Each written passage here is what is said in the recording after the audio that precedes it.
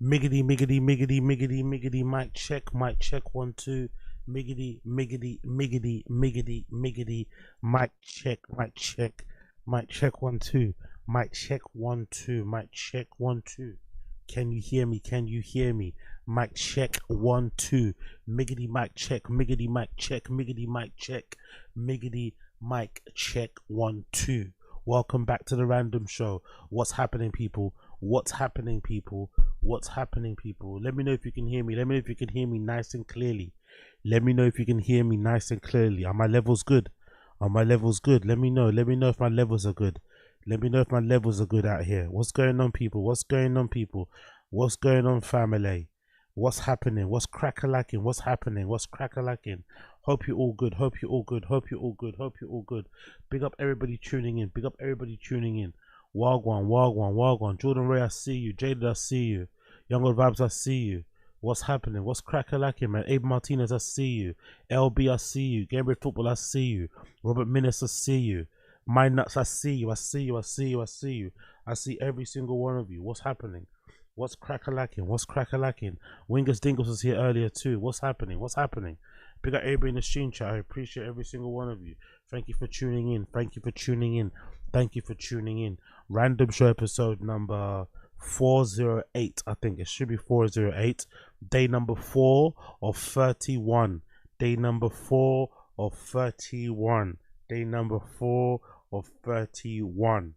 We're trying to hit 500 members by the end of those 31 days. So if you want to become a member, there's a link to buy a subscription in the there's a link to buy a membership in the description box. That's what I need to say. Yeah, there's a link to get memberships in the description box down below. There's also a button on the fucking window where you do the chat thing. You can see that if you want to gift a membership also, so feel free to do that. If you don't want to do that, no problem whatsoever. Smash the like button for me, hit subscribe, totally free. I appreciate you. And of course, take part in the stream chat. Maybe comment after the video is uploaded, engage with the content, share it with a friend, all that good shit, you get me? But all that good shit, I welcome it. Share it with some ladies, share it with some fellas, share it with some then in-betweens. You know me, I don't discriminate. I'm a lover of all people. Get it out there, get it out there, get it out there, get it out there. But yeah, today we're going to be covering Tfatk. New episode of Tfatk just dropped, episode number 1093. We're going to do a watch along of that. Hopefully we can complete it one setting. I know I like to ramble. I know I like to fucking talk, stop videos too, all the time and everything else, because I've been watching back some of my fucking streams and I can, I've got a tendency to stop things a bit too quickly. I've got to be a little bit, I got to ease back on the pause button. But we're going to try and get through the majority or the full Tfatk episode with Matthew Cathwood, or that guy's name is. It might be brutal though, so strap in. It might be brutal. So if you've got a drink, if you've got some food or whatever, order something, because we're going to be in for a long haul.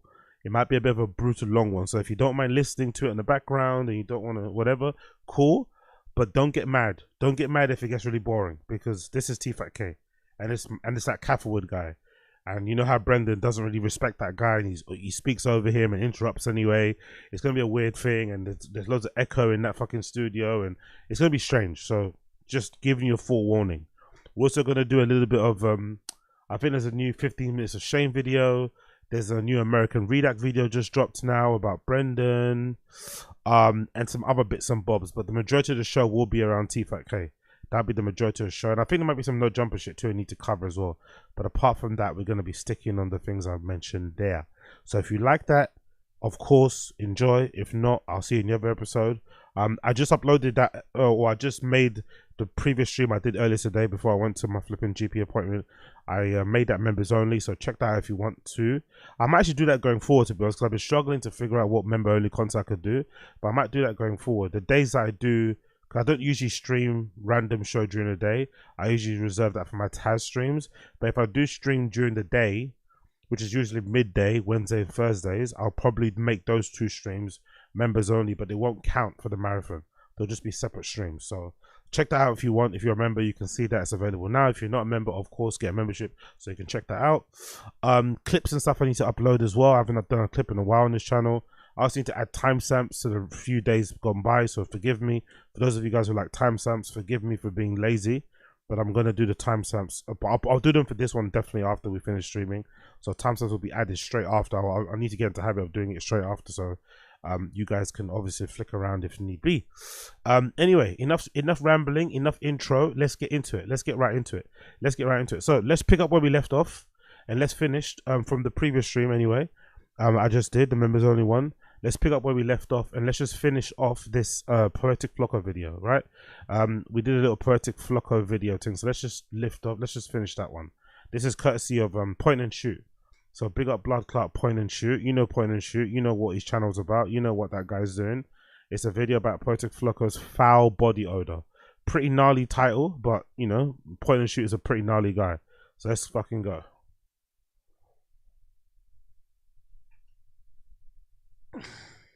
Come on. Just witnessed is Jala being scientifically proven to be 5'3" tall. What? And so this really bothers him. He does not want to be short, and this is what leads into our next little segment. Mr. Steal Your Girl, don't speak too soon, sir. Mr. Steal Your Girl, don't speak too soon. There might be some Kill Tony at the end of the stream. Don't speak too soon. You might come next. You never know. Don't speak too soon. Our next clip is from the latest scandal, and so I want you to pay attention. So Jala's going to get up out of his chair and start walking in his shoes, and I want you to look at his shoes, okay? Man, wait, here, bro. Text himself. Wait, whack a cold nigga.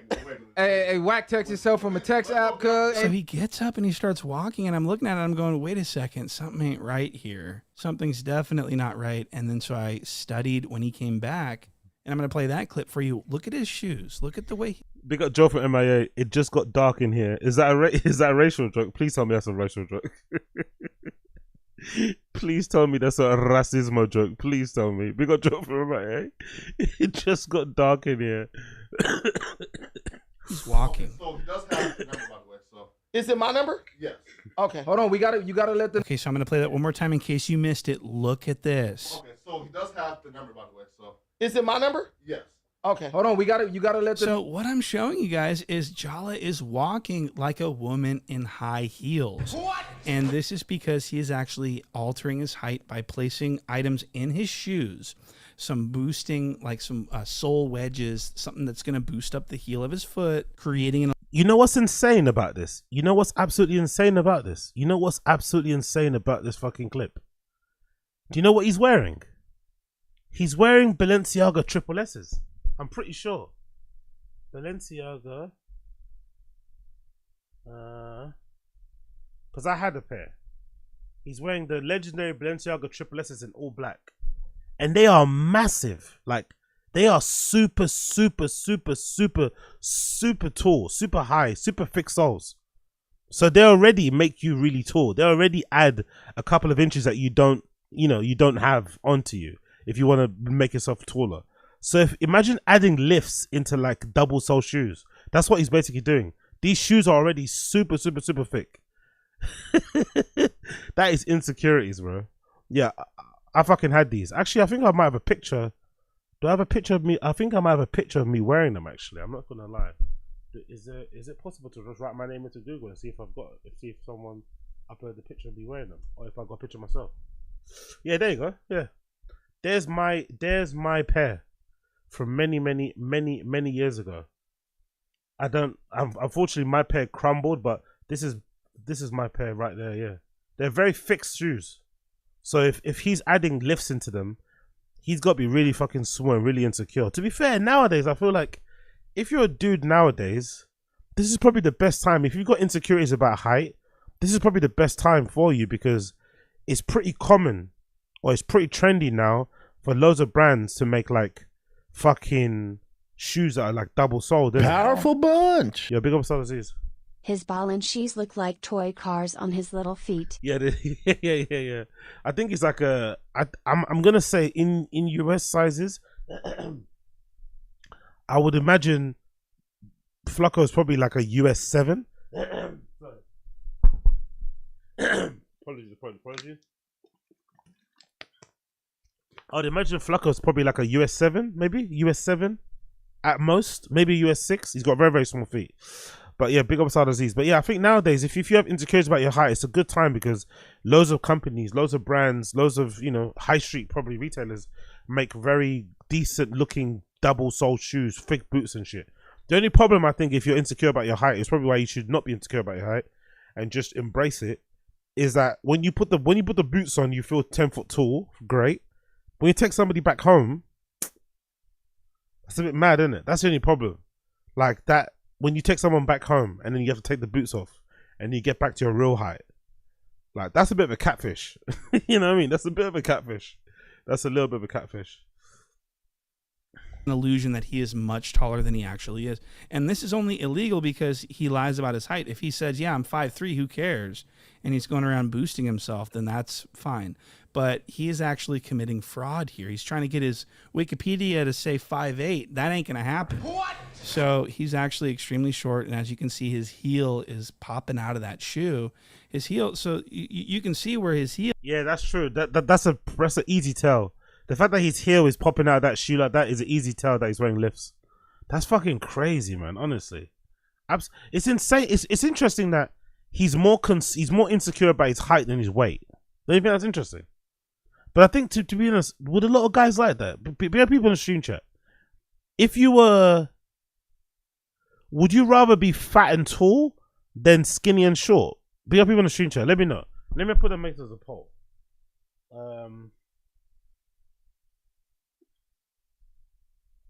Would you rather be fat and tall?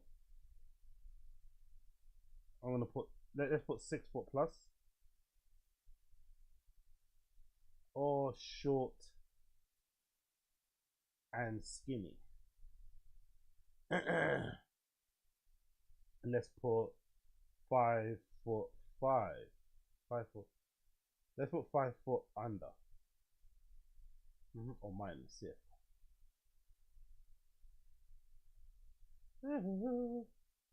Bear me a second, yeah. Add number options to XJ. Of course.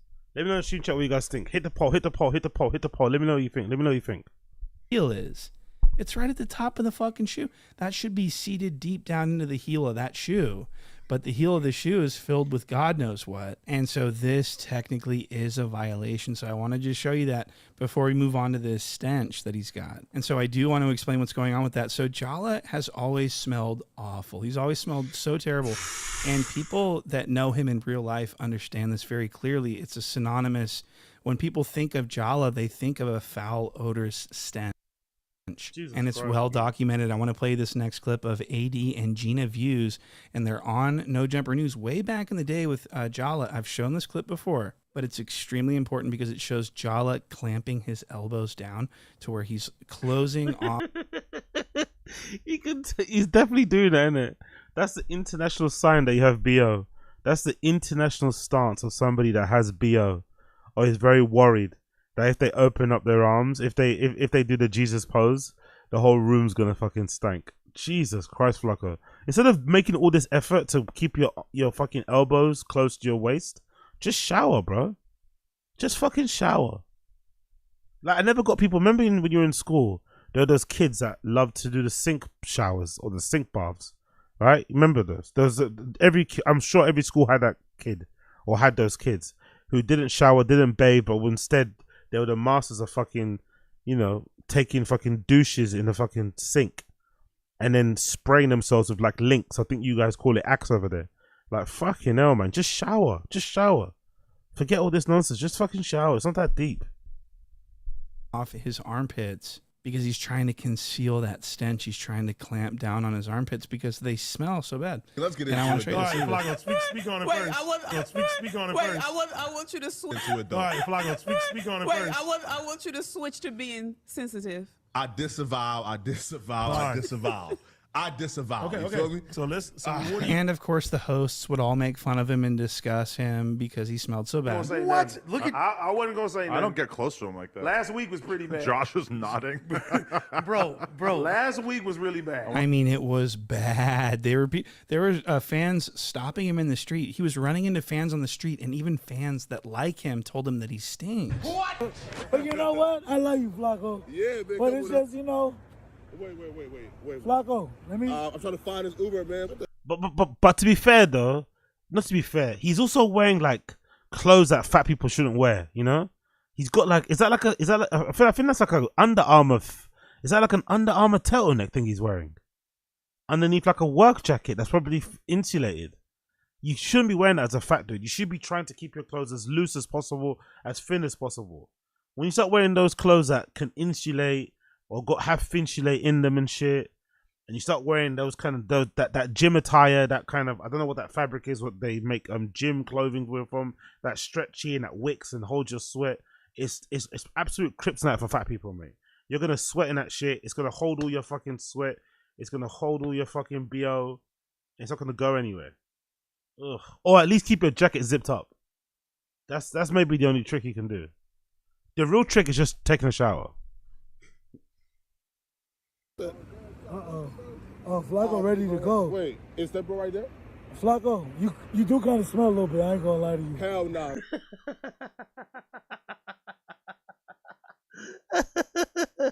That's his fan. That's a fan of his. I'm not even gonna front. You do actually kind of stink, my guy. To be fair, that's actually a good thing. Somebody telling you that, like, I'm not gonna lie. I'm not that guy. I'm not gonna tell you. You know what I mean? I'm just gonna make myself scarce. I'm not gonna tell you. But I think it's quite good when people do tell you, even though that's embarrassing.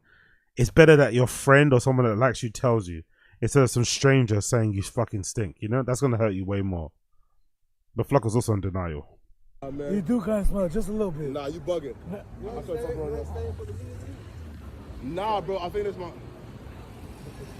Yo. So Jala runs into a fan. He should... Poetic Flacco is trying to, like, he's trying to obviously run away from the fans, but the Uber also isn't there, and he's too fat to, like, walk anywhere else, you know? He's in a weird position. He's too fat and lazy to, like, I don't know, pretend to be on the phone and walk across the street. But his Uber isn't there, so he wants to get home. So he's like stuck in this weird conundrum where he has to stand there and like get berated by one of his fans telling him that he stinks, but he's also his hero. What a weird situation. On the street in open air, Jala is wearing a jacket and the guy still smelled him. What? The guy smells really, really bad, okay?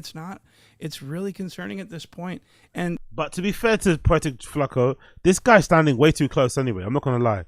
This guy might as well be inside Flacco's pockets. Look how close he is, man.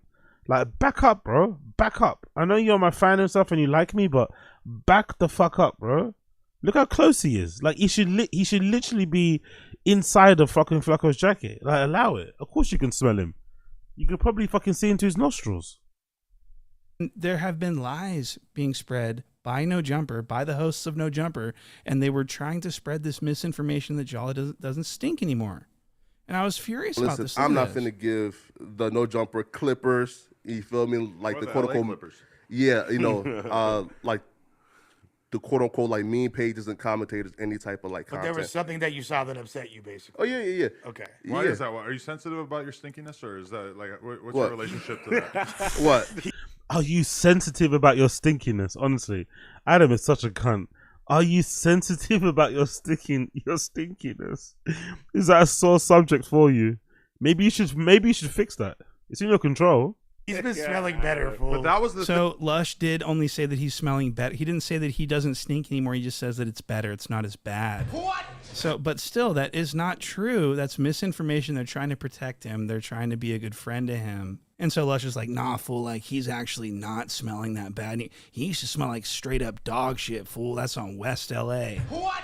And he used to say this stuff, but now in these other clips, they're worried about Jala's feelings. So he's like, nah, fool, like, he doesn't even smell that bad, fool, like, on the set.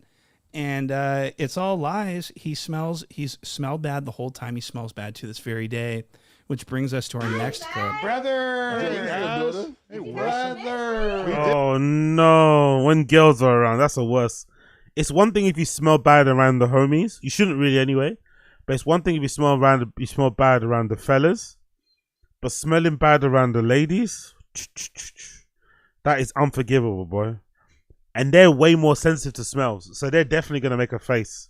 They're definitely gonna make it known. They're gonna. And it won't be as nice as what the guys say, you know? They won't say it in a nice way. They're definitely going to say it in a bad way. Fucking hell, Flacco. It kinda. Oh, kinda, Adam. And it would have been a crime if we got into the J-Bo. So Jalik walks in and immediately sits down and gives Lush a hug. And Jala's taking notes from Lush on how to be around females. And so he's like, okay, so he gave her a hug. Okay, so that's gonna be important here in a second. See, Punisher is so good. He's so good. It sounds exactly like what he's thinking. Look at his face. He looks hungry. Look at his face, man. Like, fucking hell. Relax, man. Relax. Just relax. Second. But I just want to show you that now. The 16 is going to get up and go shoot porn somewhere. And this is where Jalik walks across because she wants to be in the more flattering camera view. So she's going to go sit next to Jala. And I just want you to hear what her comments are. Listen to this. Julie's came back smoking. Shit. Oh. Gun smoking. If you weren't banned from the news before, man. Oh, Adam smells good, y'all. Damn. Do I smell bad? No, let's she smell good, but Adam smelled like he had that Irish Spring. And notice as well how far away she sat from Flocko, by the way. Notice how different. She sat quite close to fucking Lush. She felt comfortable around his presence. But when she went over to the other chair, she made sure to be a little bit further away from Puerto Flocko, you know? Not as close as she was to Lush. Puerto Flocko scaring away all the hoes. Yeah, I think. Oh yeah, right. He didn't smell like cologne. He smelled like yeah. No, hey, listen. If you weren't banned from the YoungBoy concert or tour, So did you see how nervous Jala got? He's got an actual female sitting right next to him, and then she brings up how people smell. What? And Jala knows he stinks. He's got a history of. Look at that arm meat. Look at that arm meat. Jesus Christ, Flacco, bro. He's an impressive dude, man. He's I don't know. He's just he's a fascinating fella. Fascinating fella, bro. Fascinating fella how he puts himself together. Fascinating. Stinking. Everyone knows he stinks. Lush always talks about him stinking, and she even says Lush smells good. She says the 16 smells good. Well, I mean, there's only one person left. So what you're going to see is Jala's actually going to lean in for a hug, and it's obvious what's going on. So Jala doesn't want to be the only one that's not getting any sort of interaction with this girl. Lush got a hug. The 16's getting complimented on his Irish soap. So Jala's like, I'll be damned if I'm going to be the only one that's not getting any play here. So he's going to try to do a little bit of light flirting, and he's going to lean in and try to hug Jalise.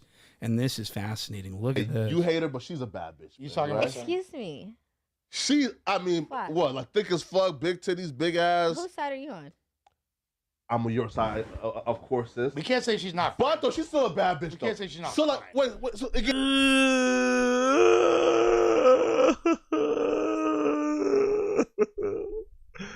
Oh no! Did she make that face because she smelled something, or did she make that face because it was a bit of an awkward hug? Why did she make that face?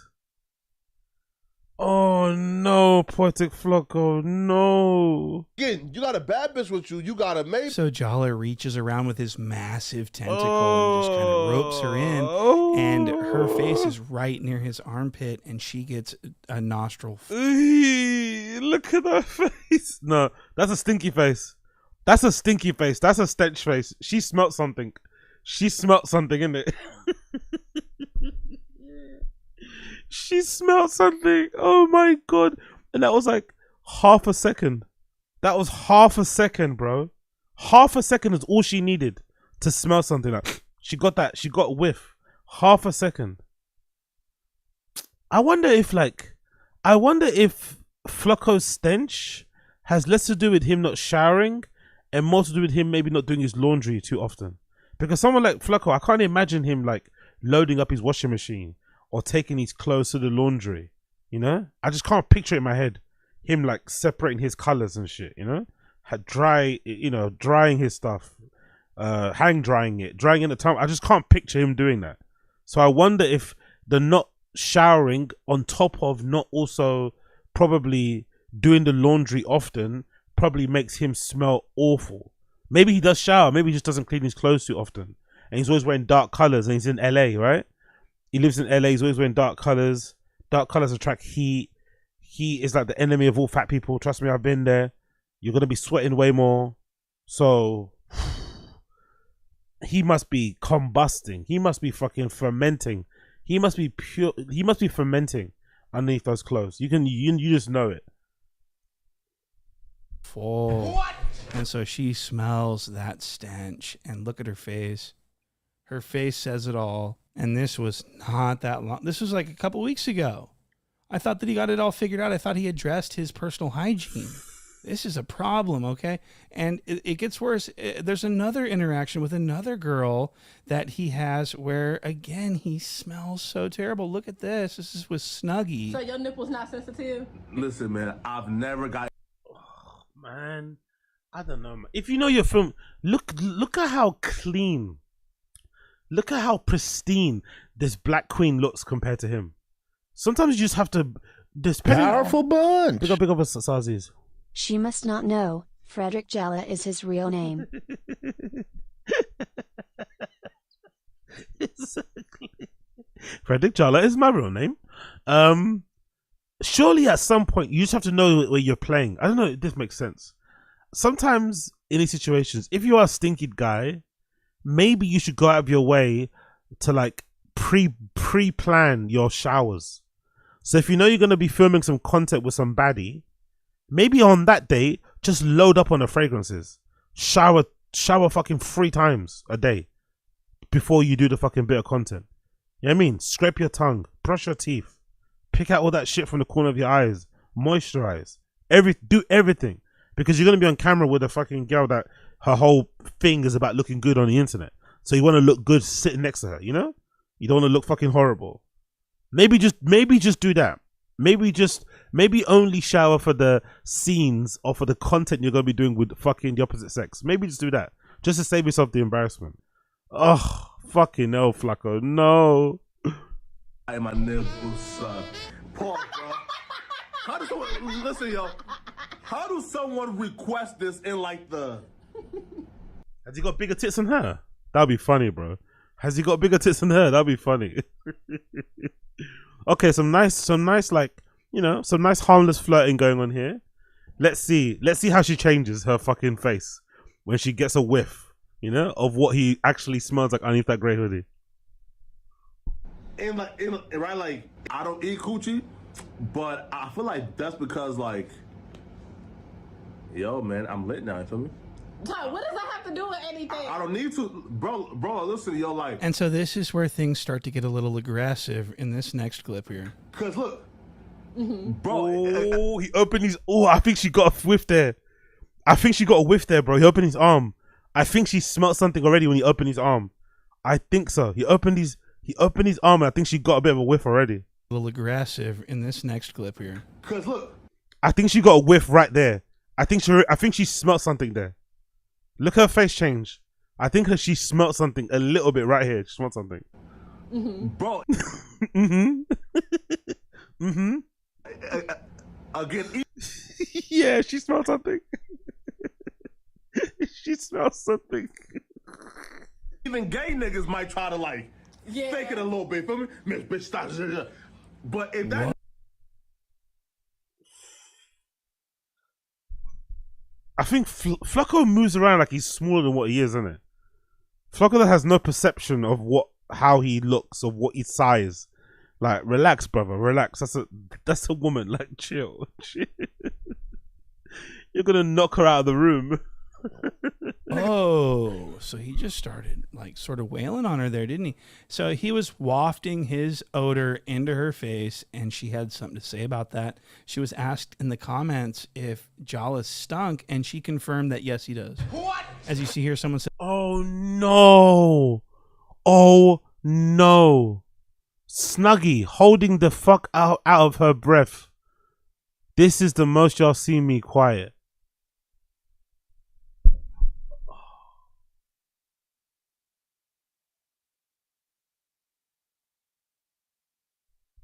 I would die. I would die if someone said this about me on social media. I would die. Snuggie holding the fuck out of her breath. This is the most y'all see me quiet. Wow.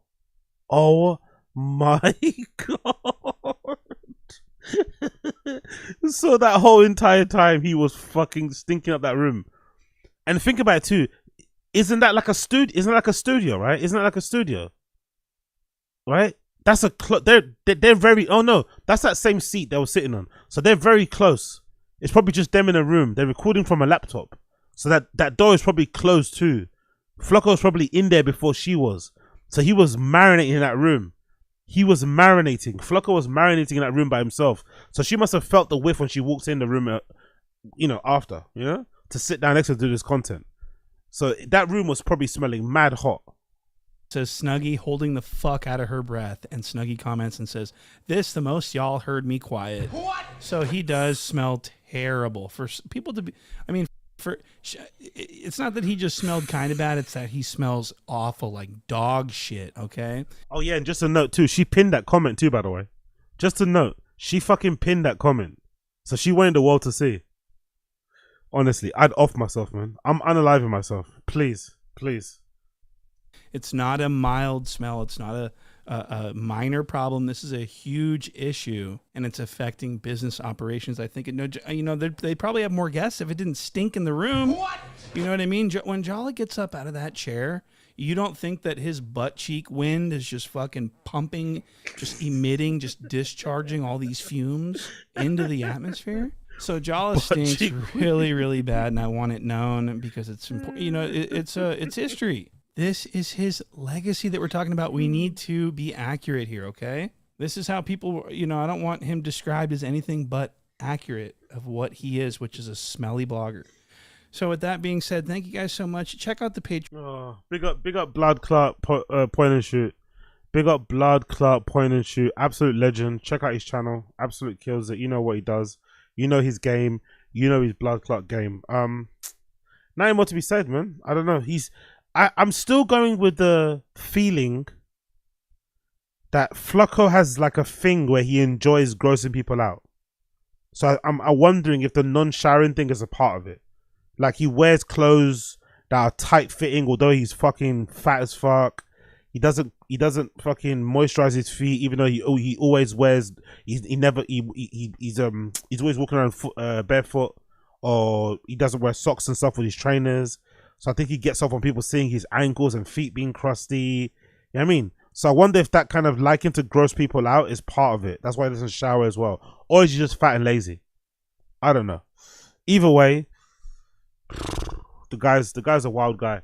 Let's go back to the poll. What did you guys say in the poll? Let's see if you guys are lying or not. Let's see if you guys are telling the truth or lying. I asked a question. Would you rather be fat and tall, which is 6 foot plus, or would you rather be short and skinny, which is 5 foot and under? And everybody said they'd rather be fat and tall. 49%. Wow. Okay, I'm surprised. I'm surprised. People that said they'd rather be 49%. 49%. Huh. Interesting.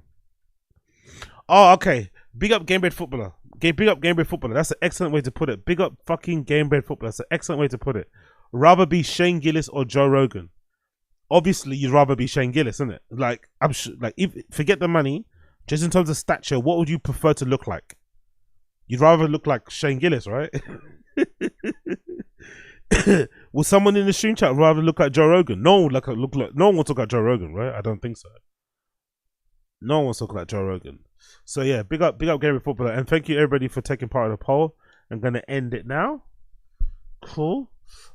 Big up who else is here? Big up Stephen Castaneda. I'm more offended by him saying he doesn't eat pussy because he's popping. To be fair, I think he's just trolling, bro. I think he's just trolling to try and be funny and get like a joke out of the girl. You know, it's an easy kind of talking point to get a little bit of a hee, a little bit of, oh my god, what are you saying kind of thing from a girl. Do you know what I mean? Some guys just do that type of things.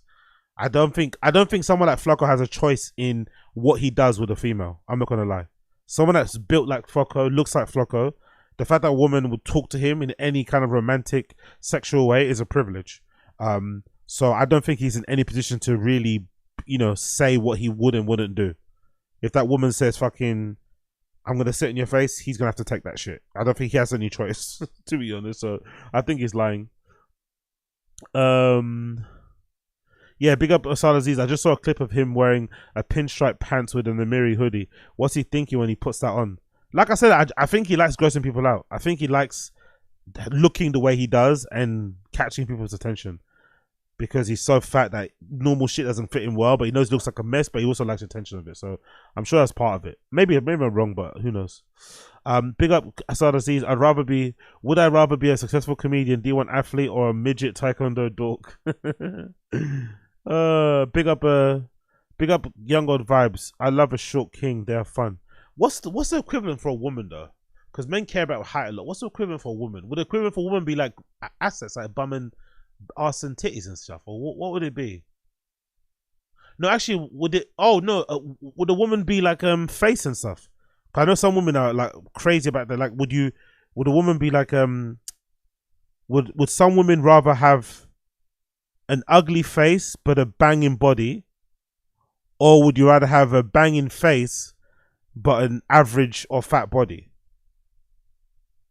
Because that does exist, right? Sometimes you'll meet bigger girls who are like, who have like a face of a model, but they're really fat. But then those type of girls are usually the ones who are the most like, oh my god, they're not happy with just have the. There's a bunch of girls out there that'll do anything to trade their face, but they're not happy with their body. So I think everyone's got this weird perception of how they kind of look at themselves. Big up Younger Vibes. Pretty face because I can take Ozempic. Yep, good point. Exactly. Yeah, exactly. You'll take the genetics of the pretty face every time. Exactly. Ozempic is readily available. That's a fucking good point. Big up Younger Vibes. Big up Grown Baby Golf. I'd smash a butterface over a whale. Oh, that's a good point. I think most men would, right? Most guys in Street Chat would agree, innit? Yeah, yeah, true. That's a really good point. Most guys would probably rather smash a butterface over a whale. That's a very, very good point. But yeah, what can you do? Everyone's different. Let's continue on. Next clip. Let's talk about DSP. Quickly. DSP starts off his begathon talking about a detractor. So DSP's doing a marathon stream with what's that thing called again? The Nintendo Switch, right? The new one that came out. I think it's a Switch 2 or something. So he's doing one of these marathon things where he basically tries to make as much money as possible by streaming games. And during the marathon, he's going to be drinking, he's going to be eating shit. Like, I don't know. It's a strange thing that he does that his fans seem to love. So let's see what he said before the marathon started. And then I might check in to see how the marathon's going. Because last time I checked, I think he was on like £280 or something. No, $280 of the $300 that he was trying to raise. So I'm curious to see where he's at now and if he's complaining on crying. So let's see. Big up Doody Streams. Big up Blowcart Doody Streams. Big up Doody Streams. You have to beat every other stage to get to it. It's the final unlock. So I'm very excited to see what is their version of Rainbow Road in Mario Kart World. But the thing is, I don't know how viable this is because the game is different. Apparently now there's an open world. You need to drive around and stuff. I don't know if we're going to get to it. Realistically, it's my goal. He's so stressed and frantic. You can always tell when DSP's having like a quote unquote bad run with streams, because with him, when streams, it's not about enjoyment, it's not about engagement in the chat, it's not even about views. For DSP, the only way he kind of judges streams if they go well or not, or his content, is if he makes money. If he doesn't make $150, if he doesn't make $150, it's not a good stream. So the fact that he hasn't hit a couple of his goals, he's really frantic. You can tell he's like, it's the eyes, you know. It's like all this stress he's saying, all this stuff he's talking about the game is basically him trying to, in my opinion anyway, from my interpretation, it's he's trying to say this is what he actually thinks about the money. He doesn't really have this frantic attitude about the game. It's more about the money. He's really worried. Like, okay, I need support. I bought all these peripheries. I bought all these accessories. I bought a Switch. It's like, brother, relax. I hope we can. But I don't know how viable this goal is, nor does anyone, because the game just came out and no one got pre-release copies, so no one knows. Okay? So this is going to be pretty crazy. Doesn't he usually complain that he doesn't like it when video game streamers get given stuff in advance? Doesn't he always hate that? Now all of a sudden he's saying he wants people to get it so he could have seen some things in it. Like, what? Make up your mind. Don't you like it when people get things ahead of time? Or do you like it? Make up your mind, brother. What a fun day we're about to have together. But in addition to all of that madness, okay, It's not madness. It's just video games, bro. Chill out. It's not madness. It's not that crazy. It's just video games. It's not even like back in the day where you have to go and queue up to buy these things. Sometimes you do if you want to, but most of the things you can order them online. Everything you can order online. Like, you don't even need to leave your fucking house. He's acting as if like this is not. It's not that stressful of a day. Relax, relax. It's just video games. We also have some awesome stuff that we do when I do marathons. So I'm absolutely sure that you guys will be contributing today. If you're on YouTube, absolutely sure you'll be contributing. I'm absolutely sure you'll be opening up your Velcro wallets for me. Absolutely sure. By the way, I also like that. He does this thing, which hopefully we'll see in a minute, where when I check in on what he's actually happening on his stream, he'll do these things where like he moves the goalposts for the goals. So I'll probably do it when I go on the street. I'll remember when I do it anyway, because it's hard to describe. But essentially, he has a goal target for his money he wants to make, right? Begging, tipping. It'll be $150. Then when he gets it, he'll immediately change the goal again to another target. So he keeps moving the target, moving the goalpost. It's such a scummy thing. It's a little thing that he does. It's so scummy. But for some reason, his fans don't mind it. It's so fucking funny. It's never enough. It always just keeps going up and up and up and up and up. you can do a super chat or a super sticker. You can become a member, or you can give some memberships to your fellow viewer. If you're over on the Kick side, you can become a sub, or you can gift a bunch of subs to everyone. If you're on either, or maybe you're not even watching right Look at this frantic beg. now live, you're watching via a restreamer because you're a jerk. Well, guess what? You could still contribute by tipping me. Why would anybody that doesn't like you give you money? Like, come on. Why would that ever happen? Bunch. Pick up some other things. Reminds me of a guy with his marathon stream.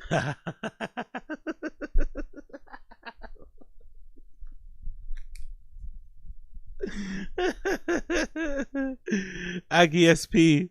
Kumi Aggie SP. ASP, ASP. I'm not DSP, I'm ASP. Big up us all disease. Yes, that's right. If you're in either chat, just type ! tip, or you probably already know my PayPal link. Just send me a tip anyway. You'll probably put an insulting message in there with it, and I'm used to it. Yuck, man. Yuck. Shilling and cucking for detractors and trolls to give you money. Like, oh my God, bro. Have some shame. Have some shame.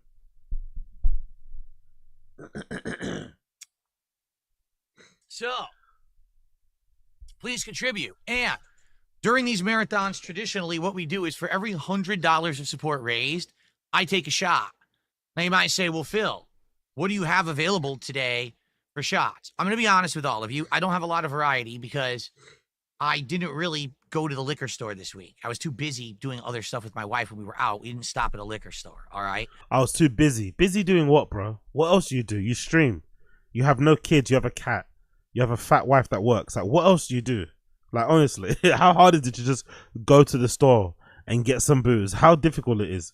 You obviously enjoy drinking it anyway, but to be honest, he didn't go because I think he didn't actually go specifically to buy more booze because he has so much leftover booze from the last marathon stream, which is funny because according to DSP, he used to be an alcoholic. Do you know that? DSP used to be an alcoholic. He used to be. But he still thinks it's okay for a recovering addict to still drink as much as he does or to have as much booze as he has in his house. Completely normal. He was once an alcoholic. He fucking beat that cold turkey. No help needed because DSP is awesome. And now he just drinks every time he does a marathon. From time to time, he just drinks. Makes sense. So, what do we have? Well, number one, got some leftovers. That's right. Over the course of this year, 6 months in, we're half a year in, we have 2 leftover shots from previous marathons. We got a pink lemonade and a raspberry lemonade of 99. Fuck it.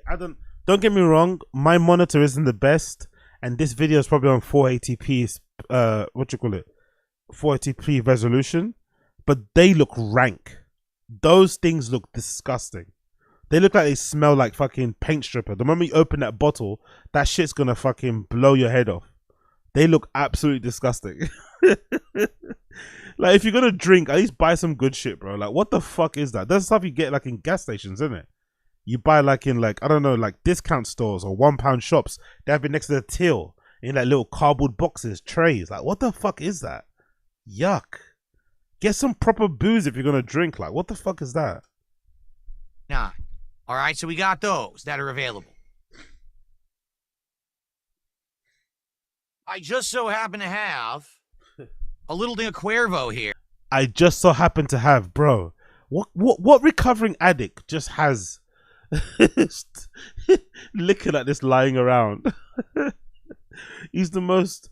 He's the weirdest recovering alcoholic I've ever seen in my life. Who just happens to have bottles of booze half opened lying around the crib. Here, it's probably good for a few shots. So a little thing of Jose Cuervo tequila. While we were at Costco, my wife saw this in the liquor section that we happened to be in, and said she wanted to try it. Jesus Christ. Jesus Christ. That's like 2 liters, isn't it? That's like 2 liters.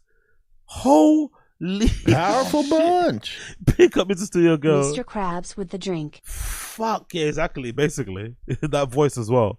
Big up Mr. Studio Girl. Look at the size of that bottle. Look at the size of that bottle. Oh my god, bro. And don't get me wrong, buy your booze, but it's like, how much do you need? Like, how much do you need? He's already a fucking scam artist, right? Because if I'm not mistaken, doesn't DSP charge like $100 for a shot?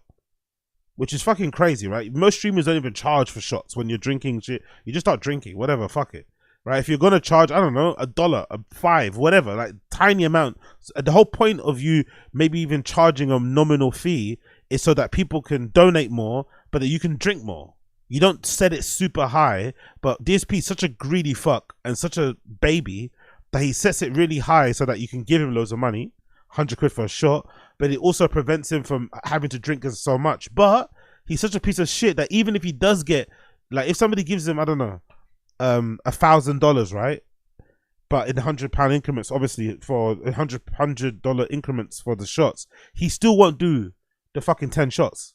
He'll just like say, oh, I can't do it because I'm playing a game, and then he would never remember to fucking, you know, do them next time.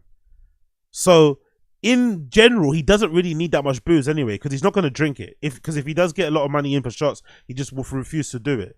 So how much do you actually need? Like, you got that little bit of liquor bottle left over. You got this. He's probably still got some of that fucking that other shit that he made. Like, I don't, like, god damn it, bro. This guy must be getting drunk every day, which is fine. Do what you want to do. But he lies and says he doesn't drink. That's the funny thing. No one really gives a shit that he drinks.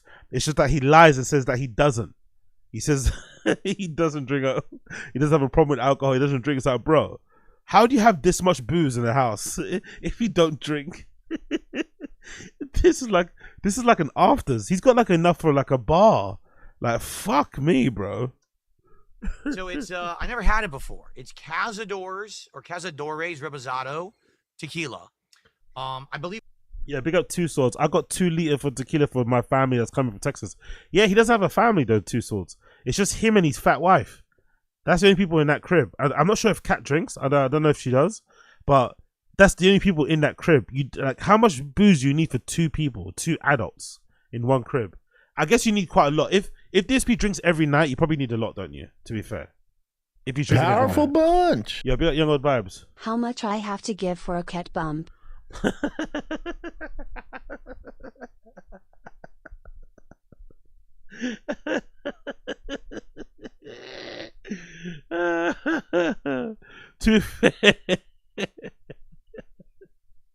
To be fair, I don't think that's something I'll ever do on stream. I'm not gonna lie. Maybe at most, because no, actually, I think I really wanted to do, which I probably will end up doing one time. I probably would do it. Maybe I'll do it on my kick. I wouldn't do it here. I might get absolutely super lit on my kick. Because last time I did do that was like when I went to Berlin that one time, where I got super drunk on stream one time, and I was talking and I was burping a lot. What I didn't like, actually, that's the only bad thing, because I can't really handle my alcohol too well. I've got a little bit of a baby stomach. So when I drink too much booze or too much beer or whatever, I end up just burping a lot. Do you know what I mean? So I can't really get my words out. So which doesn't make for a good stream. I don't think anyway. But yeah, bumps and stuff. I don't know. Maybe later on Kick. Maybe later on Kick. Watch this space. There'll be a bump stream. There might be a bump stream coming soon. I believe it has notes of vanilla and like something else. It's supposed to be like a sweet tequila. I've never had it. My wife had some of it and said that she thought it was okay, but it wasn't great. So, who buys sweet tequila? Is this guy like a 21-year-old? Is he like a 19-year-old? Who buys sweet tequila? Like, just buy regular tequila. Regular tequila is fucking delicious as it is. Why do you need sweet tequila? we have this available for nice shots today. Okay? And one lucky viewer today, I will take a shot of this horrendous. Honestly, is that moonshine? Moonshine. All right? Who buys that? Like, who buys this? I don't know about you guys, but like, maybe it's I don't think it's an African thing. I think most people. I remember when my dad used to drink. Right, he doesn't drink anymore. But my dad used to drink. He had a really sick bar. Like even when we didn't have much money, we had like he had a little corner in the room where he had a little bar, like a little thing, right? And part of having a bar is that you kind of took pride in having like good bottles, you know? You wanted like bottles with like cool labels on them, cool bottle designs, maybe just actually good quality fucking booze. But it was about having a cool little section, a nice, classy, quality section of drinks. This guy's a weird alcoholic because he makes a lot of money. He doesn't have a 9-to-5 that would require him to like not be drinking every day or something, right? His job doesn't require, like, you know, he's not gonna get punished if he gets on stream and he's fucking drunk and fuck. But then he doesn't really like buy nice things when it comes, even food. He eats fast food. He doesn't really drink good booze. Like, what's the point? Like, if you're gonna be an alcoholic, at least buy some good shit. It's like being a stoner and only smoking shake. You know, like, why would you do that? If you love your weed, go get yourself a nice fucking, you know, a nice bit of fucking weed or something. Like, spend the money. Get yourself some, I don't know, some Cali shit or whatever it may be. Don't just be smoking shake all the time. This guy's like, why are you drinking this stuff? What is that? Like, what is this? Like, look at that. That looks rancid. Yuck. But only one, because this is disgusting. 2 marathons ago, for my birthday marathon, all right, I had this. And I literally hurt my stomach, and I felt like crap the next day, and I was late to my first stream. So why are you drinking it again then? If it hurt your stomach, like what is wrong with you? So I'm definitely not drinking a lot of this. One lucky person, I'll take a shot of this over the course of the day. All right. Yeah, don't worry, Booth Miggy. I know, Big Booth. I know. That shake got your boy through hell. Trust me, I was there. I was there with you, brother. Back in the day when I didn't have that much money, and this is the first times I used to order from the Darknet. Like back in the day when Darknet markets are still a thing. I think that was, I don't know, maybe like Alpha Bay Market, maybe Evolution or something. Back in the day on those fucking Darknet markets, I used to order mad amounts of shake. Like back in the day, you could get like, I don't know, 20 grams of shake for like, I don't know, 15 pounds or something stupid like that. Like crazy amounts, and it would last you for ages. You'd be mixing it. It'd obviously not be the greatest weed because it's mixed of whatever. There'll be usually a bunch of stems in it, and I'll spend the whole afternoon. I'll put it on the plate, spend the whole afternoon picking out all the stems and shit, sifting it through, and to make a joint. And trust me, that sort of shit held me down. That shit held me down hard. We'll see. Maybe if someone does like a big contribution, I'll be like, okay, that's worthy of me drinking some of this awful moonshine. Okay? Now, also over the course... Boronda 420. That's the that moonshine, that jar is $5.98. $5.98. Are you for real? Oh my god. $5.90. Oh yeah. The price alone tells me what that tastes like. Based on that price and based on the size of that jar, I know immediately what that tastes like or what it smells like. Ugh. Course of the day, I got some White Claws. I got some alcoholic lemonades. If I feel like keeping the buzz going. Jesus Christ. How much booze does this guy have? I've got some White Claws. I've got plus alcoholic lemonade. Like, where the fuck do you even get that, by the way? Fucking hell. I'll probably have a few of those as well. Those I'm not going to, that's not for hitting a milestone. That's just if I feel like having one, to keep the mood flowing or whatever. Okay.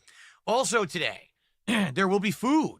At one point, I'll be taking a break and we're going to get some sushi. I have actually. Sushi. I love the little thing that he does with his head when he moves. At one point, sushi. I'll be taking a break and we're going to get some sushi.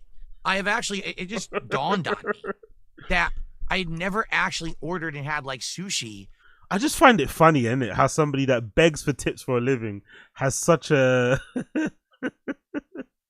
It's just I love when he mentions stuff like that. Like, I went for like a seafood meal, seafood fucking sushi. It's like, bruh, you're just rubbing it in your fans' faces. Like, all this tips and support they're giving you is just going to sushi.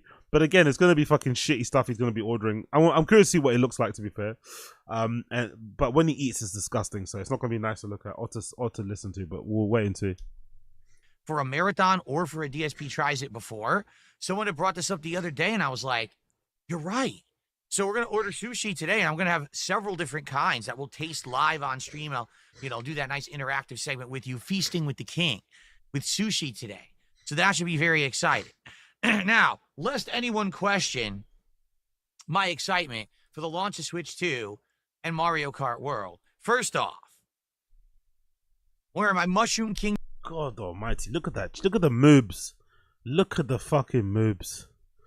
Pizzeria delivery shirt. This shirt is over a decade old. I've worn it occasionally on streams, notably when I'm playing Nintendo games. I felt like today would be the absolute perfect day for it. Of course, he has a t-shirt that he's owned for 10 years in his wardrobe, so he still wears. Fucking hell, bro. Again, such an odd dude. Makes all that money, but then refuses to spend money on clothes. But then will buy 1,700 different accessories for the Switch 2 that he's not going to use and not return. Okay? But in addition to that, today, one day only, I am wearing my Nintendo socks. That's right. He's weirdly, for somebody that has a very sedentary lifestyle and clearly can't run, probably will snap his arm if you try to lift up a dumbbell. He's oddly flexible, isn't it? Like, in a weird way. I wonder if he's just double jointed. He's weirdly flexible for somebody that doesn't leave his house, doesn't exercise, eats like shit, like has a body that's clearly like just melting away through his lack of activity. He's weirdly flexible. Look at where he's got his foot up. Look at how he got his foot up to the camera. Right, look at that. Nintendo colored socks. I was ready for today. NES. Honestly, this guy's 40 years old, by the way. 40 years old. Embarrassing. Or whatever. 44, 45, I don't know how old he is. Colors in effect flying for the stream. I know you're excited to see this. I had to show you. Okay, there you go. I am ready for the day. Ready to beg. Now, some people may be hyper-focused and hyper-fixated on everything I just did. For me, I'm just messing around and having a good time. That's really the attitude that I have today. Is today serious business? It is. Whenever there's the launch of a big new piece of hardware or something exciting in the gaming, that's serious business for me, right? But it's not serious business at all. It's a fucking game. It's a fucking console. It's not that big. It's not serious at all. At the same time, today is a celebration of positivity. I see today as a day to celebrate the fact that, number one, after 17 years, I am still here. I'm still pertinent. There's still people who like. You know what's funny? That 17 years thing. He never says like, I'm like, you guys enjoy. It's always 17. It's almost like it's important that he just lasts, that he just is alive. It's like, bro, the success isn't just being here. The success should be that you're still making good stuff that your fans enjoy. Not that I'm still here. I'm still here. It's like, bro. Okay. Congrats for still being alive, I guess. Like my content and are ready to hang out with me and have a great time today. So that's just number one. Okay. But also the fact that I've had this awesome positivity and resurgence and everything going well, despite the fact that a bunch of functional idiots actually tried to stop me from getting a Switch 2. They actually thought they were going to prevent me from getting this console. It still made you seethe. It still made you moan. It still made you crash out. He doesn't understand how trolling works. It doesn't matter that you got it in the end. They still fucked up your day. You complained about it. You bitched about it. You moaned about it. You cried about it. You were worried about it for a while. Eventually, you got it. Congrats. But they still the troll, the fucking whatever was still successful. Very successful, actually. What a bunch of buffoons. So I am here to just have a great time today. I want to reach Rainbow Road. I don't know if we're going to. We got a lot to do. Like I said, we got to do the live unboxing. We've got to test out all these accessories, do all this fun stuff. I don't know. Waiting for tips. Okay. Eagle-eyed, staring at that chat, waiting for the tips to come in. Look at the attention. Look at the focus. Waiting for the money. Come on. Waiting for the money. Eagle, just staring at it. He's probably saying incantations in his head. Probably saying incantations, some spells, just to get the fucking tips. Get those fucking Velcro wallets to open themselves magically. How far we're gonna get, but I'm gonna try, and I feel excited, and I think it's gonna be a good time. And I hope you guys are gonna join me all day long, no matter where you Pause. are. Switch or YouTube, that's awesome. Switch or YouTube, kick or YouTube, that's awesome. All right, whether you're gonna be here just for the very beginning, whether you're gonna be here all day long, maybe you'll take off, but you'll come back later today when you can be here. Much appreciated. If you're watching this on demand on YouTube, I appreciate your view. I really do. We don't like the fact you, man. that we can do these special events together and enjoy each other's company means a lot to me. This is something, when I was a kid, did I ever think that, man, when I'm 43 years old, there'll be a new Nintendo console, and here I'll be covering it with hundreds to thousands, because let's be honest, it's going to be thousands. I'm not even talking about on my streams, the restreamers and everyone.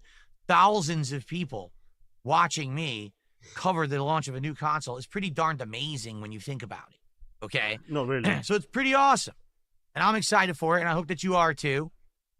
This is going to be a great day. It really is. So to get things started, let's do a few shout-outs, okay? We don't care. Fuck you. Anyway, cool. There he is. Let's actually check in with Raw Phil. Let's see where he's at. Let's see where he's at with the support, the almighty support dollars. Let's see where DSP is right now. Let's double check. Big up Raw Phil. So we don't give views to fucking DSP. Let's go into Raw Phil and let's see where this fucking man baby's at. Let's see. One sec.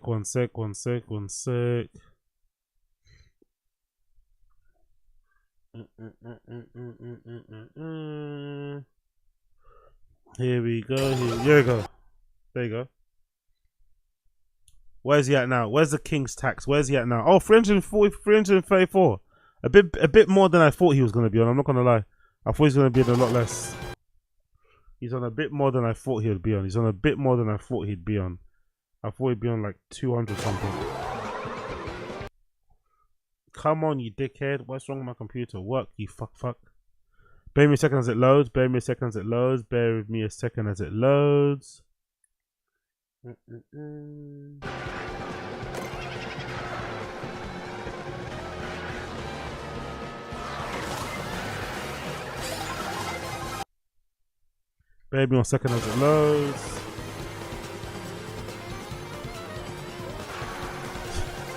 Look at the gamer face. Look at the gamer face. Look at the gamer face. I love him. He's so good. Look at the gamer face. Oh, Jesus Christ. Okay, yeah. Like I said, right? Look what happened to it. So I think I can see with the tips thing, right? So if I scroll back here and we'll see the tips amount. So yeah, you see. Okay, so it was at 300 at one point. So before it hit before he went over 150, it was probably at 150, right? I don't know why he does this. I'm really interested. I'm sure it's just a scam, just a way to kind of get his dents to kind of get excited about giving him money. Okay. But look at I'm this. going to sign it to my Nintendo account, so let me do that. Hold on 1 second. Bear with me a sec. Is it in there? So did he get 150 straight away when he turned on the fucking stream? Hold on, let's see. Let's see here. Problem comes right out. Okay. Let's see. Yeah, So you that's see? the one that says. Yeah, you see what I mean? There you go. You see? So at one point his target was $150. Then he hits 150 and he immediately moves the target again to 300. Then he hits 300 and he moves it again to 450. Like he constantly keeps moving the goalposts. It's just weird how like his fans don't seem to get annoyed by that. Like it's never enough. It's always there's always another one to hit. It's fucking wild. And then when he goes over 400, like see there, it's 300. Now it's 300. Then when he gets over 450, it'll probably go to like 550 or 700. It just will keep going. There's never a stop. But to be fair, if he's dense want to give him the money, then fair play, I guess, isn't it? Which is always an interesting side of things in that regard. But yeah, it just keeps going up. It just keeps going up. It just keeps going up. But anyway, enough about DSP. Let's move on. What else should we do right now? Yeah, let's do Brendan. American Redact. Big up American Redact. Big up Blood Clot American Redact. New Brendan Shaw video just dropped. American Redact. Brendan Shaw is having a major career problems. Brendan Shaw is having major career problems. Big up American Redact. If you like what you're seeing what you like the stream down below. Like the stream, subscribe to the channel. Don't be lame. Like the stream, subscribe to the channel. Help a brother out. Cool, let's go. If Brian moves, what happens to the podcast? Well, we've always figured it out. We'll figure it out. Yeah. He has to do what's best for him, though. That's what's best for Brian. Yeah. Might be what's best for finding the kid.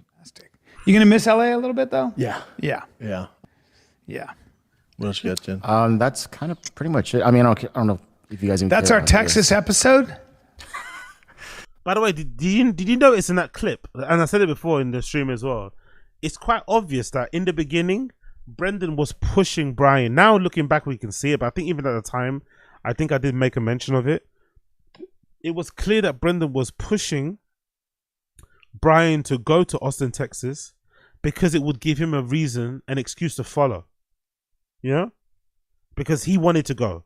But he wasn't sure if he went that Brian would follow him, because Brian's like, you know, indecisive, a bit lazy as well.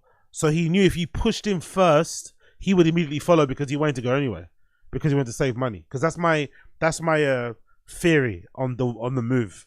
I think obviously Callum's moving there to get closer to Rogan and do stand up. I don't think Brendan is going to do stand up, unfortunately. As much as I want him to do stand up again, I think he's been permanently scarred by that whole experience, so he's not doing it. And he's probably, you know, maybe feeling a bit insecure about trying to go in those clubs and be around those comedians who he kind of pissed off and shit with the whole Bobby Lee drama. But he definitely wanted to go to Austin to save money, because I think them as a family couldn't afford to, like, you know, keep up the charade of being these celebrities that live in the Hollywood Hills. They probably could have afforded to maybe, you know, what's the thing called? You know, reduce their spending a little bit, but, you know, they're never going to do that. So he'd rather just spend the money he's going to spend in LA in a place where maybe the money goes further in Texas. So that is a good example of what my theory kind of is, and maybe, you know, validates it a little bit, I think. All right, so things are looking pretty sad for Brendan Schaub and his so-called career right now. Because if you don't know already, Brendan Schaub recently moved him, his family, and his entire podcast studio from Los Angeles, California to Austin, Texas, for seemingly no other reason than to third wheel Joe Rogan and Brian Callen, who have been laughing. And to save money, and to save money, and to save money. He's got the same size property he had in LA, basically, for $1 million. The property that he sold in LA, he sold it for like 3.9, 3.8 mil. And he got the same one in LA, in Texas, for 1 mil. So I'm assuming it was mostly to do with money. Laughing it up together in the green room of the mothership for over 4 months now. What else, buddy? I'm just enjoying, I am enjoying Texas. I'm enjoying the mothership. Yeah. Doing the mothership a lot. But being that Brendan Schaub quit comedy over a year ago, and on top of that, never even got the invite to the mothership while being an active stand-up comic, this move just seems really desperate and honestly just sad at this point. And I think even Brendan knows this, because in the first ever podcast he recorded from his brand new studio in Austin, he just looks like he has this impending feeling of doom on his face. Almost like he's slowly realizing how much of a downgrade this move really was. It's still, Yeah, that's the thing I mentioned too when I was speaking about it. It's like, I got the feeling, because I think he was mentioning something. Was he mentioning something about, he was mentioning not being able to find a gym. He hasn't been able to find like a meathead gym, and then some other thing. I was like, I got the impression he genuinely hasn't spent a night in Austin apart from when he moved there. You know that? I honestly feel like this guy didn't spend a night in Austin before this time that he's there now. So he's realizing just how bad of a move it is now, which is fucking insane. If you think about it. powerful bunch. Hey yo, big up, Blood Clot Young God Vibes. Appreciate you for the fucking member bomb.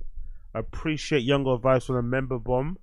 And oh yeah, big up AV too. Big up AV for joining, becoming a member too. Big up AV, big up Young God Vibes. Powerful bunch. Big up both of you. Big up both of you for being fucking legends. Appreciate you. Appreciate it. Still a work in progress, but we've got enough to do a show today. Got Firing the Kid later today, so we're up and running, man. And just to show you guys how bad of a downgrade this move really was, for starters, his new studio is terrible. Certainly much worse than his previous one. I mean, you really can't even call it a studio. It's literally just on top of some scaffolding in a huge concrete garage where he's going to keep all of his souped up midlife crisis cars underneath. So of course the echo and reverb in there is just downright horrendous. What's that noise in the background? So by the way, apologies to the audience. This new studio is so huge, it's going to be really echoey for a little bit, but we're going to eventually fix it. We'll get some. They're going to eventually fix it. Like Chin is going to eventually find his new crib in Austin, Texas. Lols. Sound absorbers, furniture. We have to get stuff going. Yeah, it's a real beast to get to this point. This real is powerful bunch. Take down some walls. I like this though. It feels very cool, quiet. huh? It feels very good. Industrial, shoppy, yeah, podcasty. Podcasty, cool. real podcast. There's no Airwan across the street. No, that's the one thing about HOA or. I can only imagine the huge cost of professionally soundproofing a space that big in order to match the sound quality of their previous studio. What would they have to do? Basically, big other people in the stream chat who are experts in fucking audio visual and shit. Maybe Coilers here. Maybe somebody else can offer assistance. What would they have to do though? If they actually did want to soundproof that space, that garage, it's a concrete structure. I think it's got a tin roof or something, right? No, not a tin roof, not tin, metal, like a steel roof. The one that's kind of, I forgot, the one that kind of goes up and down. That like ones that you see on top of garages and shit. So how would you adequately soundproof that? Would you soundproof it, or would you just do it all in post, or do it through filters on OBS and shit like I use? Would you try to soundproof it, or just do it in fucking post-production or in production with like filters and all that shit? Because it seems like a really hard job to do in that sort of space. Also, if you know anything about Brendan, you'd know that he's a downright cheapskate when it comes to paying people. So I don't really expect that terrible echo to go away anytime soon. Also, speaking of paying employees, he doesn't even pay his producer Chin a decent livable wage. Like, Chin's wage is so low that after 3 months of house hunting, he can't, for the life of him, find anywhere nice to rent in. I don't think that's a stretch. I don't think that means that. I don't think because Chin hasn't found a place, it means he can't. He's not getting paid well. I'm not sure where that assumption comes from. I think Chin's inability to find a adequate accommodation is just based on him being lazy. I think Chin gets paid well. I'm in the minority. I think Chin gets paid like 100 grand. It wouldn't surprise me if he's like close to 100 grand or on 100 grand. I don't think he's like getting paid 50 grand a year and shit. I think Chin is paid decently. I think this crib in LA is a good example of it. The one he had before, that was a fairly big space he had there to live by himself. The neighborhood as well was fairly fancy, despite the gunshots down the street and shit. So I think Chin makes a decent amount of money. I just don't think he was prepared to. He didn't do any preparation for the move, and I think deep down Chin didn't really want to go to Austin. the rumor is on the Tfatk subreddit that Chin had some jobs that he was trying to get in LA that would have helped him stay in LA, but they fell through. So then he had to go to Austin. But then he obviously didn't plan to move to Austin, so he had no place to stay. So I don't think him not finding a place is because about money. Isn't money. It's more so him just being an idiot. In Austin. So he's now flying back and forth from LA to Austin in order to produce 2 dead-end, low-effort podcasts for Brendan Schaub, of all people. Did you guys do that? That's a dumb move. That I agree with American Redact. Moving from LA to Austin after what, a 10-year run with these guys, I would have just hung it up for the I would have just moved. I would have just not moved with them just for the sake of the story, you know, the narrative, whatever, the time you spent with them. You spent enough time with these guys. Just to kind of freshen things up a bit, maybe to give you a new lease of life, a new pep in your step. I would have just used the excuse of them moving to Austin to be like, you know what, I wasn't brave enough to maybe cut the cord or to quit on my own, but now you guys are moving to Austin. I think this is a good time that we kind of, you know, go our separate ways so I can maybe explore some other things. That's what I would have done if I was Chin. Like, Chin fucking hitching his wagon to these guys until the bitter end is really gonna be, he's gonna end up regretting it. You know, he's gonna really end up regretting it. I feel like going forward, he's gonna really end up regretting it. But I guess, you know, as somebody mentioned in the stream chat, I think another time, he's been with them for this long anyway. He might as well ride it until the wheels fall off, innit? You guys got in what, Friday? Yeah. And you're here till Thursday? Yep. And then Jim, when do you move out here? I'm confused. Why haven't you found a place yet? I'm literally. Oh, big up Ryu Ken. Big up Ryu Ken. Probably easier. Sorry. Let me read it off my phone actually. Big up Ryu Ken. Big up Bloodcut Ryu Ken. Where is it? Probably easier to just build a smaller box inside a box and soundproof the smaller box while building. Ooh, great idea actually. I like that. But I wonder, would you need specified planning permission to do that? Or can you just build, or can you just put up temporary walls on this mezzanine floor? That's actually a good idea. Yeah, just build a studio within the garage, like a little mini thing, like a little soundproof. Yeah, that's actually a really good idea. But that probably would require a lot of work, and I don't think they're gonna do that. Big up Jack Donny Jr. 100K isn't getting paid well in LA. I think I said 100K because maybe it's not 100. Maybe it's not getting paid well. But I think people said it wasn't. People in the stream chat was saying that he doesn't get paid 100K. I don't think 100K is a lot for him and his role. I'm not too sure about how much it is. I'm not too sure in relation of LA because I don't live there. I don't know what the cost of living is like. But I didn't think 100 grand is even a fair representation of the work he does. But some people in the stream chat think he gets paid less than that. So I don't even know what it'd be heartbreaking. I'm not gonna lie. As much as I like to rag on Chin, it'll be heartbreaking if we found out he's on like 40K or something. Like that would be, imagine we found out he's on like 30K or something. That would be heartbreaking to know that this guy's working like this for those bozos for 30K. Like, wow. Big up Chin doesn't want to move. Oh, big up Asad Aziz as well. I think 80K in LA is low income. So if Chin makes 100K, he doesn't even get the benefits. Same thing that Jack Donny Jr. said. Okay, cool.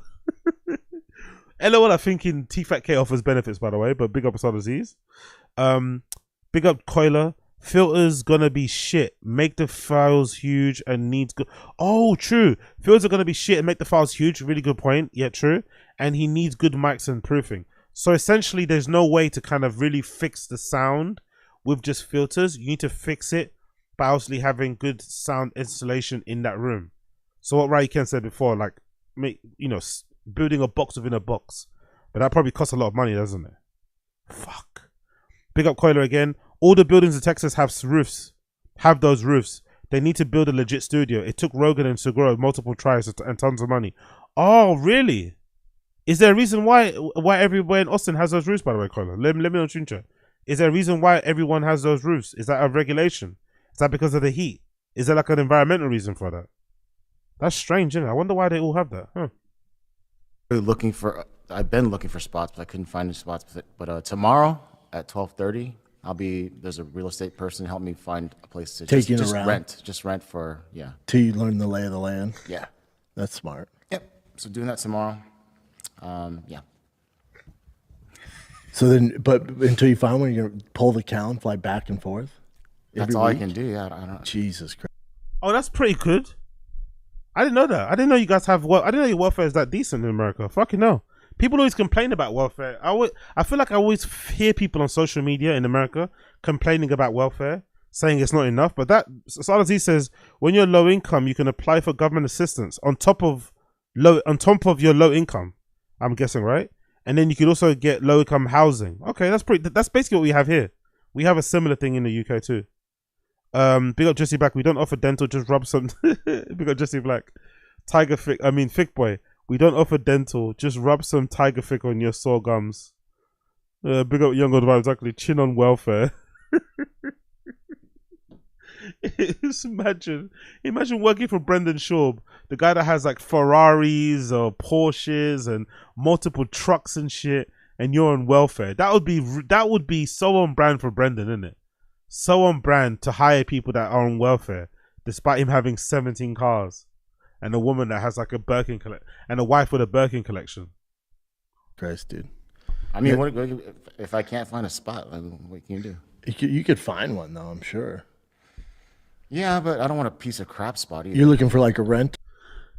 I still don't get this. I still don't maybe Chin is just a perfectionist, but surely if you don't have anywhere to stay and you are now having to live there because that's your place of because your workplace is now located there, surely you just move into any bedsit, any shitty studio apartment, sign the shortest lease you can sign, shortest possible you can sign, whether it's a year or 6 months, shortest possible, so you can have a fucking place to sleep and put your shit down and gather yourself together. And then later on, if you want to break the lease and pay the penalty and get another place, cool. But for now, like, beggars can't really be choosers, really, can they? Like, what the fuck is he being so choosy? For like a year? At first, me and my brother were looking for I remember you place, said that. But it didn't work out, so I'll just look to rent a spot. Your brother's like, nah, I'm good, man. Dirty. Just for a second, I want you to imagine being Chin, who's almost 50 years old, watching Brendan buy a huge mansion, waste all his money on these terrible cars, and dressing his synthetic wife head to toe in Louis Vuitton, all the while not even being bothered enough to throw Chin a couple extra bones a month in order for him to live in a decent place. That's such a good point, you know. That's actually a really good point. The mansion, the wife, the cars, Chin drives a Prius and can't find a place to stay. That is brutal, isn't it? Be up coin in the stream chat. The heat and the building style, both Rogan and Segura built two bad studios. Remember the red egg from Rogan? Oh, so did I didn't know. Big up coin. I didn't know that bit of the law.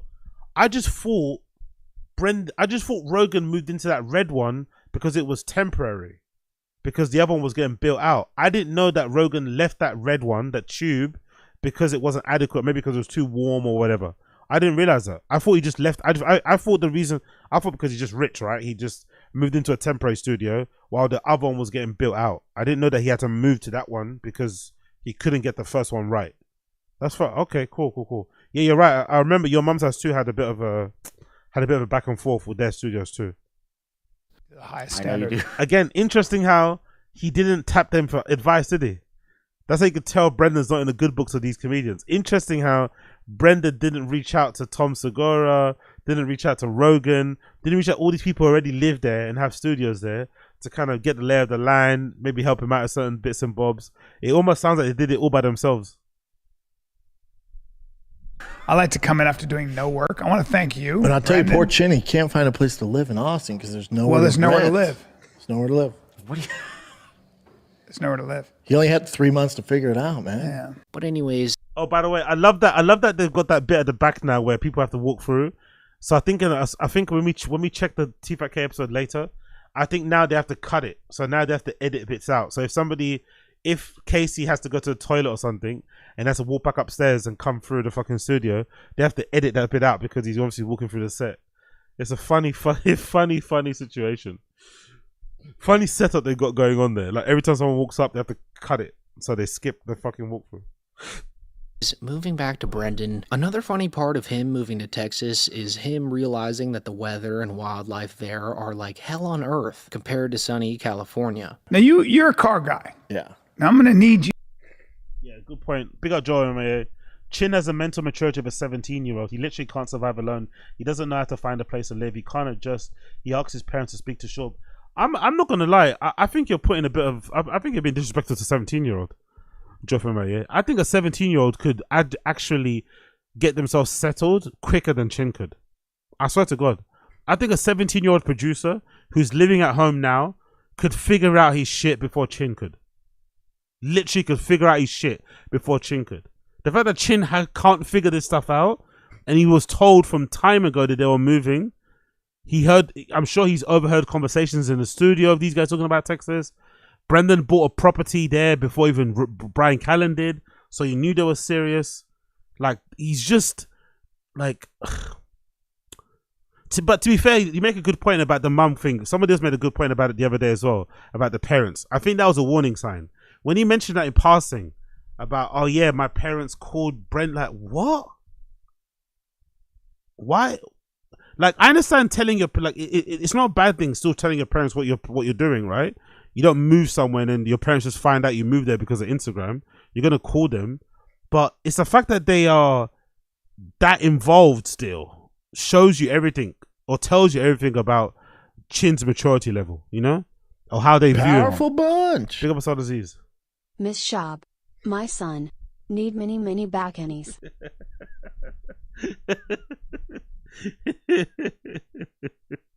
Exactly. Mr. Sharp, please. Chin's mum and dad fighting for his right to have balconies. You know what I mean? Petitioning Brendan, pleading with him. God almighty. You to understand a couple of things. You need a place to cover your car. Yeah, I agree. Really? Because Samantha B. I mean, Baba bought near Tom. So Brendan lives near Tom Segura. Really? Okay, I didn't know that. Because Jack Donny Jr., I think he's stalling because he's trying to get another gig in LA. That's my fault too, brother. I'm not going to lie. I can sometimes be too forgiving with these people. I'm a bit naive and shit. And sometimes, you know, I don't have the best hot takes. But I also don't want to believe that Chin is that dumb. I know he's dumb, but how dumb could he be? I think the delay and the lack of accommodation that he has been able to find is mostly due to him thinking he was going to get a job in LA before they moved. So he kind of put it off. I think so. That's the only thing that would make sense. Like, why haven't you got, like, I think Coiler mentioned earlier, like, properties are easy to find there. Do you know what I mean? Like, $700 or whatever, you can find a little bedsitter studio. You can find something. It's not hard. I'm sure it is. I'm sure it isn't. Like, let's actually fucking do it right now. Let's actually go on Zillow. Is it Zillow? Let's go Zillow, Austin. This is Zillow, Austin, Texas. Let's see. Let's see what we can find right now, right? Let's not go on a sponsored link. Let's go on there. There we go. Zillow. Let's see what Zillow has to rent, right? Forget even for sale. Let's go for rent straight away. I don't know what area they're in. Austin's a big place, I know, so forgive me. But let's just do this, right? Let's just quickly do this. Look what they give me $3 million properties, you know? Fucking $3 million properties. Fuck off, man. We're on Chin budget. So let's do for rent. Let's do for rent. Come on, motherfucker, work. My computer's so slow. Oh my god. All right, I'm gonna have to upgrade this. I'm definitely gonna upgrade this. That's gonna be my next bit of like tech upgrade. Is getting either that Mac Mini or fucking that new MacBook Air, because this fucking thing is so fucking slow right now. Apply. Okay, cool. Let's do price. Should we do price? How much is a good amount to pay over there? Do you think? What's a fair? Well, not fair amount, but how much do you think is a good price? 1,000? 1,500? Where should we go? What do you think is a max amount? What's the max Chin should be paying? What are people saying? Yo, slow. Is it Lakeway? Is the area not 3,000? Really? Free? God damn it! Let's do 2 grand. Let's do 2. Let's do 2,000. Let's do 2,000. Let's do minimum let's do 2,500 maximum. All right, let's do 2005 or 2006, and let's do minimum 1,005, right? Or 1,000. Yeah, let's do 1,006, and let's do apply. Let's see what we get, because Chin is like, let's see what we can find right away that's available. And again, this doesn't mean you can get them because you have to call the people, blah, blah, blah. But let's see what's available here. Homes for you. So already, look what we have available. Look what we have available. Look at this first one here. What area is this? I don't know. I don't know what the areas are, where they're based. So please forgive me. I'm only just a little man from England. This is in a place called Owen Tech Boulevard, in Austin, Texas, right? Owen Tech Boulevard, affiliate at Wells Branch. What's this? Is this a crib? What a weird layout, isn't it? Huh. Actually, let's pause that. Let's see all the photos. What do you guys think of this? That's pretty good, no? That's pretty nice. It's also got a reception. What the fuck is this?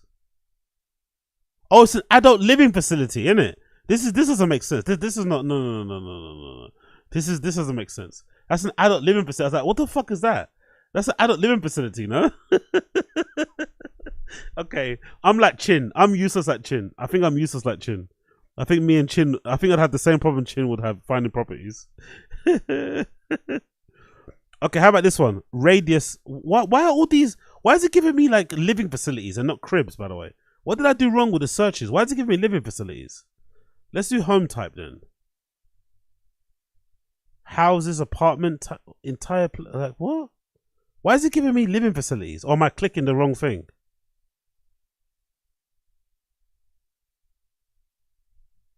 Why is it giving me living facilities and not like just regular cribs? Let's go. Okay, look there. Okay, let's pick this one there. The Kelsey at Schofield Farms. 221 units available. Okay, there we go. 21 units available. So there we go. So maybe this is where I'm talking about, right? So there's different units available.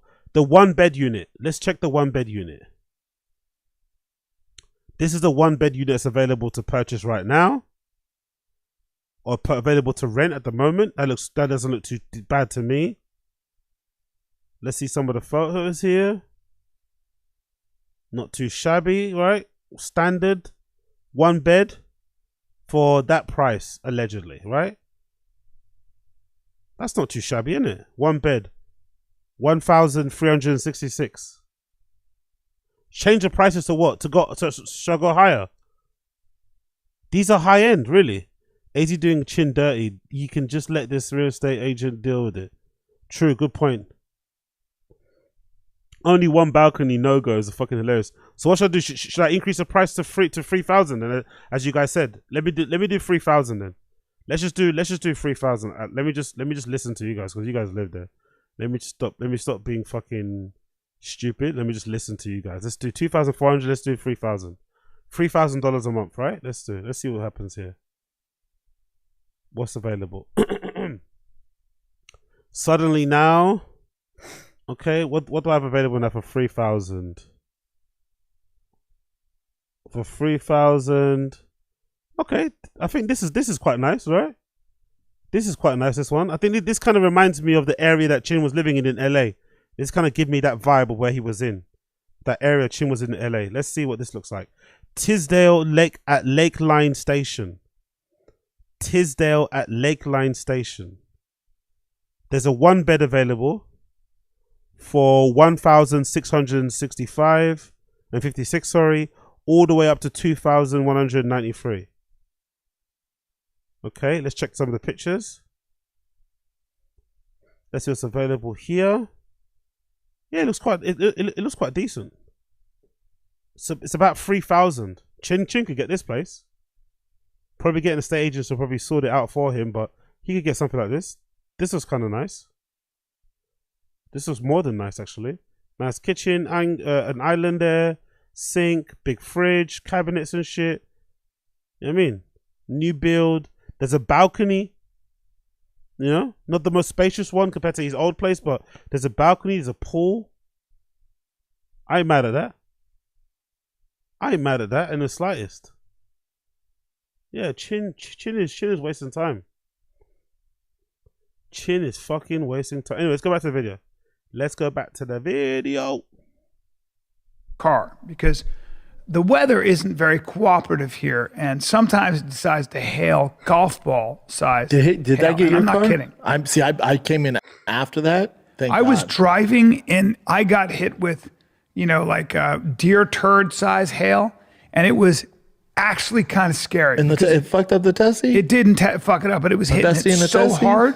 I was kink. I was like, Jesus. Oh my And God, I what are you pulled going over to and do? tried to We're get going to under find it- another under it. one. It's not like you're in some old school hot rod where it's like, oh, what are you going to do? What the fuck am All I you do is gonna go do? to Tesla. You Yeah. got another white one? Okay. Yeah. Well, still though, it's kind of crazy. So of course, instead of registering anything Brian said, Brendan just makes a hacky, low-hanging fruit joke about Teslas and how they're so easy to replace, which is also an annoying brag about how his cars are so rare and one of a kind. You see, Brendan's been punched and kicked. Also, are Teslas easy to replace? I don't think they are. They're super expensive, aren't they? Even on finance, like maybe he's talking about it from like a rich guy point of view. I get what he means, kinda. Maybe because Teslas are like modern cars and the cars that he's getting are older, but Teslas aren't easy to replace. Like if you fucking torch a Tesla or it randomly catches fire and combusts, like you're probably gonna be quite pissed off, innit? It's gonna leave a dent. Kicked in the head so many times now that he can't even realize that Brian's genuinely trying to warn him about the serious dangers of Texas hailstorms. So honestly, there's a very high chance that Schaub's gonna get carpet bombed. Oh my God. Don't fuck off. That's a hailstorm. Those look like fucking baseballs. Oh my fucking Texas God. hailstorms. So honestly, oh my God. Look at the size of those. Could you imagine those things hitting on that roof? On that aluminium roof? On that fucking metal roof? On that steel roof, bro? Could you imagine the noise? Oh my God. Yo, the weather in Austin is fucking freaky, innit? It's either this or like it's really, really hot. Yo, Austin, I mean, Texas is a wild state. How the yo. Holy shit. Oh, big up Yoga Vibes. Yeah, we got one about a month ago. My sunroof cracked. Fuck, that's crazy. there's a very high chance that Schaub's going to get carpet bombed by actual baseball-sized ice rocks while speeding down the highway during one of these advisories. Pray to God that he isn't taking a selfie while it's happening. They don't like when there's an. Some people in the homeless cat subreddit while wishing it happens. Some people in the homeless cat subreddits are wishing that happens. Big up those guys. Tornado warning. Everybody gets dead serious. I'll tell you what's no joke around here is the thunder and lightning storms. Or the hail. Man. The hail. I'm saying the hail. I haven't experienced that. But Oh, the thunder you lightning will? storms are no bitch. No. The thunder and lightning is crazy. It's the hail. And they will tell you, you'll get a notice on your thing. They're like, shelter in place, you could die. They give you a heads up? Like, yeah, they'll tell you that it's life-threatening. You're like, And what? it's on its way, like 10-minute warning? It's, Bro, these maybe he's just asking these questions for the benefit of the pod, for the benefit of the conversation. But it sounds like this is the first time Brendan's heard this information. He moved his entire family from LA to Texas, and it sounds like the first time he's heard this information regarding the weather is right now in this conversation. Fucking hell, bro. Moving your entire family to another state and like not even going to check it out. I don't know, stay there for the weekend. Fucking hell. Absolutely insane. yeah, it's about 10 minutes, but it whips up right quick. It whips up and that sky goes black and that it starts to blow and you're like, damn, what the hell is this? It's crazy. And also, on top of the really shitty weather, Austin also hosts a variety of highly venomous insects and reptiles. Oh my God. I did not know this, bro. Yo. And this is the guy that made like that big story, that big kerfuffle about a mountain lion and shit, and bought like an AR-15 because I think a bear walked into his garden and like, do you know what I mean? Really panic. He's gonna Slow Joe's gonna hate Austin, innit? Forget Brendan. Slow Joe. Joanna's not gonna last, innit? How's Joanna gonna handle living there? Like, I wanna know, what's she doing right now? What's that lady doing right now? How is fucking Joanna gonna handle fucking Austin, Texas? How is that lady gonna handle this place, bro?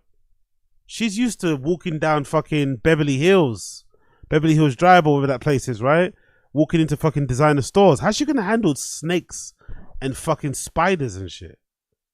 What's she doing right now? Fucking hell. Pray for Joanna Zanella Shaw, bro. Oh, look. Oh, there she is. Oh, she found some people. Oh, that's the mum. Okay, cool. She's hanging out with Mumsy. So I guess maybe the money for the nannies has run out or something, or they're now looking after the kids. I didn't see her doing this much with the kids. Maybe because they left the nanny behind, didn't they? So maybe that's why she's hanging out with the kid a lot more. Cool. There's Joanna with her mum. She's really doxing themselves, isn't it? They're really doxing themselves, isn't it? Good old doxy. Of course she gave her mum the phone. Of course she made her mum record her walking from the back. Of course. Mum, hold the phone quickly. Mum, hold the phone quickly while I walk the dog. Tell me, and she also looks at somebody that hasn't walked her dog before, you know? I don't know about you, but she looks at somebody that doesn't know how to walk a dog, or hasn't walked that dog that often.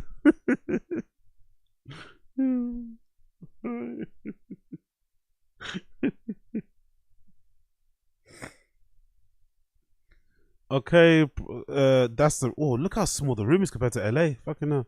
Project, you know. From this to what? Oh my God. She ruined. Is that a kitchen? Hold on. Is that part of the kitchen? Huh? So she what? She knocked down the kitchen and built like what? A wall, and took away that island and instead put a wall on the back wall. No, sorry, put like two chairs on the wall. So it looks like a hotel. So it went from looking like a home, right? I don't know. Maybe that alleyway or whatever, this gangway is a bit tight. I don't know. Maybe in real life. But maybe just take away this section here. This little island there. So you still have this bit here at the back that you can still kind of use. But instead she just removed it and then put two chairs up against the wall. How does that look better? Why do you want your house to look like Shoreditch House? Or Soho House? Who's gonna sit in those chairs? What are those chairs for? Such a weird refurbishment. Like, very strange. I really don't understand the point of this. Maybe I'm missing something, but I don't get why you remove a sink and this sort of like area here and this area to just, and it's also storage space, so you could have two chairs up against a wall. Huh. Anyway, maybe she knows better. But that's the update so far. But they're doxing themselves a bit, innit? Like, is it me or are they doxing themselves? They're kind of showing you exactly what area they live in. Like, that's a bit of a dox, isn't it? The car is right behind them, so I'm assuming they live somewhere around there. Like, come on, brothers. Like, be a little bit sensible and I don't know. But anyway, maybe she doesn't care. Maybe she doesn't give a fuck. Let's continue. They're actually pretty common to see in the outskirts of Austin where Brendan lives. And according to Tim Dillon, the lakes there are also infested with brain-eating amoeba. For 4 months out of the year, it's over 100 degrees. The lake... Oh, really? So where's the... Big up, young... I didn't know the address. So where's the address for the fucking studio? Maybe I should check that out on Zillow. Do you guys know where the address of the studio is? Or roughly the area? Maybe I'll check that on Zillow. Maybe to see if there's any cribs around there that fucking Chin could be in. What's the? Do you know what area it's in? What area of Austin is the studio? Because maybe the search is too wide. It's too broad. I'm searching the whole of Austin. Maybe it should be. We should narrow it down to a studio or an accommodation nearer to the fucking garage studio place itself. Big up Asada Z's. There's obviously a two study room chairs for when her and Baba are doing their reading. Is fucking hilarious. They won't be there long, Jesse Black. What makes you say that? What makes you think they won't be there long? What makes you think they won't be there long? She's shaped like an ant.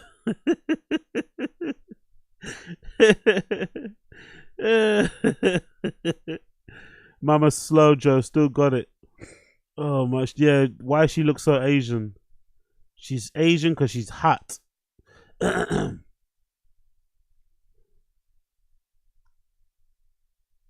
Is that where the studio? Big up Young Odd Vibes. That address you put in the chat, is that where the studio is, or is that their crib? Is that their studio or is that their crib? That place. Let me see what it says. Is it Casa what? Casa Santa. Casa Santa Trail. Is that what this is? Eh? Casa Santa Trail, Austin, right? Lakeway, Austin. Let's see what they're saying here. Oh, what the fuck's going on here? No, don't give me back to a search. Just show me the area, bro. Show me the area, bro. I want to see what the cribs around the area are going for. Show me the fucking area. What the fuck is going on to search? Maybe it's just me. Maybe it's my fat fingers not being able to search correctly. Come on, brother. Show me, show me, show me, show me. Okay, I think it's just I think all I need to do is just check Lakeway, I'm assuming, right? I think that's the place. Okay, Lakeway is a big area. Fucking hell. America's so fucking huge, isn't it? Fucking hell. It's so fucking huge. So that's the whole of Lakeway. Cardinal Lidge. Jesus Christ. Okay, let's go around here. Let's check this area. What's that one? Juniper. Oof. Okay, but I'm checking places to rent too. So Chin could find a place to rent next to where Brendan lives for nearly $3,000 by himself if he wanted to. Really? Look at this place. There's a townhouse in Lakeway, or in that area near it anyway, where if Chin, if he wanted to, could rent an entire crib by himself in this place called Lawman's Spur Road. This was like a free $2,995 per month. 3 bedroom, 3 bathrooms. What do you guys think about this place? 3 bedrooms, 3 bathrooms. Should Chin move closer to fucking Brendan instead? Fuck it. Fuck the studio. Just move closer to Brendan. That looks lovely, man. Not enough balconies. He could have a studio to sing. Look, I could see that being his studio to sing. He could do his little fucking singing videos here next to the fucking window. Like, this is perfect for Chin, man. Perfect. Look, he's even got, look, there's lights here and the mirror, so he can look at himself while he's singing. More singing rooms. All the bathrooms, a balcony. Bit of a terrible view. But still a decent balcony. Come on, Chin, you could do this. Oh, the pool's a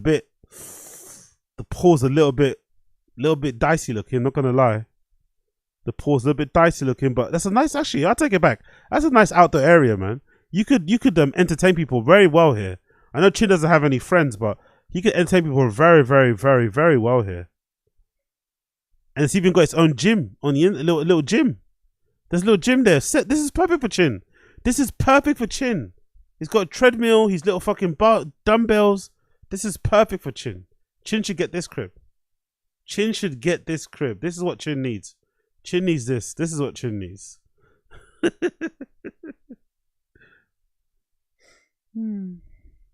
is vomit colored, and there are brain-eating amoebas that can swim up your nose and kill you within 48 hours. It's rare, but it happens. But as you'll see shortly, Brendan didn't bother to research any of that until moving there. Do you have we have crazy bugs at the house?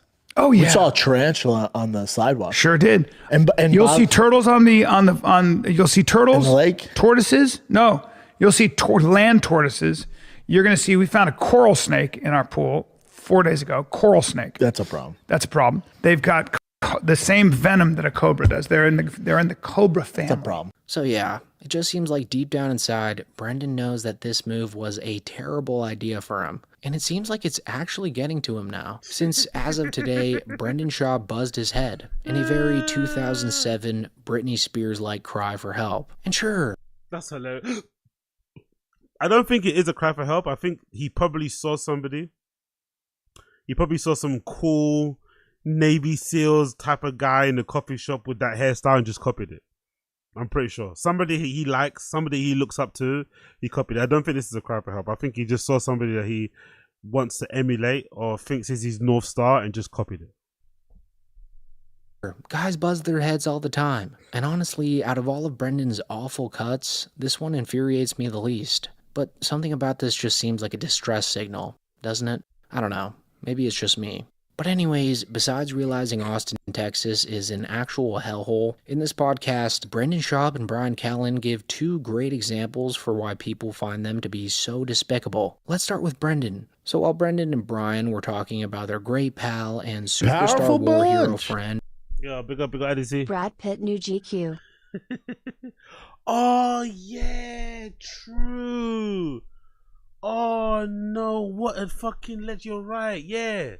He did that shoot. You're fucking right for that new F1 movie, innit? You are so fucking right. Oh my god. It's recently, innit? There, yes. Where is it? I think it's GQ. I think it's GQ style. I think it's Brad Pitt for GQ style. I think it should be GQ style. Oh, you're so correct. He must have seen that somewhere, innit? He must have seen that somewhere and decided to fucking copy. Yeah, there it is, right there. And decided to fucking copy. What? Oh, yeah. Look, even the glasses are similar.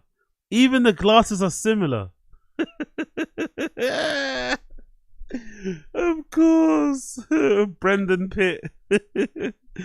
Brendan Pitt. Oh my god. He's like a younger Bubs. He could never.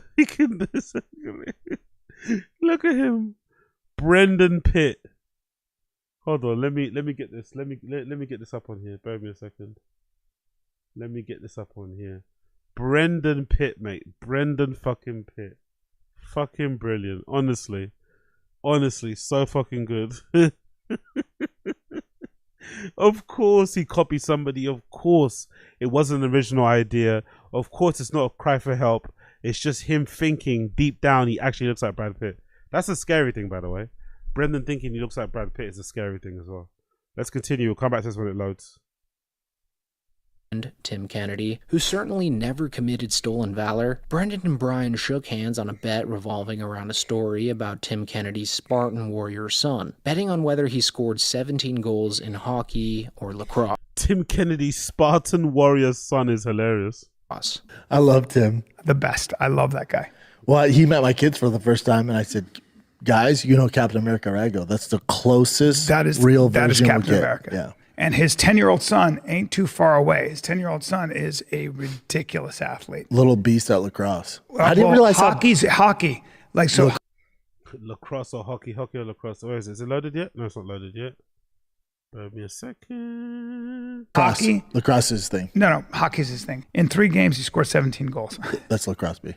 No, it's hockey. Promise you it's lacrosse. I promise it's hockey. You want to bet? Yeah. Infuriating. Well, I've talked to him every day, Bob. They're so fucking infuriating. Their conversations are infuriating. Their friendship's infuriating. Brendan is one of the most infuriating people to be friends with. Like, I just don't get it. I don't get it. Callen hitching his wagon to Brendan has been the best and worst thing for his career, isn't it? Because without Brendan, where would Callen actually be without Brendan? but it's also one of the worst things. Like hitching your wagon to Brendan is, but I think equally, you could say something about Brendan. Brendan hitching his wagon to Callan has also been the best and worst thing for him, because you know hitching your wagon to a guy with rape allegations is a bit like it's a bit mad. It's a bit of a mad one.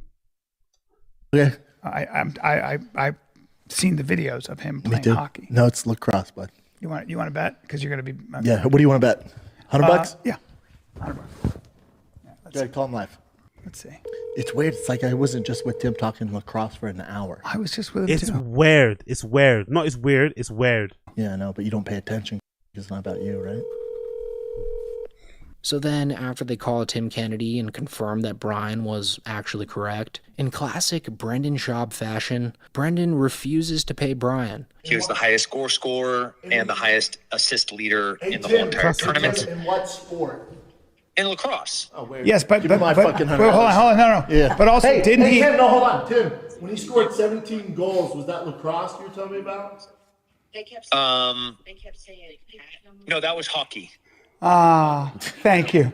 Thank you. I just won.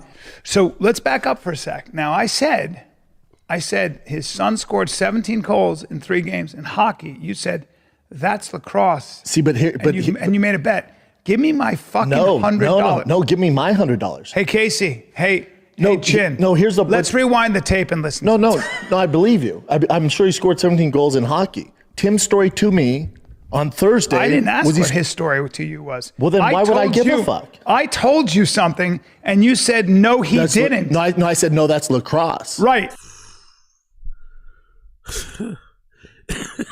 Imagine being Brendan Schaub's friend. Just imagine. God Almighty. So Tim's story to me was lacrosse. So we're both. Hey, no. Hey, that's hockey. I said. No. You would have only got the money if he didn't score 17 goals in lacrosse.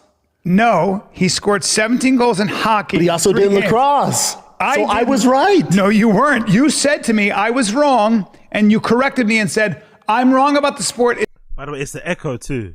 Brian Cannon raising his voice, doing that thing that he does where he starts raising his voice and over enunciating his words, is making this doubly worse, right? The echo, the fucking raspy voice, the over enunciation. Yeah. Calm it down, lads. Calm it down. It's lacrosse. That's what you said. Now pay up. Nope. Because I said, no. No. You can't just say no. No. This is a great example of why Brendan Schaub is so widely hated on the internet. Like, the man doesn't have a humble bone in his body. And for Brian, well, you probably know already. The guy is a weird sex pest. And in this podcast, he couldn't help but to expose his ballsack to Brendan and his employees. I want to wear them. If you're into nuts, dude, these are juicy nuts. So let's see these suckers. Are you serious right now? Look how big they are. Oh my God. Yeah, dude. Wow. Look Are at those good nuts? Hey, great nuts. Thanks, buddy. Those are, What a way to launch a show, isn't it, right? What a way to launch a show in a new city, in your new home, right? What a way to launch a show. A 60-year-old co-host of a dying podcast whips out his nuts. That's going to get the people going, right? And this is the same fucking co-host that has rape allegations. That's really going to move the needle. That's really going to get us fucking trending. That's really going to go viral with the kids. at least 50K nuts. Oh, wowzers. Look, those are big What if I nuts. just was always like hanging out like this? I was like, I can't find jeans to fit. That's the problem with my jeans. Don't you think Alan can make some change with them? Yeah, dude, now. I could do different things with these Does your wife like those big nuts? Sure, I guess. And sure, you might say that alpha bros do this type of stuff all the time. All I'm saying is that I wouldn't be the biggest fan of my 60-year-old boss showing me his wrinkly nutsack on a random Tuesday afternoon in the office. Do stuff like put them on like things and Callan's nuts. Yeah. Put them on, like display them. I think it'd be fucking hilarious. I'll do it. It wouldn't be hilarious, and you probably shouldn't do it. You might get locked up. You shouldn't do that. It's not hilarious. Trust me. Trust me. I'm a small member of the audience here. It's not hilarious. Holy crap. And they're not overly hairy. They're super veiny, huh? Yeah. I mean, they've been around. It's like he's got a cat on his lap or something. These things have produced 4 children. So yeah, overall this was a very boring podcast. Like, Brian Callen even kind of mentioned his surprise at how boring this episode was at the end of the show when Shin was wrapping it all up. Yeah. What else you got, Jen? That's kind of pretty much it. I mean, I don't know if you guys even That's care our about Texas this. episode? I should have got some like Texas. Brian being confused why the show is shit, but then also not doing anything to help the show be good. Powerful bunch. Big up Disease. This pod is annoying and gay. We should implement Sharia on just this podcast studio. Honestly, man. Honestly, I don't know.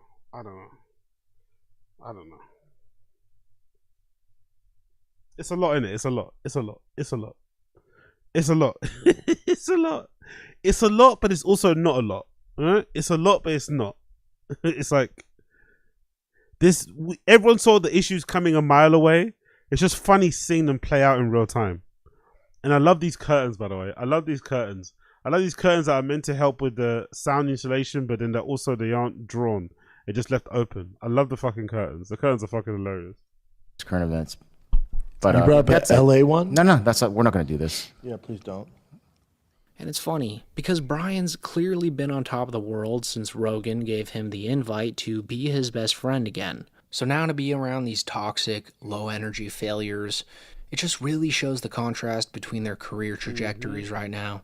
And I honestly think Brian's expecting some sort of fallout between him and these guys, since he just ramped up a brand new solo podcast on his own channel, which actually pulled the same number of views as the average Fighter and the Kid episode. But hey, I personally think that episode has been view botted, by the way. I think he bought some views.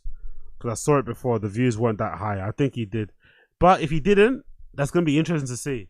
If Brian Callen's if those views are real, and Brian Callen's own episodes on his own show, on his own channel, start to dwarf or match the ones on Tfatk, it's going to be interesting what Brian Callen's going to start doing.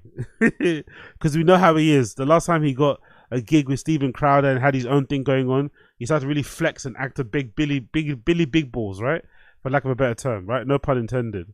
So it's be curious to see how much Callen's attitude will change if his own podcast takes off or has a new lease of life or matches or eclipses the numbers that Tfatk gets. Will he remain loyal with Brendan, or will he just like fucking say sayonara and just keep the money for himself?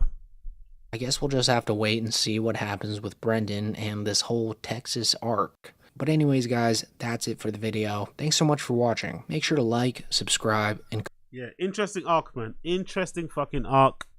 Pretty diabolical. The podcast is painful. It is what it is. It is what it is. Moving on. Talking about pain.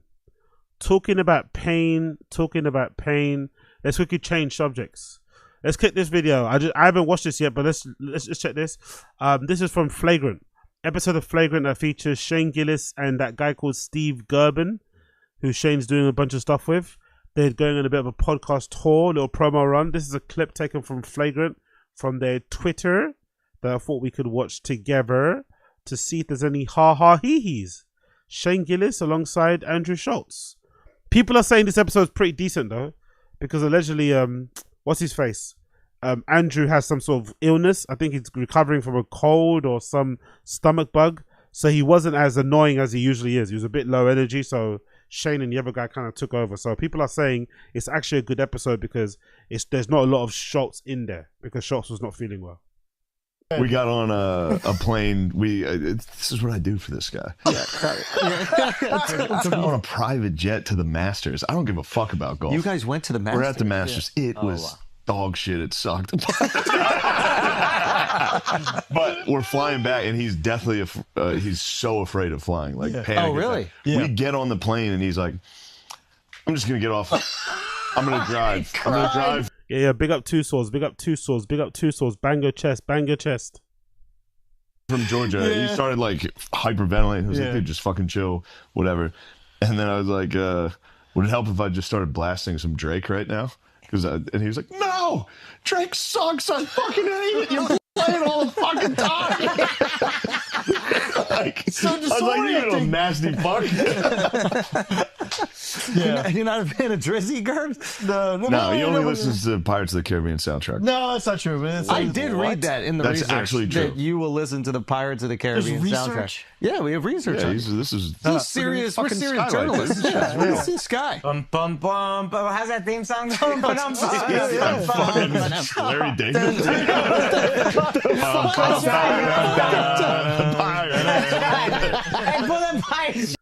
If Akash could sit on Schultz's lap, he would. If Akash could sit on Schultz's lap, I think he would gladly. I promise I'm not that far up. I promise I'm not that far up. No, that's actually getting even damn, I keep falling for bits. If you do play, but I tried to make fun of him for Pirates of the Caribbean, and then I listened to it, and I was like, shit, Miles, toss some fucking Pirates. Toss some Pirates on for us. There's certain things just get. I'm very like gettable, like clear eyes, full hearts. Yeah. Think of jacking off in a dining room. I don't that far off, dude. Oh, the Gerben's putting a pillow down. You get the knee pillow going. Oh, you're fucking out of here. You're fucking out of here, dude. That's what I am going to do with some of the money that you've effectively given me. Is I'm going to go to a Hans Zimmer concert. Oh, that looks cool. awesome. Yeah. The Hans Zimmer concert looks fire. Yeah. I don't like the activities he does. No, he doesn't. What are the activities? On the way here, he was like, "No, I'd like to go to the Friends Museum." And I was like, I'll go with you, Gerb. What's it called? The Friends Experience? No, I said if there wasn't a line. the Friends Experience. Yeah. Is there a Friends museum? I can't imagine the worst place to ever be, to be honest. Fucking no. Yeah, if there wasn't a line. Yeah. If there wasn't I was furious. So you can go to the cafe. On the car here, him saying, "I'd like to go to the Friends Experience." I like I'm Friends. just sitting in the car. I love it, yo. I'm with you on that. Yeah. I fucking hate this guy. And then he goes, "I like Friends. I thought I was Chandler. I was Chandler, and my cousin Joe was Joey." Yeah. He grew up thinking he was Chandler from Friends. Well, you're not thinking that was Chandler. You want to be Chandler. Who else? I wish you were Chandler.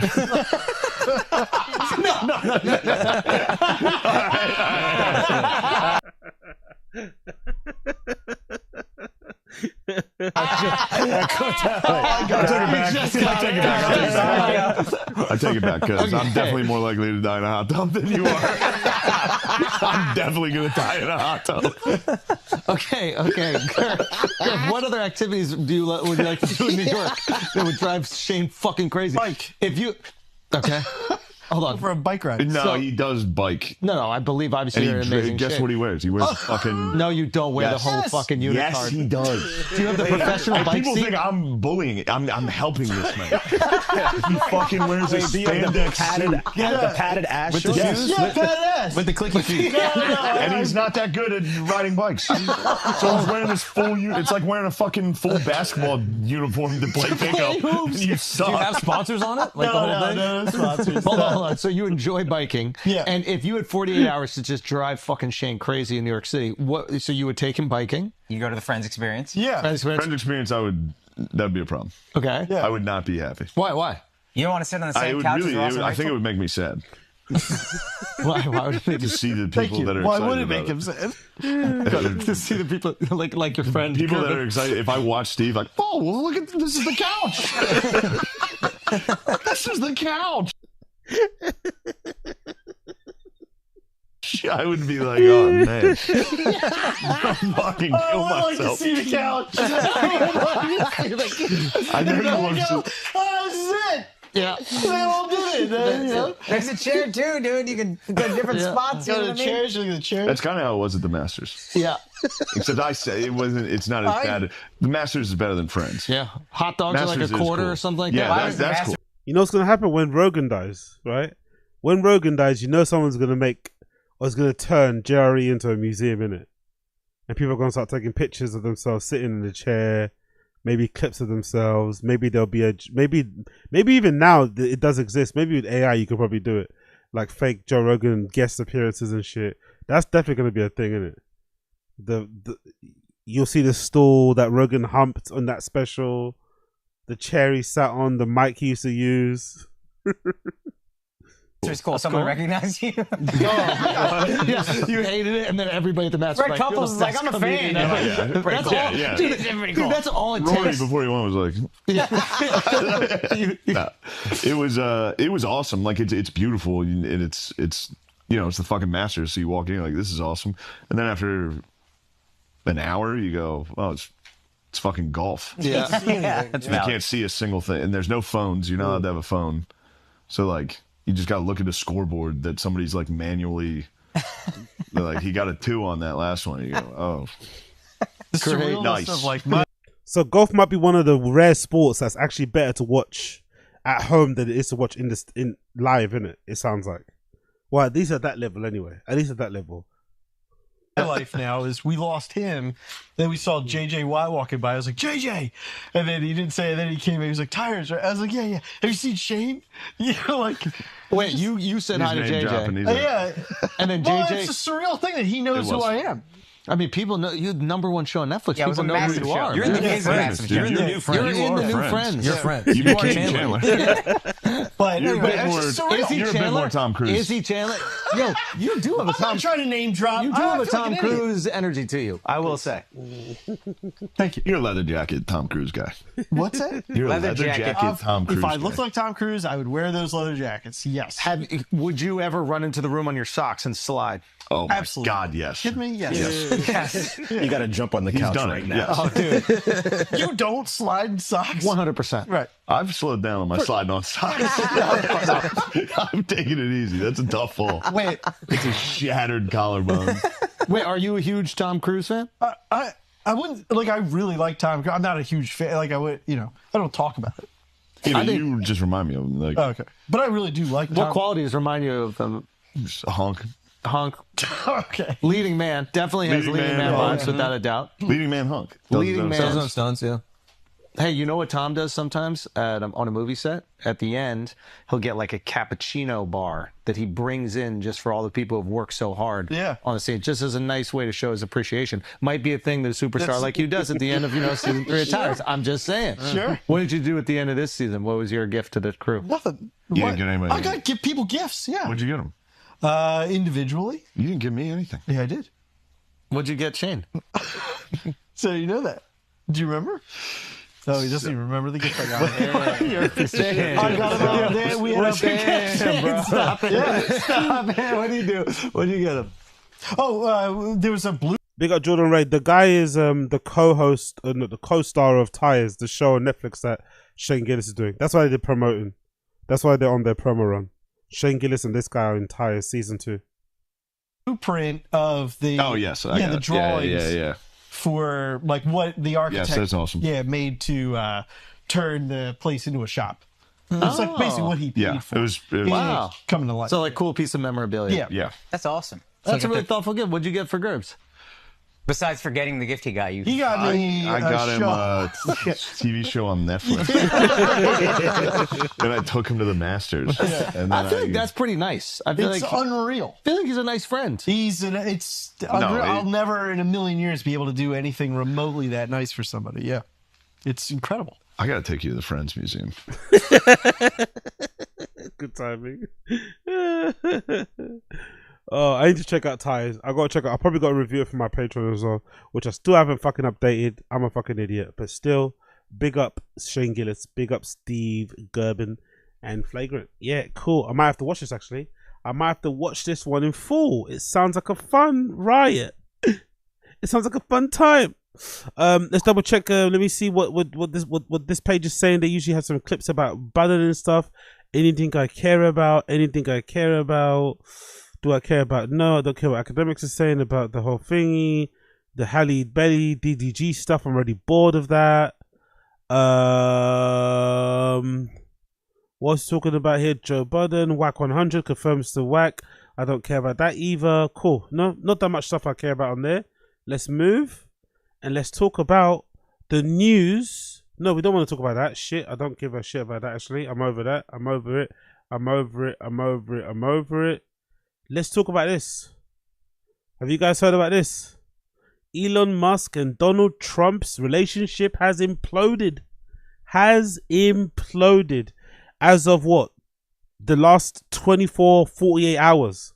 Fucking crazy. Fucking hilarious. So as you can see here, this goes to the BBC. Trump and Musk relationship implodes with insults and threats. Insults and threats. So let's go to the beginning. Let's actually check out. No, let's just go to the beginning. How it started. If you're curious to know how it started, this is how it started. This is how the beef really kicked off, right? Because as you guys know, Elon's time with the government or in Trump's administration came to an end. I didn't know there was a time limit, to be fair. I thought he was going to be a part of the administration for the whole 4 years, but he was only meant to be working with Doge or within Trump's administration for, 180 days? Those 180 days have already done, so now he kind of had to hang it up and leave. And since he's left, he hasn't agreed with the bill that just passed, and I guess he's maybe now wanting to speak freely. I'm not too sure what's happening, but when he was there, he didn't really raise any concerns about Trump. He seemed to be bull washing him and really being his fucking cheerleader. But for some reason, ever since he's left Doge, ever since he stepped away from the Trump regime, he has voiced some concerns, some displeasure with some things going on, mainly that bill that got put through. And then word got back, obviously, to Trump. They asked him a question during one of his little White House meetings. And he had this to say about Trump, which is the reason, no, about Elon Musk, which is the reason why they're now warring back and forth. This one little comment is what really sent Elon Musk over the edge and made him decide, fuck Trump. Upset. Remember, he was here for a long time. You saw a man who was very happy when he stood behind the Oval Desk. Very true. And even with the black eye, I said, do you want a little makeup? We'll get you a little makeup. But he said, no, I don't think so, which is it's a little bit like he's being a little bit even with a black eye. What's Trump trying to say there? Does Trump know why Elon got that black eye? Is Trump aware of the reason why Trump got that black eye and he's kind of mocking him? Because if you believe the rumors, Trump got that black eye because he argued with some other dude in the administration who he doesn't really get along with. He's one of Trump's people. And that guy allegedly socked Elon in the face. So does Trump know that's why he said that? Or is he just saying that to be funny? Interesting and very nice. He wants to be who he is, so you could make that statement too, I guess. Look, Elon and I had a great relationship. Had. Past tense. Had. I don't know if we will anymore. I was surprised because you were here. Everybody in this room practically was here as we had a wonderful send-off. He said wonderful things about. He's basically saying, you guys are all here. You saw how much he was sucking my dick. You saw I wasn't encouraging him. You saw he was fucking giving me that fucking sloppy toppy. He was gargling my nuts. He was giving me that deep throat. You guys all saw. Now what's that? He doesn't want to be my friend. I mean, you couldn't have nicer. Said the best thing. He's worn the hat. Trump was right about everything. And I am right about the great, big, beautiful. I love the way he talks. And you want the hat? Trump was right about everything. And I am right about everything. The way he speaks is so bizarre, isn't it? Like, there's no one else that speaks like that. Beautiful bill. We call it a great, big, beautiful bill because that's what it is. And again, biggest tax cuts in history, biggest economic development moves anywhere. We've never done anything like it. So that is the one comment that sent Elon over the edge. And Elon was like, fuck him. And then Elon went on a tirade and has been sniping away, sending shots at Trump ever since. So this is where some of the shots started as well. As you can see here, 10 hours ago, he was quoting some comments or some tweets that Trump was putting out in the past in 2013, where he said no member of Congress should be eligible for re-election if the country's budget is not balanced, deficit is not allowed. He quote tweeted and says, couldn't agree more. Then another quote tweet from Trump in 2013 when he says, I cannot believe Republicans are extending the debt ceiling. I'm a Republican. I'm embarrassed. And he said, wise word. So he was also sneak dissing. Elon was sneak dissing. But when Elon saw that fucking clip, that's when he went over the edge. That's when he went fucking, and that's when he went nuclear. That's when Elon went fucking nuclear. Where is he? Where is Elon? Where is Elon? Where's the post? Where is it?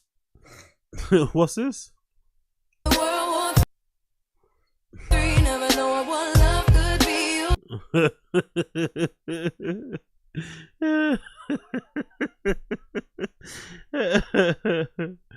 Oh shit.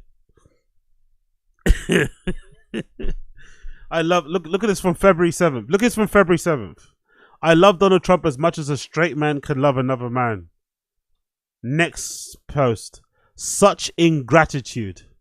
Such ingratitude. It went from I love him to such ingratitude so fucking quickly. Let's see here. Where is it? Where's the post? Did someone that post? Maybe I haven't got them on here. Maybe I just need to, let's just read the article. But the main one is this article quoted on Sky Sports News or Sky's News. Musk says Trump appears in the Epstein files. $150 billion wiped off of Tesla's value as a row between them explodes. Can you imagine if that's the truth? If actually the reason why we haven't got those Epstein files, the reason why we haven't seen, those things actually shared, even though everyone that said they were going to share them when they've got in position hasn't shared them, is because Trump's heavily featured in those fucking files. That would be crazy, by the way, if that's true, because that would mean he'll be guilty of human trafficking in some respect, right? So he might have to actually go to prison. So let's read the article. Elon Musk says Donald Trump appears in files relating to disgraced pedophile financier Jeffrey Epstein. In the latest string of barbs between the two men, as they appear to have dramatically fallen out in a public spat. By the way, it's no surprise, by the way. We've always known this. This has been one of those things that I think a lot of people, myself included, were kind of annoyed with Rogan when he had Trump on there. A lot of people don't really ask Trump about his relationship with Epstein, to be fair. It's one of the things a lot of Republicans tend to not ask him either, which is strange as well, considering the crimes that were kind of put against fucking Epstein and shit. So this is not super surprising, but it is somewhat surprising to think the delay in the releasing of the files is because Trump's name's in them. If true, who knows? In a post on X, the tech billionaire said, real Donald Trump is in the Epstein files. This is the reason they have not been made public. Mark this post for future. The truth will come out. Wow. Who would have guessed it, bro? Who would have guessed this would be the place we're in? Where Elon is out here fucking exposing Trump in this way.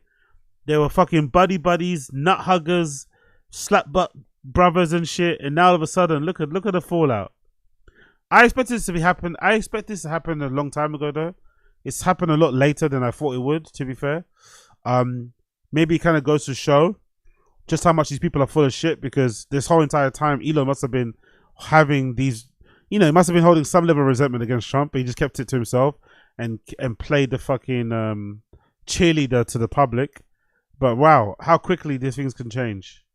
He gave no evidence of the claim. Meanwhile, White House Press Secretary Caroline Leavitt dismissed the comment. In a statement, she said, "It's unfortunate episode from Elon, who is unhappy with the one big beautiful bill." By the way, look at the name of that bill. Because it does not include the policies he wanted. The president is focused on passing a historic piece of legislation and making our country great again. By the way, you also have to kind of question Elon's intelligence. Did he really think he could dictate to Trump what he would and wouldn't put in a bill? I know they were close. I know Trump did him some favors, but Trump does seem like the type of person who's smart enough to know not to allow himself to be in debt with somebody else, not allow himself to be beholden to somebody. He's always going to make sure he holds the cards. So I'm surprised that Elon was surprised that Trump didn't put in policies or things in that bill to benefit him, or things he suggested directly. Of course he's not going to do that, He doesn't want you to hold all the cards. He doesn't want you to hold everything over him. It makes sense why he would do that. Epstein killed himself allegedly in his cell in August 2019 while awaiting trial on charges of sex trafficking minors. In another post on Thursday, Musk, the owner of social media platform, attacked Mr. Trump's tariffs, saying, we will cause a recession in the second half of the year. Musk shared a post calling for Mr. Trump's impeachment and asked whether it was time to create a new political party in America that actually represents 8% in the middle. Wow. They want to create. Does that even make sense?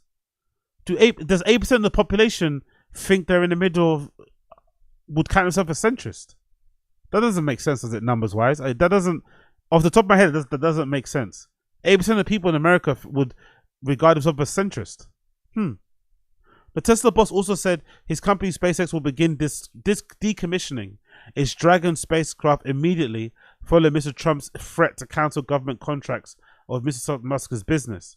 Dragon is the only US spacecraft available to deliver crew to and from the space station. Bloody hell. Elon is literally taking his fucking toys. He's taking his ball and he's going home. Elon is literally taking his ball and going home. Wow.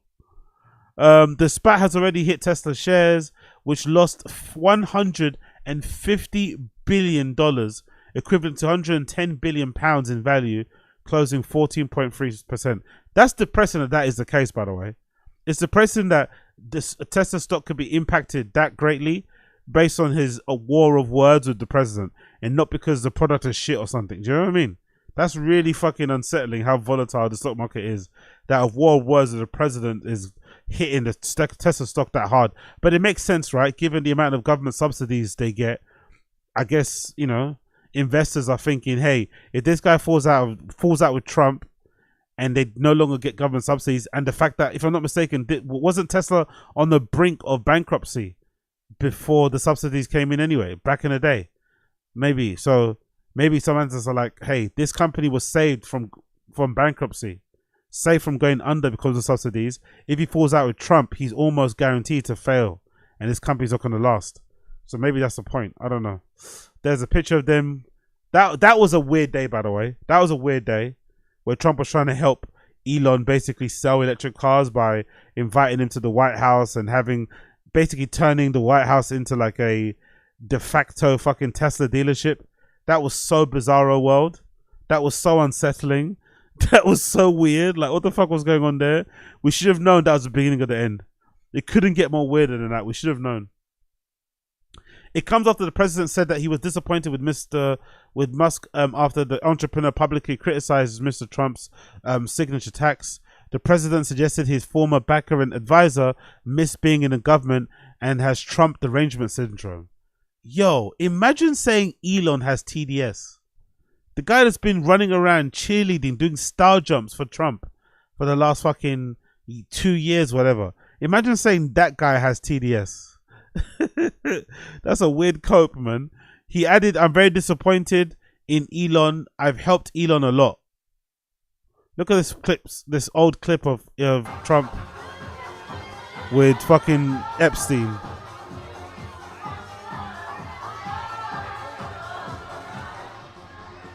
Just a couple of boys. Just a couple of boys. Just a couple of boys hanging out, man. Just a couple of boys hanging out at the rave, checking out the ladies on the dance floor, complimenting the DJ. Just a couple of boys, man.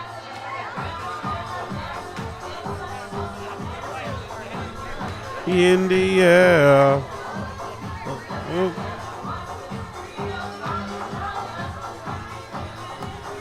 Yeah. Oh, it's the fuck zone.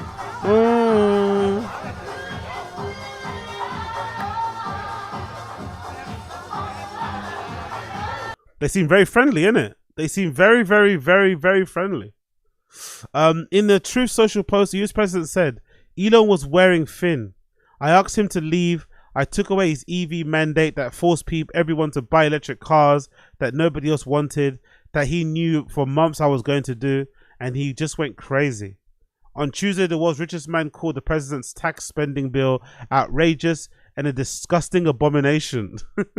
Days after abruptly leaving his position spearheading the Department of Defector Doge, the bill, which includes a multi-billion-dollar tax breaks, was passed by the House Republicans in May and has been described by the president as a big, beautiful bill. By contrast, Musk has called it big, ugly bill. Musk is cool. Look at it. It's so fucking funny. Sure, the president expressed his disappointment in Musk on Thursday. SpaceX boss responded, false, he wrote on X platform. This bill was never shown to me even once and was passed in dead of night so fast that almost no one in Congress could even read it. In another scathing post on X, Musk claimed responsibility for Donald Trump's election success. He wrote, "Without me, Trump would have lost the election. Dems would have controlled the House and Republicans would be 51-49 in the Senate." Okay, relax a little bit there, Elon. It came after Mr. Trump told reporters that Tesla chief was unimpressed electric vehicles incentives were being debated in the Senate and could face being left out. Let's just check this video. Why doesn't Musk like Trump's big beautiful bill? Trump's one big beautiful bill. You don't get a more Trump-inspired name than that, do you? One big beautiful bill.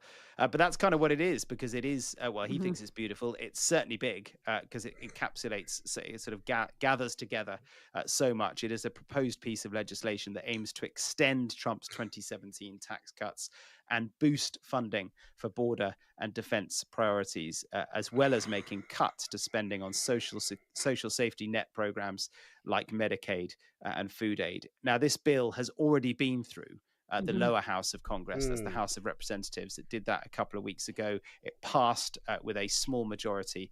Now it's being considered by the upper house, by the Senate. Yeah, and Musk's criticism of this bill isn't new. He said before he was disappointed in it, but this is a ratcheting up of his feelings today, clearly pretty exasperated. He wrote on X, "I'm sorry," he wrote, "but I just can't stand it anymore. This massive, outrageous, pork-filled congressional spending bill is a disgusting abomination. Tell us what you really think." He went on to say, "Shame on those who voted for it. You know you did wrong. You know it." Yeah, I mean, you can't get clearer than that, can you? I mean, his problem is that, you know, he is all about trying to lower the country's debt. And he believes that this will, in fact, increase the debt of the country. So he really doesn't like it at all. In the White House press briefing, Caroline Leavitt, the press secretary, she said of his criticism, "The president already knows where Elon Musk stood on the bill. It doesn't change his opinion. It's one big, beautiful bill." So there you go. So does Elon not like the bill because of the fucking because of the debt, or does he not like it because it doesn't have specific exceptions there for EVs and shit? I feel like it's the latter. I don't feel like he's got this, you know, I don't think Trump is looking out for the American people. Oh my God, the country's going to go into debt. He doesn't give a fuck. I think he's more pissed off that whatever the bill is, it doesn't probably favor Teslas and shit, right? I'm assuming. Again, me in politics, not the greatest combo, but hey. Last Thursday, Musk revealed on X that his scheduled time as a special government employee was coming to an end. Before the news broke, Musk's father told Sky Sports News his son is not a very good politician. Bloody hell. Okay, daddy's going there, sticking the boot in. Of course, Lex. I think Lex did say something, didn't he? Didn't Lex say he wanted to get them on a pod together?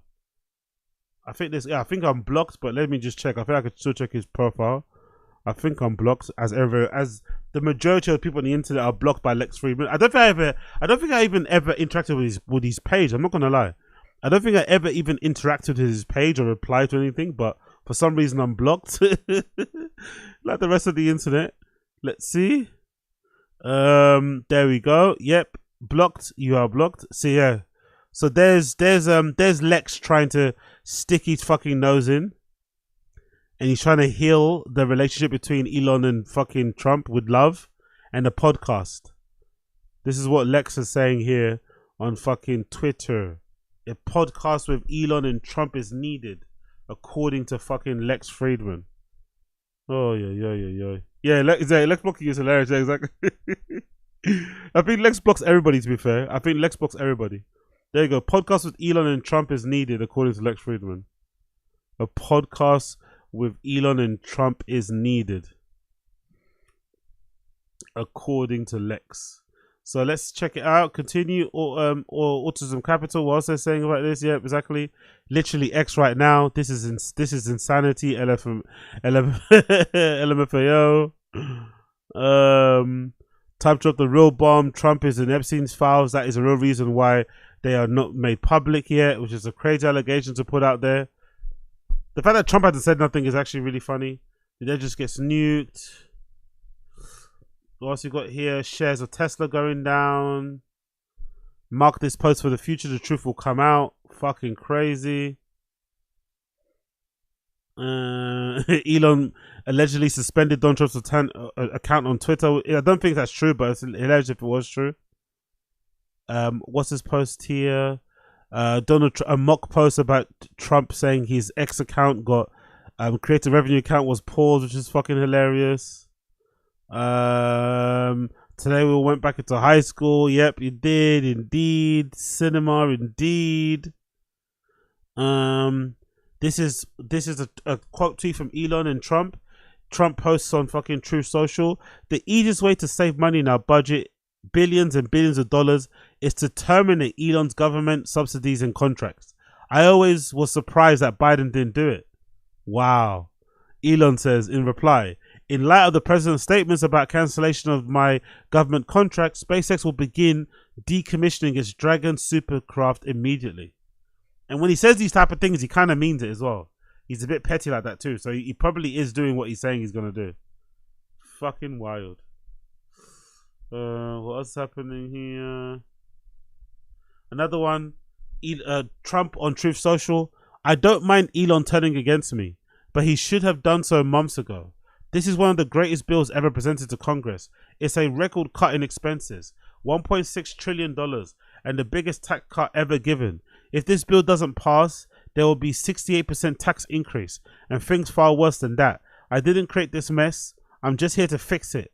This puts our country on the path to greatness. Make America great again. Fucking hell. They are going to war. President v. Elon. Who wins? My money's on Elon. Trump should be impeached. Wow. Ian Miles Chong says Trump should be impeached and JD Vance should replace him. And Elon quotes it and says yes. Fucking hell. We found our UFC 316 card is hilarious. Baron saw all this playing out in front of him before. Did Baron Trump know? Did Baron Trump know all along that man next to him would betray his father? Did he know all along that man will betray his father at some point? He knew, innit? Baron knew. Baron fucking knew. Actually think it's counterproductive for Elon to continue Epstein posting right now. It cheapens his own position because people start to see it as silly petty when it's over posted and causes them to disregard where the issues were in the right. Cool, I guess. What else happened here? Elon and Trump settling it all. Lols. That'd be amazing if I'd love to see that, by the way.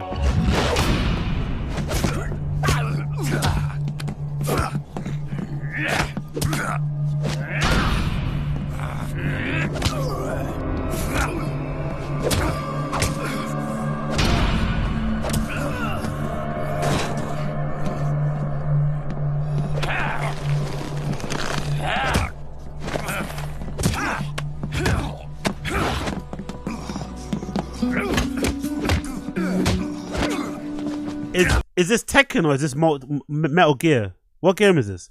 Is this Metal Gear Solid or is this Tekken?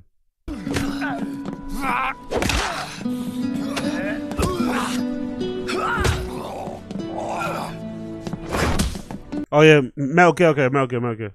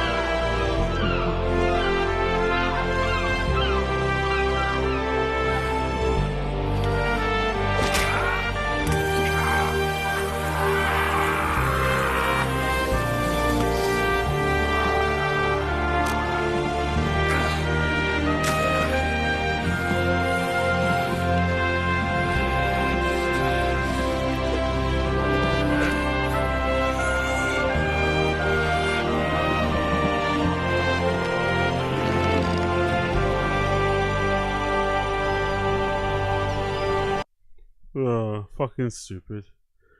Today calls for celebration. Of course, President Xi is going to be happy. Yep.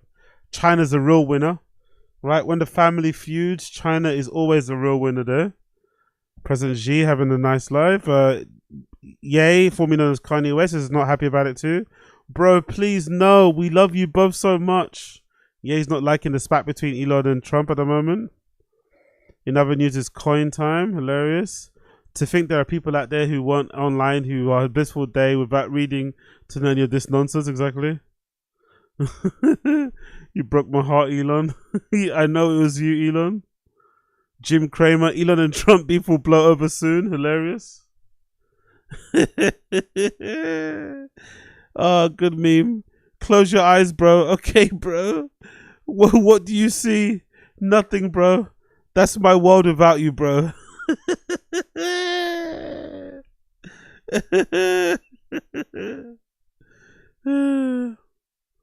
Okay. Look at them fight on on X American cinema. Wow, bro. Wow. Your name is Elon now. To Trump to Mark Zuckerberg is fucking hilarious. We should have known something was up when Trump gave Elon a Reddit key. Yeah, exactly. Where's that key now? Does he have to give that key back? Does Elon have to give that key back? That's a real question. Yeah, the all-in pod should be a dozy this week. That's very true. There's only one man who can squash this beef between Elon and Trump. The most obvious choice that's been staring at us in the whole time in face. There's Theo Vaughn, David Sachs watching this thing play out. Never forget the good times. Exactly, yep. And then, yeah, look at the update. Look at that update. JD Vance is doing a pod with Theo soon.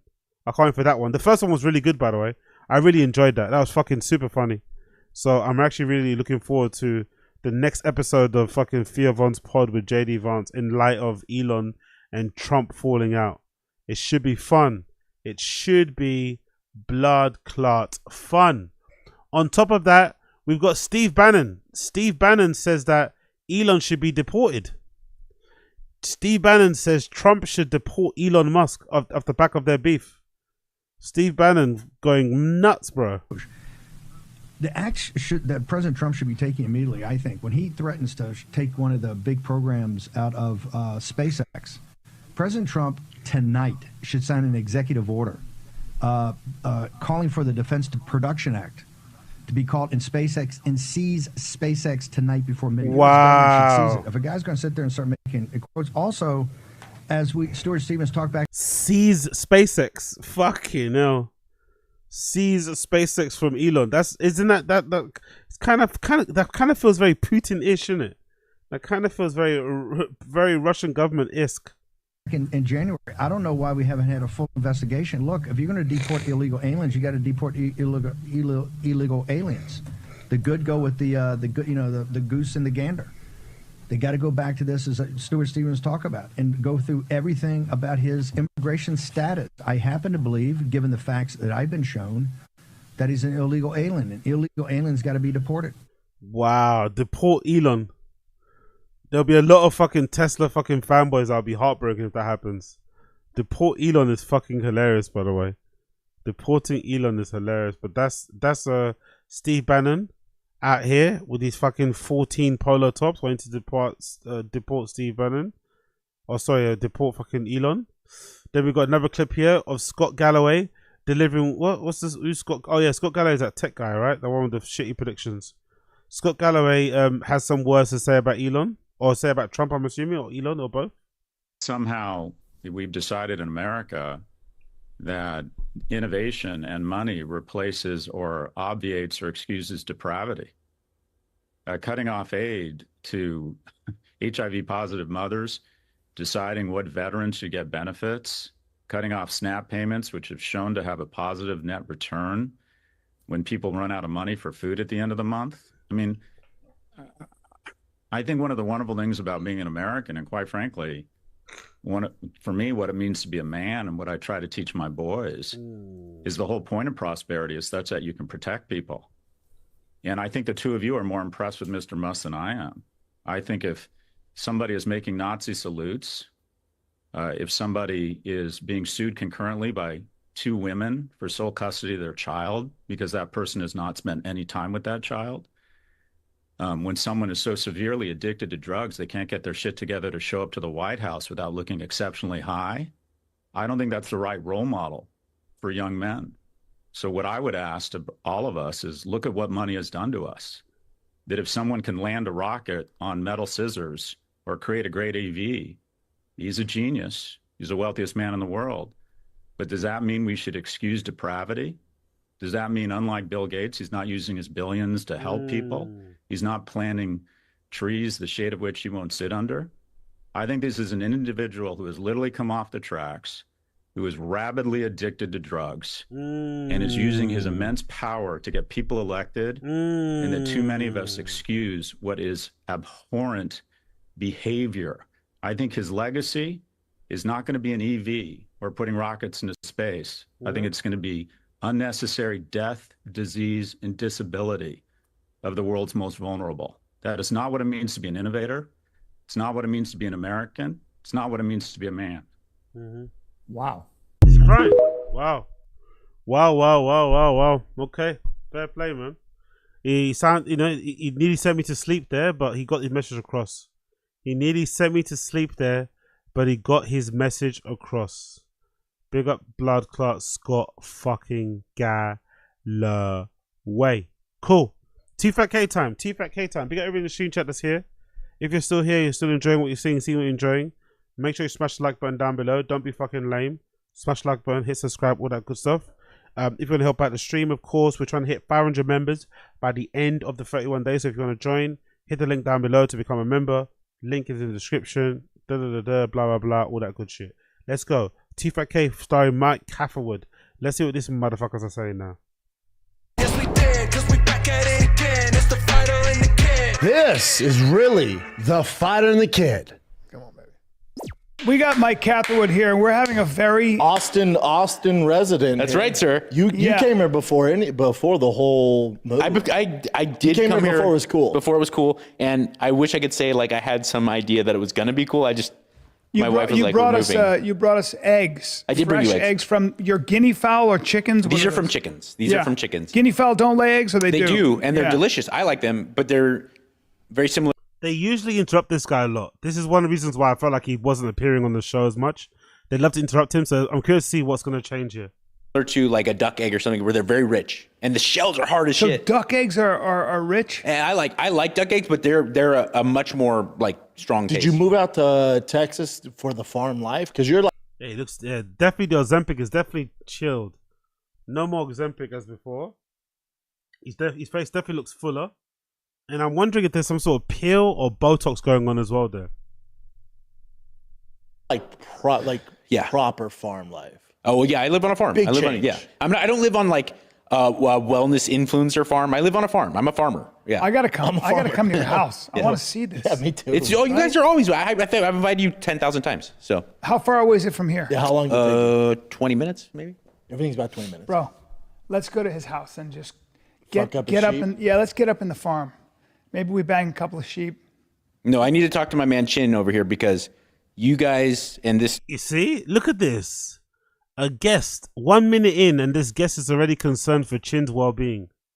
This guest is more concerned about Chin's well-being than the hosts of the show themselves. 1 minute in, he's already diverting attention to Chin to try and help him out. Studio are perfectly between my farm and my daughter's school. Like you couldn't be more equidistant. So I need to figure out a way so that you guys can help me work and get a job and do stuff. You getting a little stir crazy just doing jiu-jitsu and working a farm? No, I mean I got to be honest. Like I talk into microphones for it's my only skill, and I'm tired of not doing it like well because. Wow, he wants a job. He wants to be a part of Tfatk K. I wonder how long this guy's gonna last. I don't think Brendan likes him too much. I'm not gonna lie. I think he's more of Callan's friend, but I don't think he gets along as well with Brendan. But you know, it's Hollywood. It's entertainment industry. People just smile and grin and bear it. But I wonder if they are gonna bring him in, or maybe he might be the only guest. You know what I mean? Going forward, he might just be a guy that just pops in all the time because they can't book anybody else. Because I'm not going to be like that guy talking into a Bluetooth mic at my house anymore because I don't have a studio. I don't have friends. And is there that many opportunity in Austin as far as radio goes? Radio, there's literally none. In fact, the radio jobs I've been marinating on are all out of LA and New York. But they'll like, we have 10 studios in like Austin local radio, which is quite good when I've listened to it. There's no opportunity, but there's insane. I mean, this is the Dubai of podcast and content creation, because like everyone around here is doing that. It's true. I'm not like. But I'm not in that world, But you contemplated this before you moved, right? Like you're coming to Texas, you're on a farm. Obviously, it's a far cry from LA as far as entertainment. Yeah, he's definitely. What's happened to his face? There's definitely something going on there, isn't it? Look how he's talking. Like, he got his lips plumped, or he's got a new round of Botox onto his face? Look how his lips are moving up. Something definitely happened there, isn't it? In Texas, you're on a farm. Obviously, it's a far cry from LA as far as entertainment. Yeah, I did, and I didn't think it was necessarily the best idea, but I did it anyway. I get it. I thought this is definitely what's best for my family and our well-being overall. And my daughter's going to go to school without having people messing with her, and I'm going to raise my kid around like normal people. Animals that she can help me rear and get to know death and life and the beauty of growth. I said, there's so much there. This is probably shooting myself in the foot career-wise, though. Yeah. But your wife's an actress, right? My wife's an actor. So that makes it even. And let's like, I'd love to say like, well, my male ego allowed me to take a step back. The reality was like, I looked at it, I was like, okay, financially, I'll survive because I'm very lucky. My wife's successful and a working actor, but at the same time, there was something that comes with, aside from the finance, of like, I was never good at. Who's his wife? Who's Mike Shit. Catherwood's? I didn't grow up. Who's Mike Catherwood's wife? I'm curious. Who's Mike Catherwood's wife? Who is she? Is she really that famous? Bianca Kajlich. I've not seen. I don't recognize her and stuff. Is she? Do you guys recognize her? Bianca Kajlich. What does she do? What's she been? Let's check her IMDb. What's she been in? Bianca Kajlich. Not gonna lie, I don't really recognize her too tough. Good looking lady. I don't really recognize her. Is she always booked and busy? Last gig was in 2023. It looks like here, on TV at least as an actress. Is she writing? No. Okay. What's she been in? She's been in. Oh, she's in Bosch. Okay, cool. Oh, okay. Yeah, I think I kind of recognize her from Bosch. Maybe slightly. Okay. She was in Bosch. That's a good series. She was in Major Crimes, Curb Enthusiasm, Monster Hunter, Rules of Engagement. Powerful bunch. Okay, fair play. My fave actress Bianca Krachich.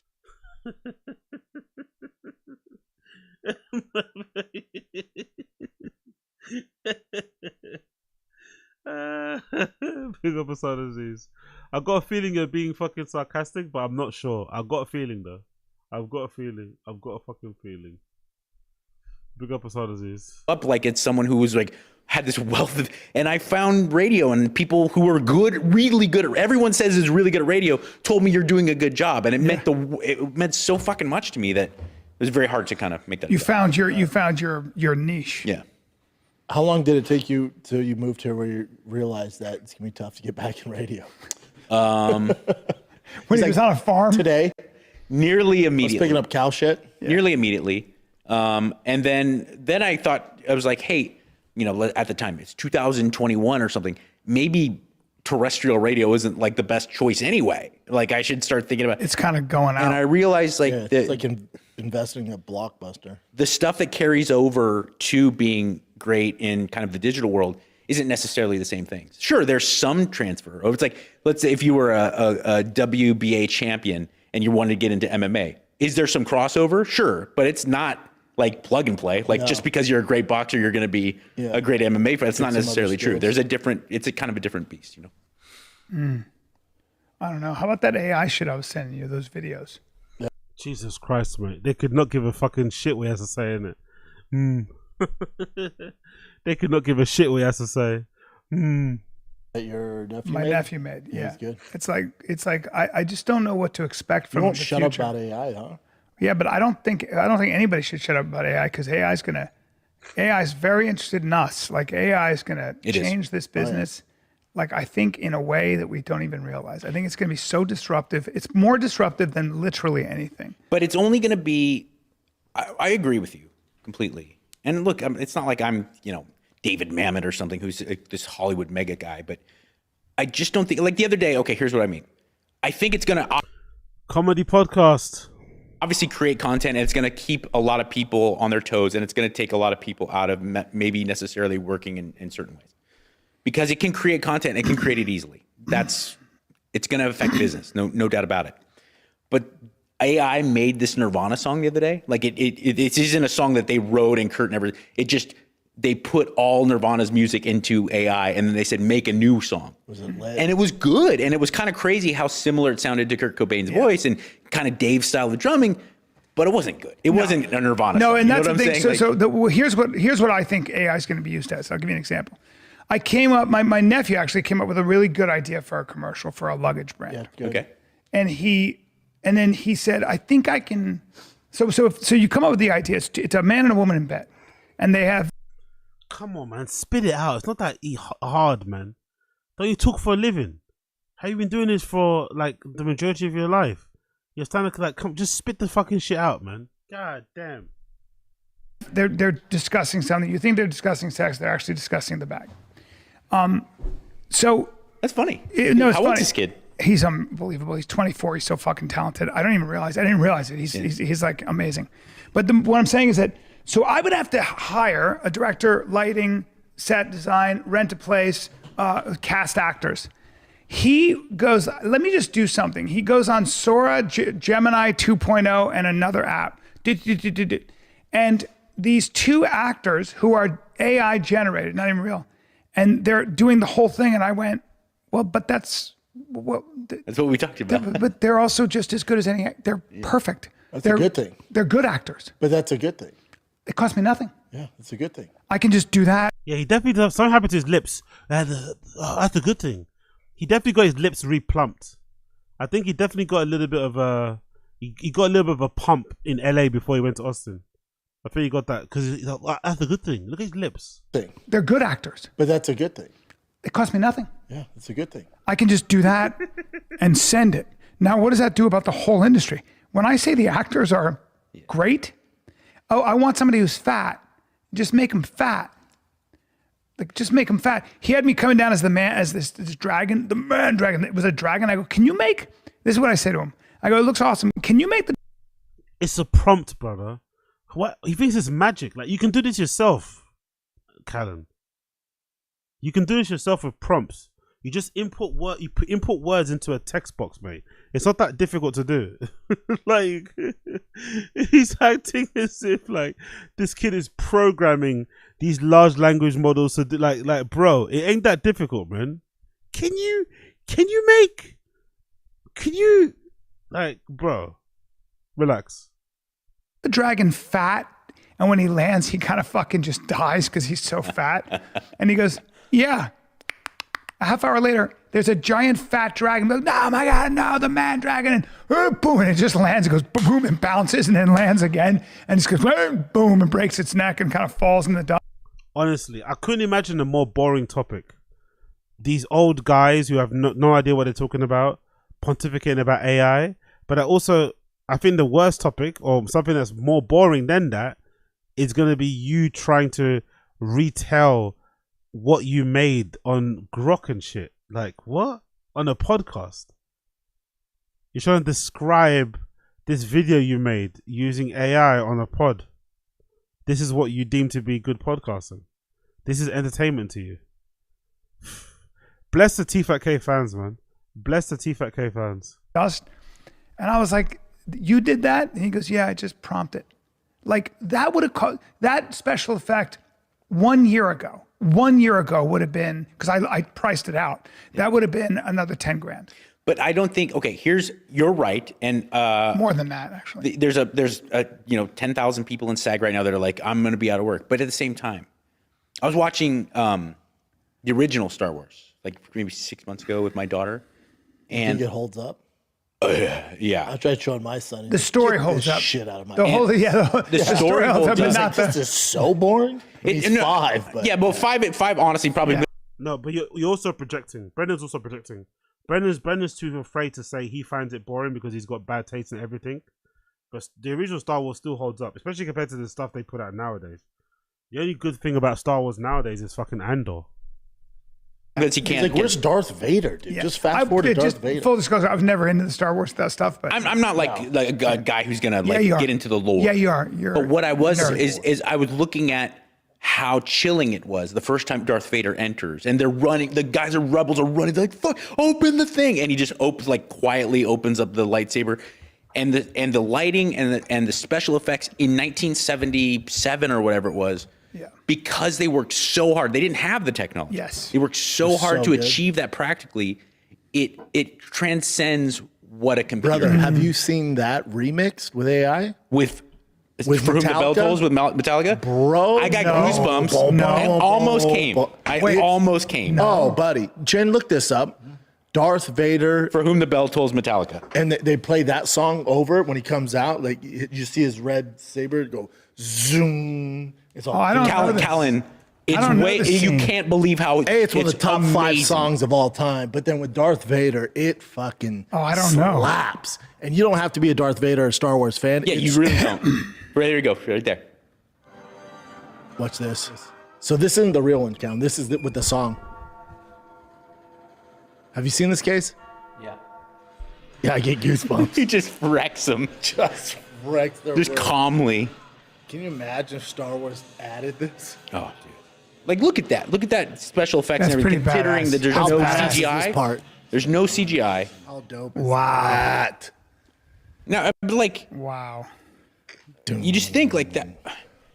I mean, don't get me wrong. I mean, like some of these Marvel movies, some of the Fast and Furious, it's amazing visually, but it's just a team of computers creating that. Yeah. When you watch that, you're like, there's still going to be, you're still going to need quality. You're still going to need thought. You're still going to need human beings to be better at AI than the other guy who's better at AI. That's it. AI it's would just be a a tool. It's a tool. There's AI, like you said, the actors were so good in what your nephew. Tool. One more time. Yeah, it'd be a tool. It's a tool. There's AI, like you. He's the guy, you're doing group work, and there's that one guy who's just like tagging along. There's that one guy or girl who's just like, I don't know, he or she brings the pencils, puts a bit of paper up on the fucking board,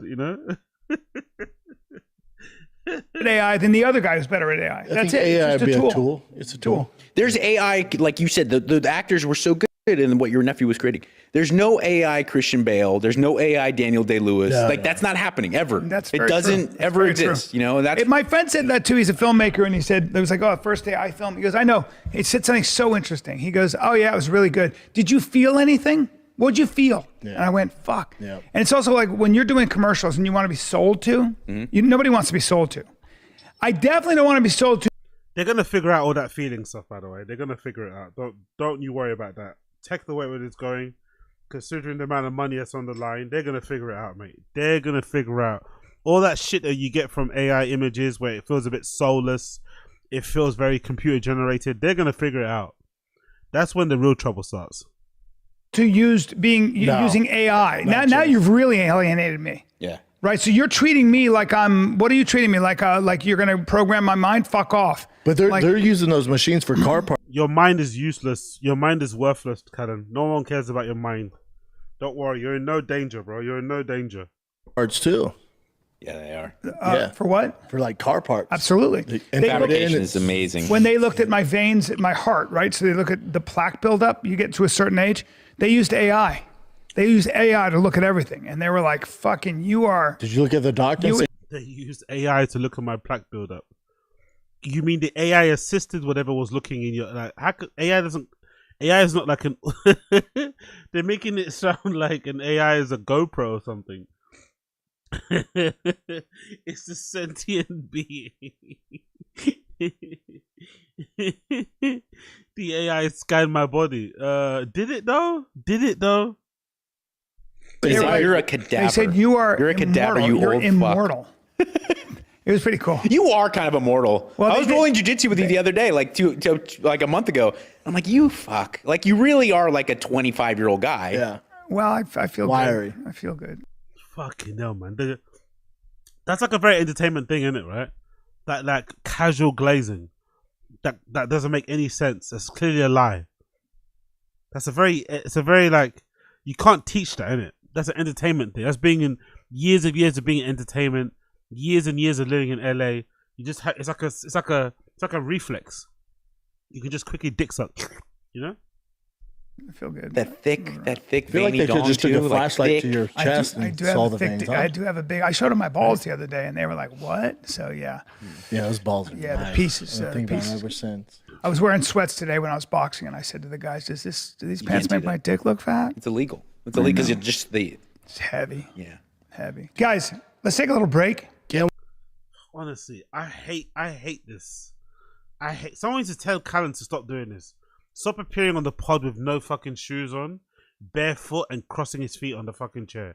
I fucking hate it. I swear to God. I don't know why. I don't know why it drives me so nuts. It doesn't really matter in the grand scheme of things, but it's just like, bro, if you could put a pair of jeans on and a t-shirt, surely put some shoes on.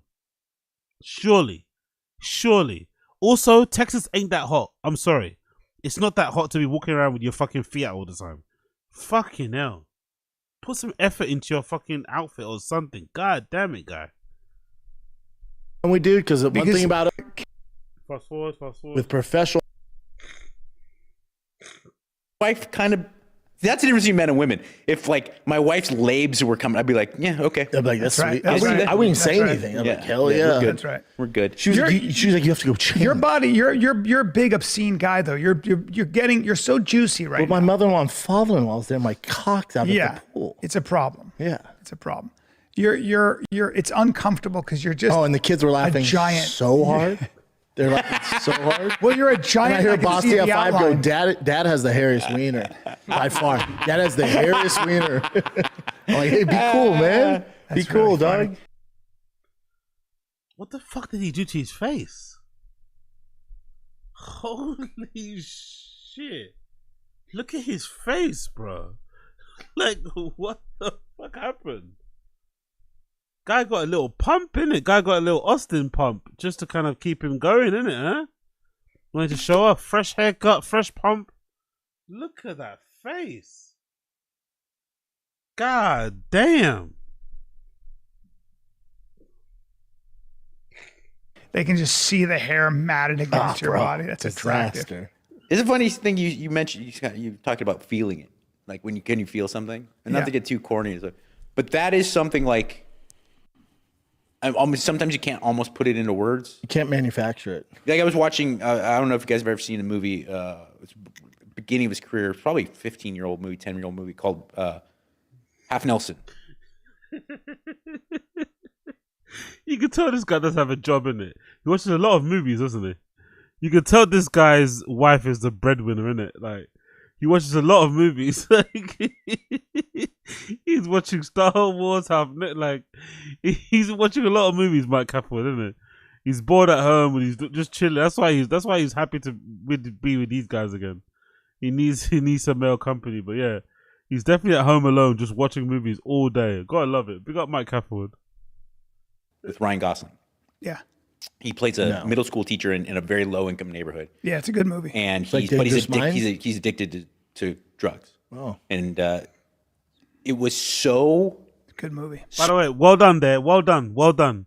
Brendan tried to do that thing where he interrupts by asking a question to sound like he's being inquisitive and he's paying attention, but it's really so that he can get a chance to speak. And Mike Capel just like steamrolled through it.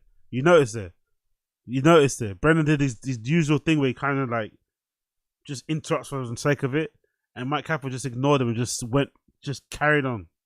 To drugs. Oh. And it's a good movie. And he's addicted to drugs. Low income neighborhood. Yeah, it's a good movie. And he's addicted to drugs. Oh. And it was so good movie. Spot on that I was very upset. I had a very upset stomach, and I was tearing. I wasn't like, oh, but I was tearing, and I didn't notice it. I was like 20 minutes into me crying watching this movie, and I was like, oh my God, I'm that affected. All right, Mike Catherwood, let's relax. You didn't notice you were crying for 20 minutes? What? What? All right, Mike Catherwood, okay. Let's relax a little bit. It was almost visceral. My brain didn't. Isn't that recognize amazing it, you know? though? Like when you see movies like that, like Once Were Warriors. Do you remember that fucking movie? Yeah. You remember Whale Rider? Remember that? I saw like when These are movies back. Brendan's saying, Brendan has watched any of these movies. He just keeps saying yes because the conversation's passing him by. Brendan's going to do a fat interruption soon. Brendan spent way too much time sitting, listening to Mike Catherwood and Brian Callen talk around him. I have a feeling we're going to get a really aggressive subject change from Brendan or a big, fat, dirty interruption. He can't handle not being center of attention. He can't handle not being the center of attention or not being spoken to or acknowledged. He's going to interrupt or change the subject hard soon. Back in the day where, I mean, they're old movies, but man, the hardest I ever cried in a movie was Year of the Dragon with Mickey Rourke when he goes to his wife's dead and that the Chinese guy goes to pay respects. That movie is fucking incredible, but the Chinese mafia, damn. The hardest I've ever cried. It's funny. I was just thinking about movies that made me cry because some of them are embarrassing.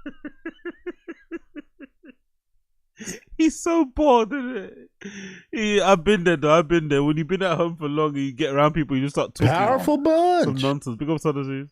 That's cool, B. You seen Moana? You like Moana? Exactly. He doesn't know what to say. He's so bored. He doesn't want to mention the movies he actually watches too, because he knows they're going to laugh at him. So he's feeling a bit self-conscious because he doesn't want to actually mention what he actually likes to watch. But yeah, this is a funny conversation. I've never seen Brendan so quiet in my life. But I remember the hardest I ever cried at a film, and it actually made it unenjoyable to watch it, even though the movie was so good, was seeing Saving Private Ryan in the theaters. Yeah, I can't watch war movies. It became a negative experience. Can't get enough. I was so touched by it. It was a negative experience. I was like, this is awful. I mean, can't get enough of it. Who watches Saving Private? Like, can't. What do you mean can't get enough of it? What does that mean? He watches it every day. He watches Saving Private Ryan every day. Awful, you know? Yes, man, I can't. Mine was Invincible. Oh yeah, and my football career just ended. Then that movie came out, and I went to it, and I was crying in the theater. Oh man. Oh man. Well, because it's so personal, right? It's like God. My football career ended. Yeah, career. Cool. Yeah. Want to know? There's a couple that are embarrassing. Like I said, Coco, the animated film Coco. My wife cries at that. I still cry like a baby. Really? I've watched it 7 times. I cry every time. Really? Yep. Mm-hmm. I never saw it. The end of Rain Man, when I'm gonna cry talking about it, when Tom Cruise and Dustin Hoffman just touch heads. Yeah. It's like they didn't break down crying and like, I love you, brother. Yeah. Dustin Hoffman's still kind of rambling incoherently. Yeah. And Tom Cruise, and he just touches. That's heads. a great fucking. And I That's a good cried movie. because it was so delicate. It was so real, you know. Yeah. It's so real. Yeah. It's a lot of it's that. A lot of it's like not being able to express yourself, and you just kind of, yeah. Yeah. Do you remember? What, you gonna start crying now? Empire of the Sun. Oh, dude.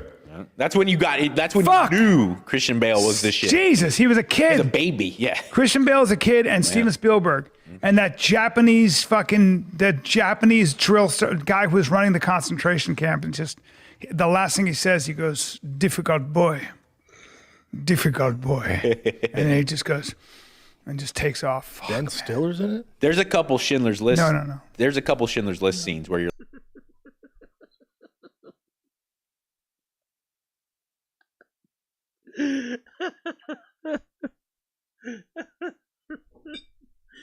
Ben Stiller.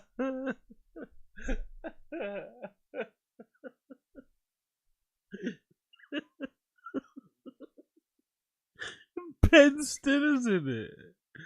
Oh, did he say like what did he say? The guy was it? Was it Michael? I can say is it Michael Fassbender? Who was it again? Ben Stiller. The guy who was running the concentration camp. Was this shit? Jesus, he was a kid. He was a baby.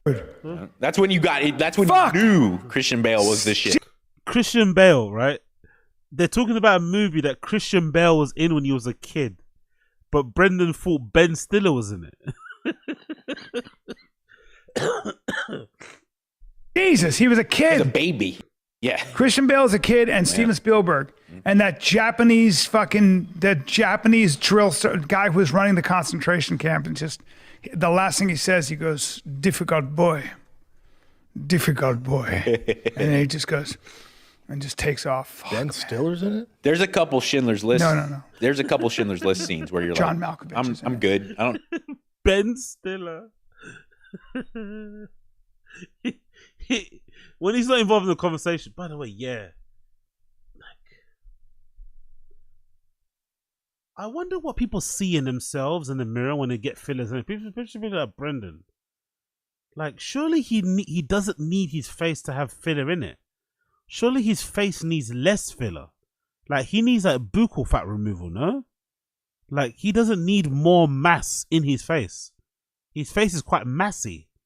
I wonder what he sees in his face that would make him feel like he needs filler. Like, what do you think is it jaw thing? Is it overall structure of the face? But I think as well, I think filler takes ages to settle, innit? So maybe this is just too fresh and he looks really round, but it doesn't look great at all. Like, look how thin his eye. Like, look at his eyes. Like, his eyes are literally like they're closed shut from all the swelling and stuff. He looks really messed. I don't know. Doesn't suit him personally. I don't think it suits him at all. He probably needs to get stuff like maybe taken out of his face, not put in. There's a couple Schindler's List. No. There's a couple Schindler's List scenes where you're John like, Malkovich. I'm good. I don't know if I need to watch that anymore. It's a great movie though. Oh, fucking achievement in art. Yeah. Schindler's List. But there's definitely some moments where I was like, well, I'm good. I'm not gonna watch that again. If you remember, that movie came out on Christmas. Did it? Yeah. Well, more importantly, around Hanukkah. Yeah. Schindler's List was hellish. Yeah, I saw the theater. I think it was like 89, if I'm guessing correctly. Yeah. So I'm a 10-year-old kid. Schindler's and List was my released. best friend's mom took us to see it. Oh, you see? I think he's learned. I think Mike Capwood has learned the way to just like combat Brendan is to just talk through him. Don't let him interrupt you. Just talk through him and he just kind of wusses out anyway. He's done it twice now. He's just talking through him. He's not letting him like interrupt him as before. I'm a 10-year-old kid. Schindler's and List was my released. best friend's mom took us to see it. Chin, look at when Schindler's List was released. What's that? I'm a 10-year-old kid. Schindler's and List was my released. best friend's mom took us to see it. And I mean, I'll be very honest. Like, I grew up in a very He's talking to himself. I'll be very honest. Did anyone ask you to be like, what are you talking to? Mike Capwood talking to himself. You know what? I'm gonna be very honest. Yeah, I'm gonna be honest. Yeah, okay. No, thank you for asking that question. Actually, so no one asked the question. Like, what?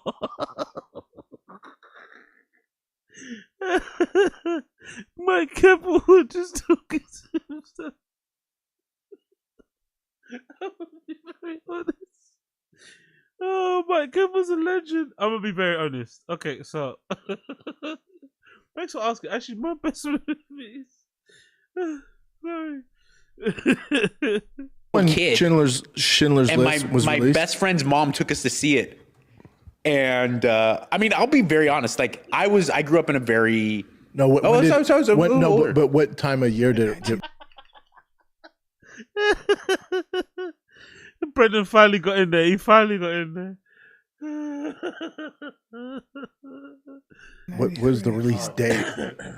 1993. I remember I went to Passion of the Christ with my grandma, who was super religious. Passion of the Christ. What? Say that again. Say that again. Say that one more time. Say that one more time, Brendan. Please. Please say that one more time. 1993. I remember I went to Passion of the Christ with my grandma, who was super religious, and she was bawling. Even if you're I was not, like, December 15th. I remember my dad saw it the day after Christmas and was so depressed. Good call. It's worse than you can think. And I don't mean, obviously, the Holocaust is worse, of course. Schindler's List, like how far they go, it's like, God, I don't know. This is uncomfortable. Do you see Passion of the Christ? Rogan calls me and goes, it's a real ass. He goes, do you see that Passion? They need to make a search engine for Tfatk so we can Google and see if there's a single episode where they don't mention Rogan. I'd love to know how many episodes there are. From the 1,093 episodes of Tfatk that exist, how many episodes are there where they never mention Joe Rogan's name? I wonder how many episodes there are. I wonder. Passion of the Christ? I go, no. I go, what did you think? He goes, it's watching the guy get the fuck kicked out of him for 2.5 hours. Really, it's just an ass one for 2 hours. He was so confused. Yeah. He was so confused. He's like, what the fuck? It was back when he was just so aggro. Yeah, it was brutal. Would you guys see? God, I wish I could. I'm not even gonna remember the name. It was such a good movie. I can't even remember it. It came out like a year, maybe 2 years ago, and it was about. This guy watches all the movies, isn't it? Again, he has all the time. He watches every single movie he's watched. Fucking hell, brother. One of the camps, I believe Auschwitz, but they don't show it. He's one of the commanders at Auschwitz or one of these camps, and he lives with his family right next to it. Okay. Yes. And the movie's about his family life, Yes. and like, yes. But in the background, you see like smokestacks and Yes. you're screaming, Yes. and it's just. What is that movie? Did you see God, Joe? it was so good. It was so worth it. Did you see JoJo? There's no way fucking Brendan's watching that, by the way. There's no way Brendan's watching that movie they're talking about. No, the guy that's in it is also in what do you call it? Was it Lotus? Whatever. What's it called? He's in that fucking series about the people that live in the hotel. I've got a name of it. I didn't really enjoy it, to be fair. I watched a bit of it. I didn't really enjoy it. I kind of found it a bit boring. But there's no way Brendan's watching a foreign movie like that. No fucking chance. The Rabbit? I haven't. Oh, wait, no, I did. Yes, but 3 or 4 years with. I didn't see that. Scarlett Johansson's voice. It's good. It's about Hitler, right? But it's kind of comedy. It's kind of comedy, but then also. It's a Hitler comedy. But it isn't. It isn't. There's a heartfelt moment, like when his mom, because she was trying to help the Jews. Oh, of course. Let's spoil it. Let's spoil it. Let's fucking spoil the one of the most pivotal moments in the movie. Of course. Let's just freely spoil it right there. I'm almost sure that he hasn't watched Jojo Rabbit anyway. I'm pretty sure he hasn't even watched it. I'm pretty sure he's just seen memes or that clip or that scene on Twitter. I don't think he's actually watched the movie. I'm gonna say it. I'm gonna go on that limb. I'm gonna go on a limb there and say I don't think he's watched that movie. Jews, and they find out, and they would hang all the Jews in the middle. Jesus. And the little boy, since he's so small, he just sees shoes, and his mom had this special pair of shoes she always wore, and then he can't. Special pair of shoes. These are hanging shoes. She wore her special public execution shoes, yeah? That's what she wore. Special hang. Or were they just regular shoes that she wore? But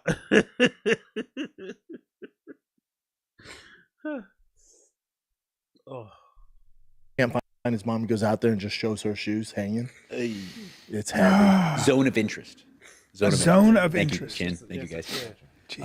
And I can't recommend that movie enough because I love that it made it about.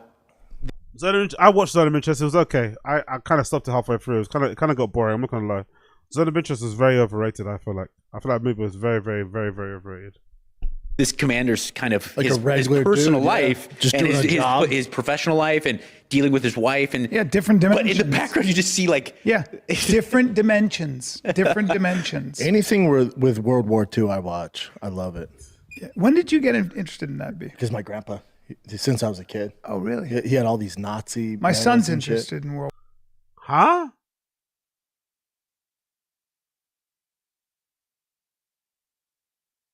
Your granddad was a Nazi.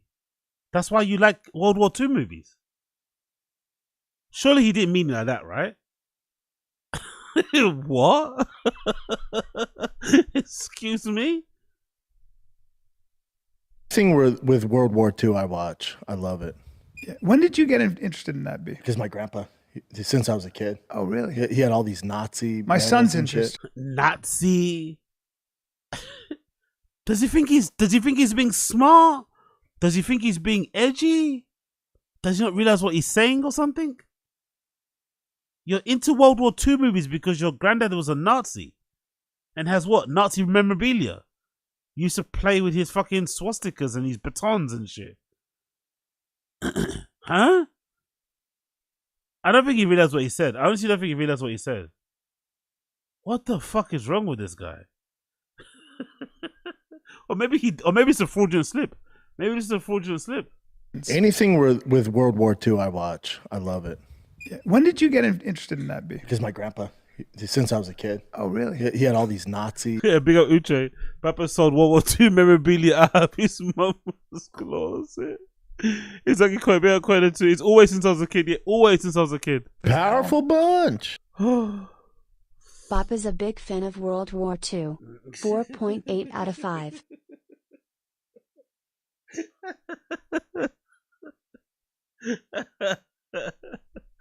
Powerful bunch. That's so good. Big up Black Americans. Brendan has Nazi merch as well. It's his merch. Oh yeah, exactly. True. He does actually. Try fast, all guys. He has that fucking he has that very dicey piece of merch that everyone was ragging him on about. He said, what's that? The Nazis don't own birds or something, right? Nazis don't own birds. Oh my god, man. What a fucking legend. Nazi. He had all these Nazi. The way he says Nazi as well is really interesting. Nazi.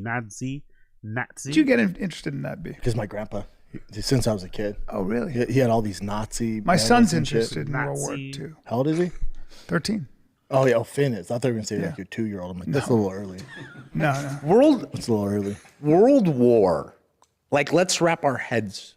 Like, that happened. Well, World War II is a continuation of World War I. Right. It's really considered the European Civil War, which was the destruction of old Europe, was... Oh, fucking now here we go.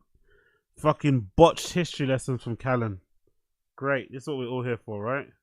It started in 1914 and ended in 1945. And we have about literally 120 million graves to show for it.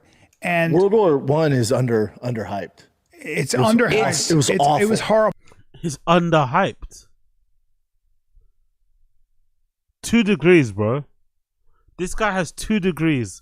World War One or World War was underhyped. What? Holy shit. Horrible. It was and awful. Nietzsche predicted it. Nietzsche said that now that you've killed the Christian God, the Judeo-Christian God, you will create your own gods, and Europe will be a slaughterhouse. Well, and also like on a more. I love how the lights. By the way, perfect analogy, perfect representation, right? Perfect timing when discussing World War One and the Blitz, right, and everything else that went on with the lights going off. This is perfect. Right on time. Basic, just like bro level. Germany was so fucked in 1917, 1918. Yeah, big up Kimbe. No one even bothers to question Bappa about Nazis comment anymore, lol. Exactly. Yeah. They all just pretended they didn't hear it. They're like, you know what? Fuck it. This guy's too far gone, man. I'm not even gonna get into it. Like whatever. Exactly. Big up Kimbe. From the fallout of the lead into World War I was bad to begin with, but then the fallout after that war, because that war was World War I made all other war look like the most savage baby war. shit, like the gas in the trench. Yep, and it's gas. it's horrific. Just read about it. Fucking hell, man. What a studio. So what, is the light switch downstairs or something? Is there a timer on the light or something? So I guess if you don't move in there, it's a movement timer. It's a light timer with movement and shit. So I guess it turns off, and in case he has to run downstairs, in case he has to do this really awkward baby shit, like the gas in the trench. He has to walk in front of the guest. Yep, and it's just squeeze through the fucking mics. It's horrible to get downstairs to turn the lights back on again. Honestly, LA all the way to Austin for this. Read about it. It's unreal. People were living with those dead bodies. They were just in the soil, and you were just there, and they couldn't get clean. Did you see All Quiet on the Eastern Front? Bro. Yeah. And you when you do a remake of a movie like All Quiet on the Western Front, you think to yourself like, well, there's no way. I was thinking myself, hold on, isn't it Western Front? It's not Eastern Front, right? This.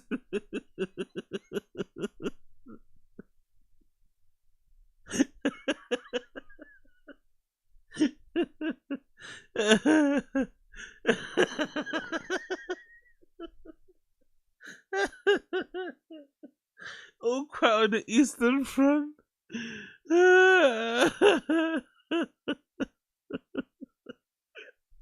All Quiet on the Eastern Front, bro. I think he watched the Russian version. I think he even watched the Russian version or the fucking or the Asian version. All Quiet on the Eastern Front. Like, all right, bro. Oh my god. All Quiet on the Eastern Front.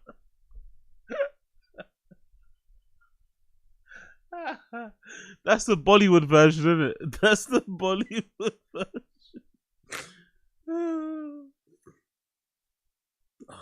In the soil, and you were just there, and they couldn't get clean. Did you see All Quiet on the Eastern Front, bro? Yeah.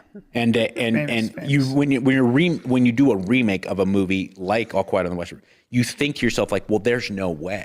He wanted to say, but he didn't want to correct Brendan because he wants a gig, right? So All Quiet on Western. It's not Eastern, it's actually Western. But yeah. Same with True Grit. When I went to see True Grit, the remake, I'm like, that was one of John Wayne's greatest achievements. There's no, and you see it, and you're like, oh, you did better. You did better. It's amazing. World War I read this really interesting write-up about how organized crime, essentially, in America and the UK, like you're seeing with like the Peaky Blinders, those were real dudes. Yep. I mean, it's fictionalized, but that was based on real people. Correct. Yes. It all grew out of the guys who were lucky enough or unlucky enough, depending on how you look at it, to survive World War I, then go back to where they came from, were fucking the lights are going off everywhere, isn't it? What the fuck is happening, bro? The lights are going on and off everywhere.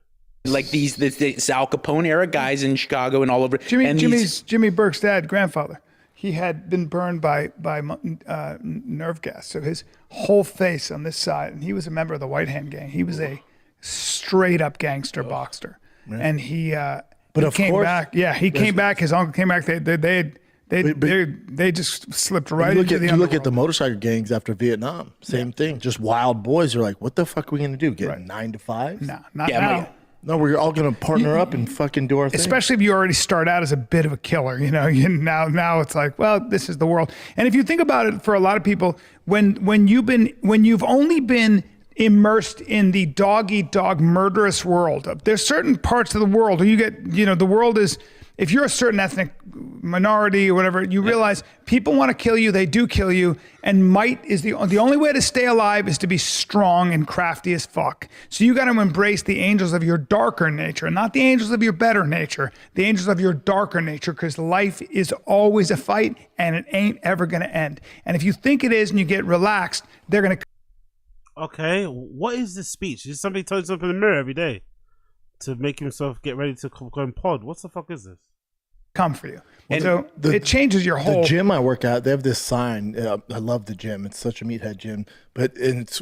Is a new one you found? Yeah. You found a gym? Yeah, oh, did I ever. Did you? But it has these intense, like... Did I ever. It has these, like, intense banners. Okay, if you found it... He probably posted on his Instagram already, right? Let's see. He already found the gym, so now he's no more crying about the gym anymore. Let's see what gym he's at. Let's take a look. See if he posts anything about his gym on his Instagram socials. Let's see.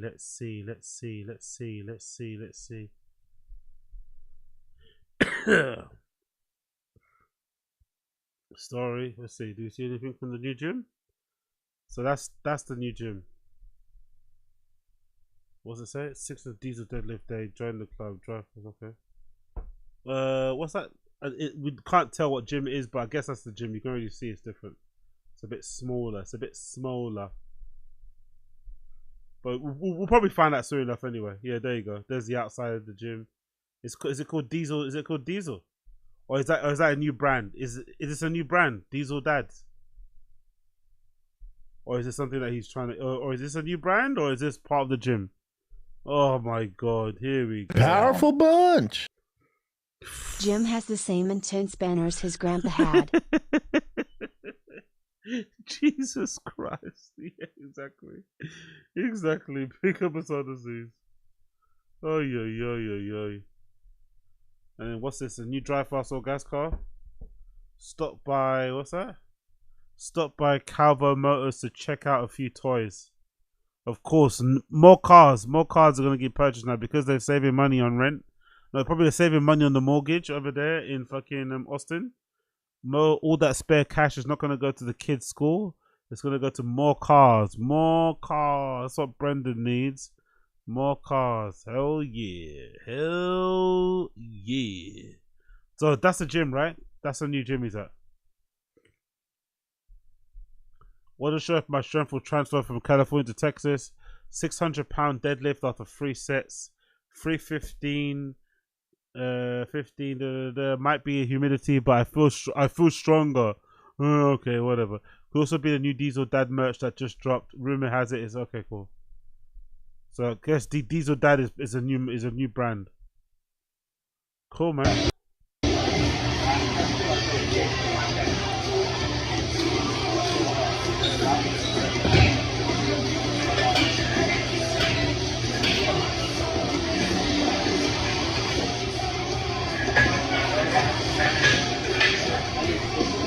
I like how he's acting like he doesn't know he could do this. Usually, no, maybe everyone's different, but usually when you're recording yourself, you don't record yourself doing a workout that you've never done.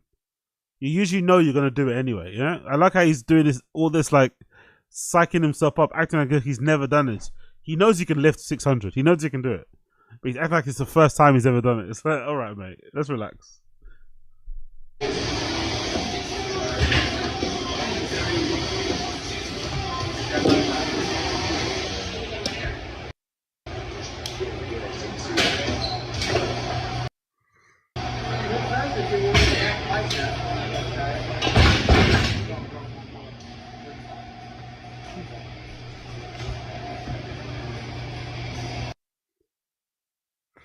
Okay. Congrats, I guess, isn't it? Congrats, I guess, bro. Congrats. Of course, let's include the haircut picture. But yeah, congrats, I guess. I don't know. Well done. Like, and they're all former military dudes, like meatheads. And then it has this like old school cannon. It says, "Try to take our guns." And I'm like, that's intense. You know, I'm like lifting. I'm like, that's intense. And I was thinking, I'm like, have they ever tried to take our guns?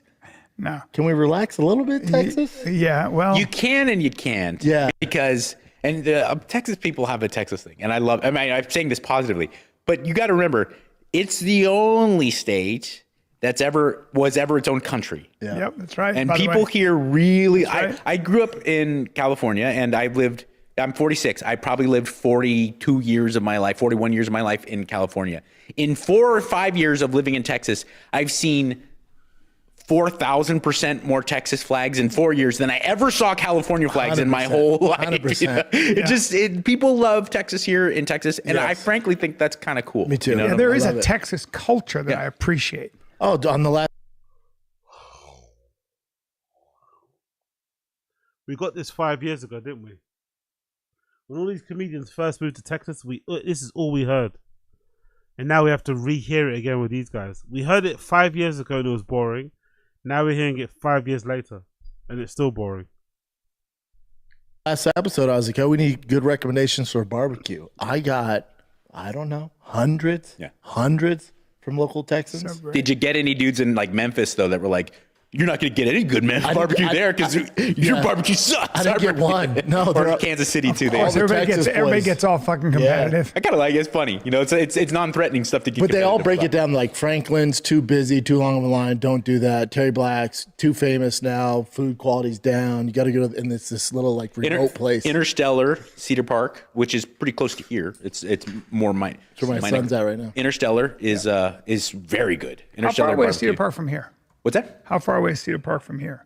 10, 15. It's right across the Mississippi. Because I usually It's Colorado River. I usually take a helicopter. So I understand. I went there this morning. You with Shane Steiner, right? All the time. Shane's my boy. I like Shane a lot. I love Shane. I like Shane a lot. He can roll too. He can do. Oh no, Shane hurts me. He can do some jujitsu. That fucker can smash. Interstellar's the move. Do you get Interstellar's a fantastic. I recommend it very much, and I think you guys would enjoy it very much. Because another thing I like about Interstellar is, of course, brisket, ribs. You get your basics, but they also have they'll be making like a random gumbo just to flex their muscles, and they make a lot of lamb too. I like lamb meat. Family owned. I'm not 100% in that. I want to go there. I'm into now. that. You roll with a bunch of people. Would it matter if it was family owned or not? Anyway, do you like the food or not? He includes the most dumbest questions, isn't it? Just to why would it matter if it's family owned? Family owned? Oh, I'm Republican. I can't go. So what?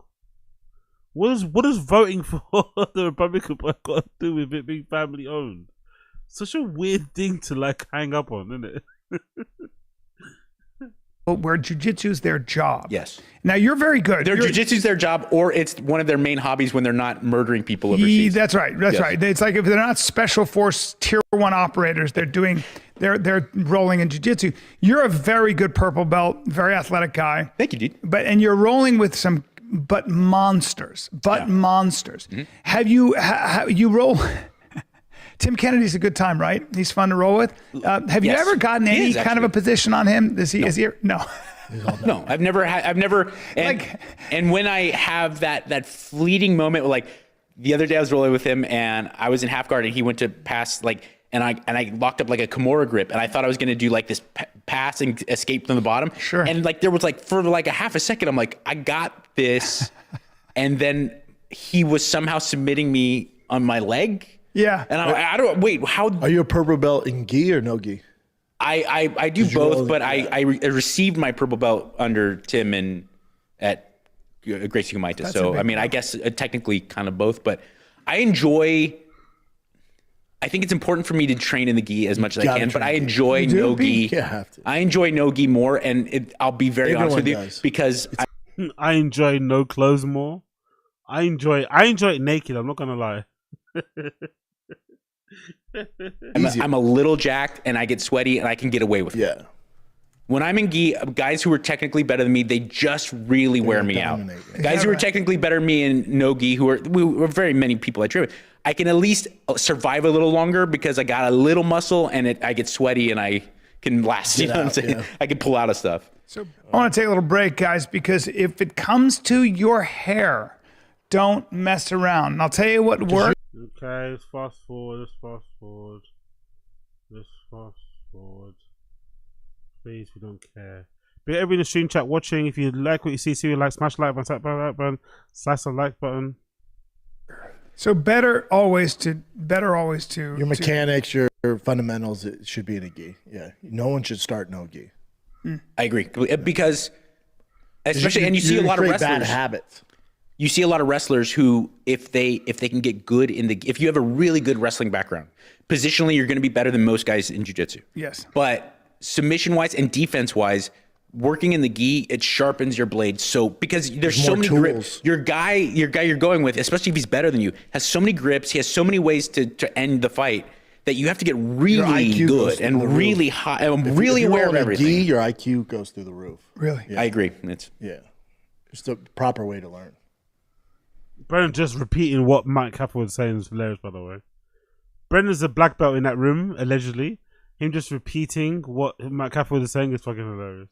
But everyone wants the fast track. So and also, let's not kid ourselves.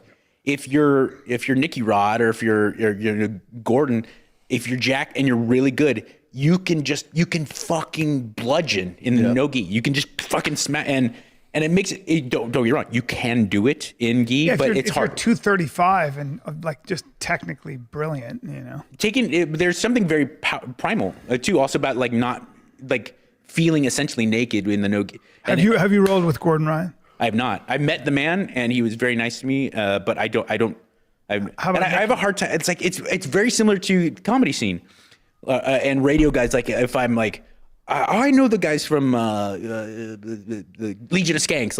Lewis has always been cool to me. I really like that. But then I'll talk to some guy who's like, "Oh, fuck those guys." I'm like, guys, this is uncomfortable. You're very nice to me. Yeah, They're very nice to me. I don't want to get involved in all that. But I like politics. the B team guys have been so cool to me. I like Nicky Rod a lot, and but those guys know that they're not like, oh, you were talking to. What? What's he even talking about?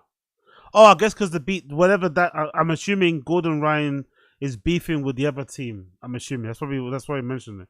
Weird thing to mention though. Have you rolled with him? Yes or no? No, I haven't. Why are you mentioning who he doesn't like, who he doesn't like? I'm like, what? Strange thing to even talk about anyway. But who cares? Freaking Gordon Ryan. Right. You're I just don't want. I mean, it's frankly, you're right. They do, and everyone's kind of mature about it. But at the same time, it gets uncomfortable, you know.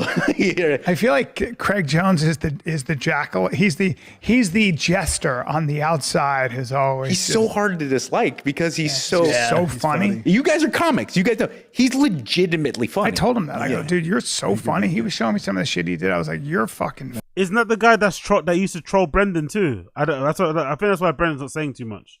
That guy trolled Brendan a bit, didn't he? Funny, man. But Australian accent, and I've talked to Jason Ellis about this too. Australian accent is like Boston accent. If you're funny or clever or a good shit talker, that accent, it turns it up a notch. Turns it up a little. Boston accent is such a good shit talking accent. You know, like it just sounds good. Yeah, 100%. You know. But wait for an impression there. No one did one. All those before we went live on air, we were talking about like why I do crazy horsepower stuff like that. Oh yeah, you two guys are the same. Yeah, well, I know. I was thinking like for most men, a lot of men who end up being successful or crazy horsepower stuff, you know. Brendan thinks he's crazy because he puts like big engines in trucks and shit. Crazy horsepower stuff. He's going on like he's a daredevil. Whatever. Like we need more constantly, more. Moderation is not, you know. Now you'll get an addiction. It might be women, it might be cars, it might be money, it might be whatever. But I think ultimately you have to come to terms with it, right? The engine is there, and you've got to figure out, like, you've got to say, why is this happening? Why do I want 1,300 horsepower versus 1,100 horsepower?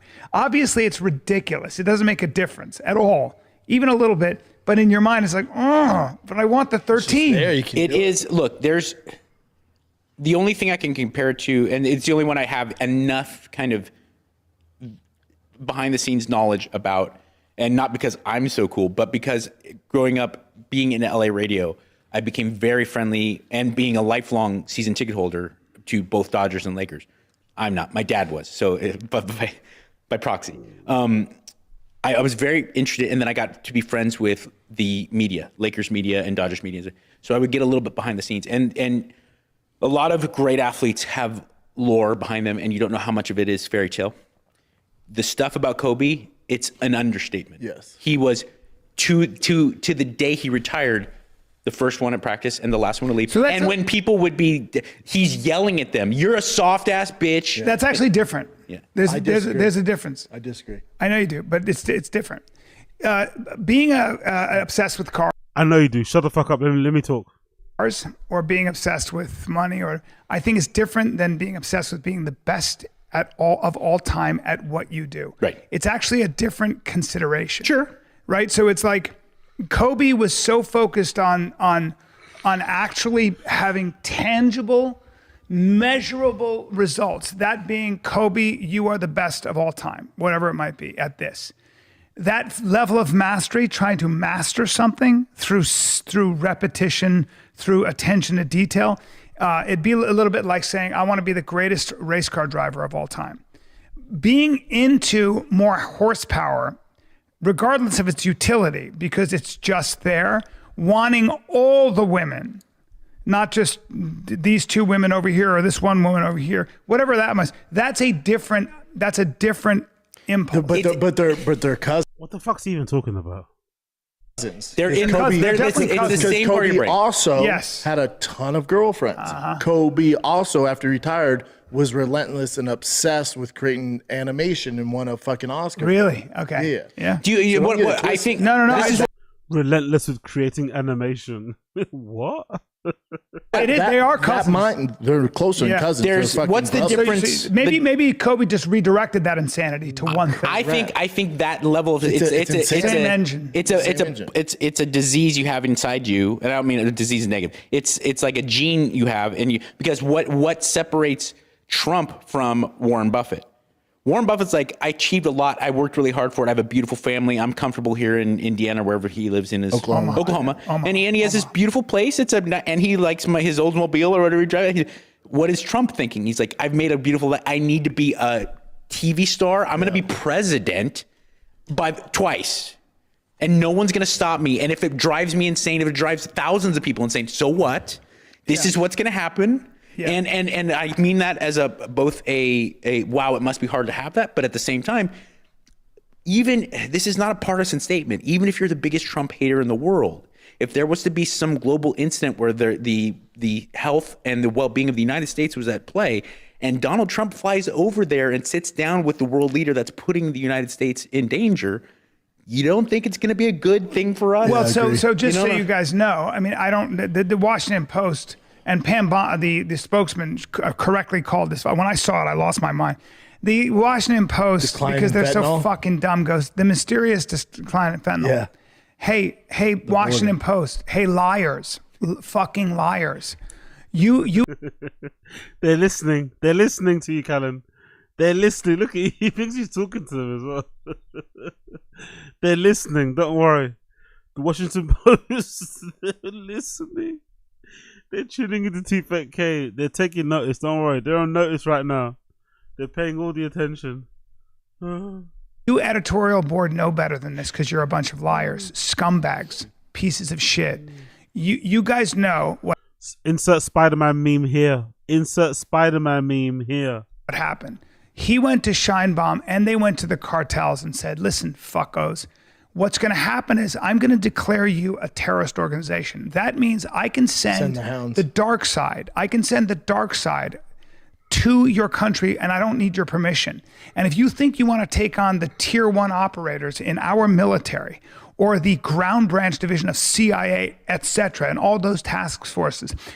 Hey, there comes the bootlicking. Powerful bunch. Hey, Washington Post. You're my girlfriend now. It's too much because of disease. Please tempt us.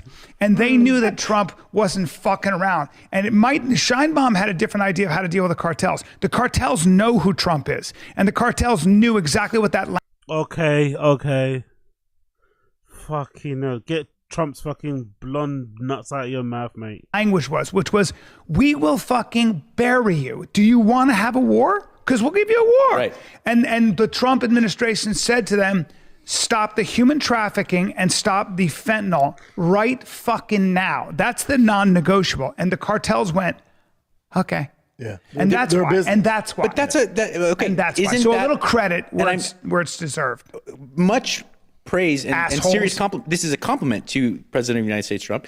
But this is similar to, I read the biography, finally finished it, took me forever, of Andrew Jackson, President Andrew Jackson, and Kobe Bryant. The story, if you've heard the story of at the most recent Olympics with the super team, and you're talking about Dwayne Wade, you're talking about LeBron. In his prime. Okay, you're not talking about, this is a collection of high achievers, high functioning dudes. And they said, he's fucking crazy. Game 1 against Spain, he goes, play as soon as I can, first play, I'm going to go right through Pau. That's his best, that's his best friend. I saw it. And they're like, right sure you are. Yeah. Sure you are, Kobe. I mean, that's your best friend. He's like, no, seriously. And they're like, but why? He's like, I have to set it. He is my best friend. He's my teammate. But tonight, we're enemies. I have to set the tone. And they're thinking, okay, sure, Kobe. But fucking smack. And you can see Pau Gasol's face lying on the ground. Like, what the fuck? And Kobe just walks away. Like, I got to do it. Trump's genius is letting people think he's crazy. Do you know he's unpredictable? Do you know Andrew Jackson? Yeah, sure. He lets people think that. Sure. Yes. Passes away. Yeah. Okay. Explain to Brennan and the audience. Andrew Jackson was literally he had been shot. And he had to he had a hole essentially in his torso. He had killed a lot of Native Americans, by the way. He wasn't exactly a politically correct president. They did back and he then. was the guy who came into the White House with mud on his boots. He was a real soldier and a real fucking badass. But explain. He had a couple recorded duels with firearms. As president, he was a war hero. Bullet lodged near his heart and caused chronic pain for the rest of his life. He also narrowly escaped assassination attempt in 1835, just like Trump. Anyway. What this is not meant, because like I said, I read his bio. Oops, wrong article. It was... He had a bullet lodged like really close to his heart, very similar to President Reagan. He had to let it like air out and pus out sometimes. When they autopsied him, they found they found like a. Where's is Shorb there? Is Brendan actually on the pod? This might be the quietest I've ever heard Brendan ever on one of these fucking episodes ever. Is he even there still? Like 6 more bullets in his body that he just didn't tell people about. Okay, and then the best story about Andrew Jackson. There's so many good. He was the first Trump. The best story about Andrew Jackson is I don't know if anybody knows the Florida situation. So I believe Madison is president at the time, and they're negotiating Florida, the purchase of Florida, with Spain. And this is post-war. Andrew Jackson, who is a war hero and a general, still an active general, is down in Louisiana, Florida area, and he goes, I'll just kill everybody and take it. And Madison, you got to remember, this is pre-computers, pre-internet, pre-phone. So it takes like a horse-drawn or a train-drawn. And Madison's like, no, don't, dude. Seriously, he's like, I'm gonna take Florida. He was a general, right? And Madison's like, dude, seriously, I'm negotiating. We're good. And there was too much of a delay, and he just took Florida. He's like. Writes back to Madison. He's like, our Florida's ours. I killed everybody. And the Spanish went back to Spain. They're like, fuck this guy. I'm not going to fuck with him. He had like 12 soldiers. And he's like, we're going to just kill everyone. Yeah. So Madison still has to end up paying for it because he's like, I don't want a global incident with Europe, but that was, he was just. And when he got elected president, it was the first time that a president wasn't sort of a lawyer and a gentleman farmer. He's a bro. This was a fucking guy he was a bro. Literally mud on his boots. I mean, who just came in and he just would put his foot up on the fucking table and drank heavily. And his friends, his fellow soldiers in the White House, would be drinking and fucking getting it. Yeah, they'd be doing some shit. I don't want to make this like I'm not Dan Carlin. I don't want to make it a history podcast, but another story that blew my mind, especially as a modern reader. No, please continue. Please continue. The fact that this guy has somehow managed to just keep talking and stop Brendan from interrupting is fucking brilliant. I think Brendan's a little bit intimidated, uncomfortable with some of the conversations that's going on here. He doesn't have anything to add. He doesn't want these guys to laugh at him or think he's dumb. So he's doing the right thing by just shutting the fuck up. But it's just funny because you wouldn't know he was there, which is weird because most of the time you always hear Brendan before you see him. He was particularly brutal to Native Americans, but so there was like it wasn't Sitting Bull, but it was a famous Native American presence. I forgot who it was, but he got a couple of Native American representatives and they went to Washington, D.C. and they're going to talk to the president because they can't tolerate this type of abuse anymore. So they get their greatest orator, their most respected representative, and President Jackson meets them at the steps of the White House and he says, please come on in. He comes in and the rest of the Native Americans stand and they're waiting. Hour or two goes by and the guy comes out crying, just hysterically crying. He's like, fuck, like this is bad. And they just went back. Yeah, and sure enough, it was cannon fire within a couple weeks. Yeah, the Native Americans were not treated well. And the one thing about this country is like you can say whatever you want, but it was a brutal. Oh, but some say the best one. There's no what?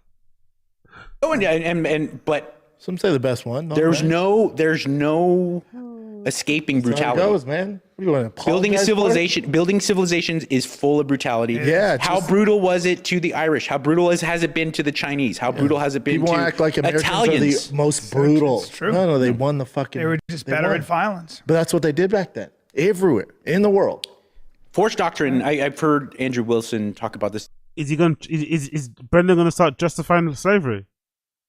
And it opened my eyes to it. It's like, it's not pretty. It's actually kind of gross at times, but let's be realistic. Forced doctrine is real. He who can swing the mighty stick oftentimes just takes control. Of course. That's what so if you're not a nation state, the whole thing with Israel is they're like, we have to be a nation state. We cannot be a homeland. If we're a homeland, no one in the United Nations has to come to our defense. If you're a homeland, you're Chechnya. If you're a homeland, you're those countries. You're Kurdistan. Ask them how it's going. It didn't go. It didn't go very well because it's like they're on the border there and they just get fucking run over. So shit is brutal. Everyone likes it. I love with like the when certain parts of Europe have people that are either visiting or are now Americans and they get critical. And I go like, how far back was it when you were Vikings? Oh, dude. When you just sailed from town to town, slaughtering everyone. Like everyone tries to point fingers as if they can escape it. I was like, all of our relatives were all savages. Everyone. Do you know who the first country in the history of the world was to eradicate and actually work towards getting rid of slavery worldwide? Britain. The British, who, by the way, you think about the British Empire and how dominant and at times torturous they were to people. Almost a century before anyone else even put idea to it, they not only tried to end slavery, lost like a couple thousand Brits fighting to end slavery. On the open there were parts of the Barbary Coast and parts of Africa where like, no slaves, fuck off, and they staked their lives for it. That's you know, right. and like That's right. everyone likes to be all high and mighty. You know? Hard being a human. The way it was. Hard being. It's the way it was. Brendan's really feeling left out here. Brendan's really fucking feeling left out. It's the way it was. Anyways, my friends, it's the way it was here too. It's 4:30 a.m. in the morning. I've got a jet. We're going to be back again tomorrow for day 5. We'll finish off this episode tomorrow and some other bits and bobs as well when the clips come up actually. So keep an eye out for that one. We'll be back again tomorrow. Might do actually Kill Tony because it's a Friday. I might do a Kill Tony as well. So we might do a bit of Kill Tony reacting as well tomorrow. But thank you for tuning in. It's been a pleasure. Make sure you smash the like button before you leave. That'll be greatly appreciated. Smash the like button down below before you leave. Subscribe to the channel also if you can before you leave. There's going to be a Taz tomorrow. There's going to be a random show tomorrow later as well. If I've got time, I'll probably put out a Patreon too, because why not? It's a Friday. So check that out as well. Be in the lookout for a little Patreon episode as well. But for now, thank you for tuning in, people. Okay? Smash the like button, hit subscribe, all that good shit. Help a brother out. And I'll see you guys again tomorrow. Tomorrow. Gotta get a little sleep in for my workout later, so need to be fully charged. So thank you for tuning in with me. Big up everybody, big up the gang, and I'll see you guys again tomorrow, yeah? Cool. Peace.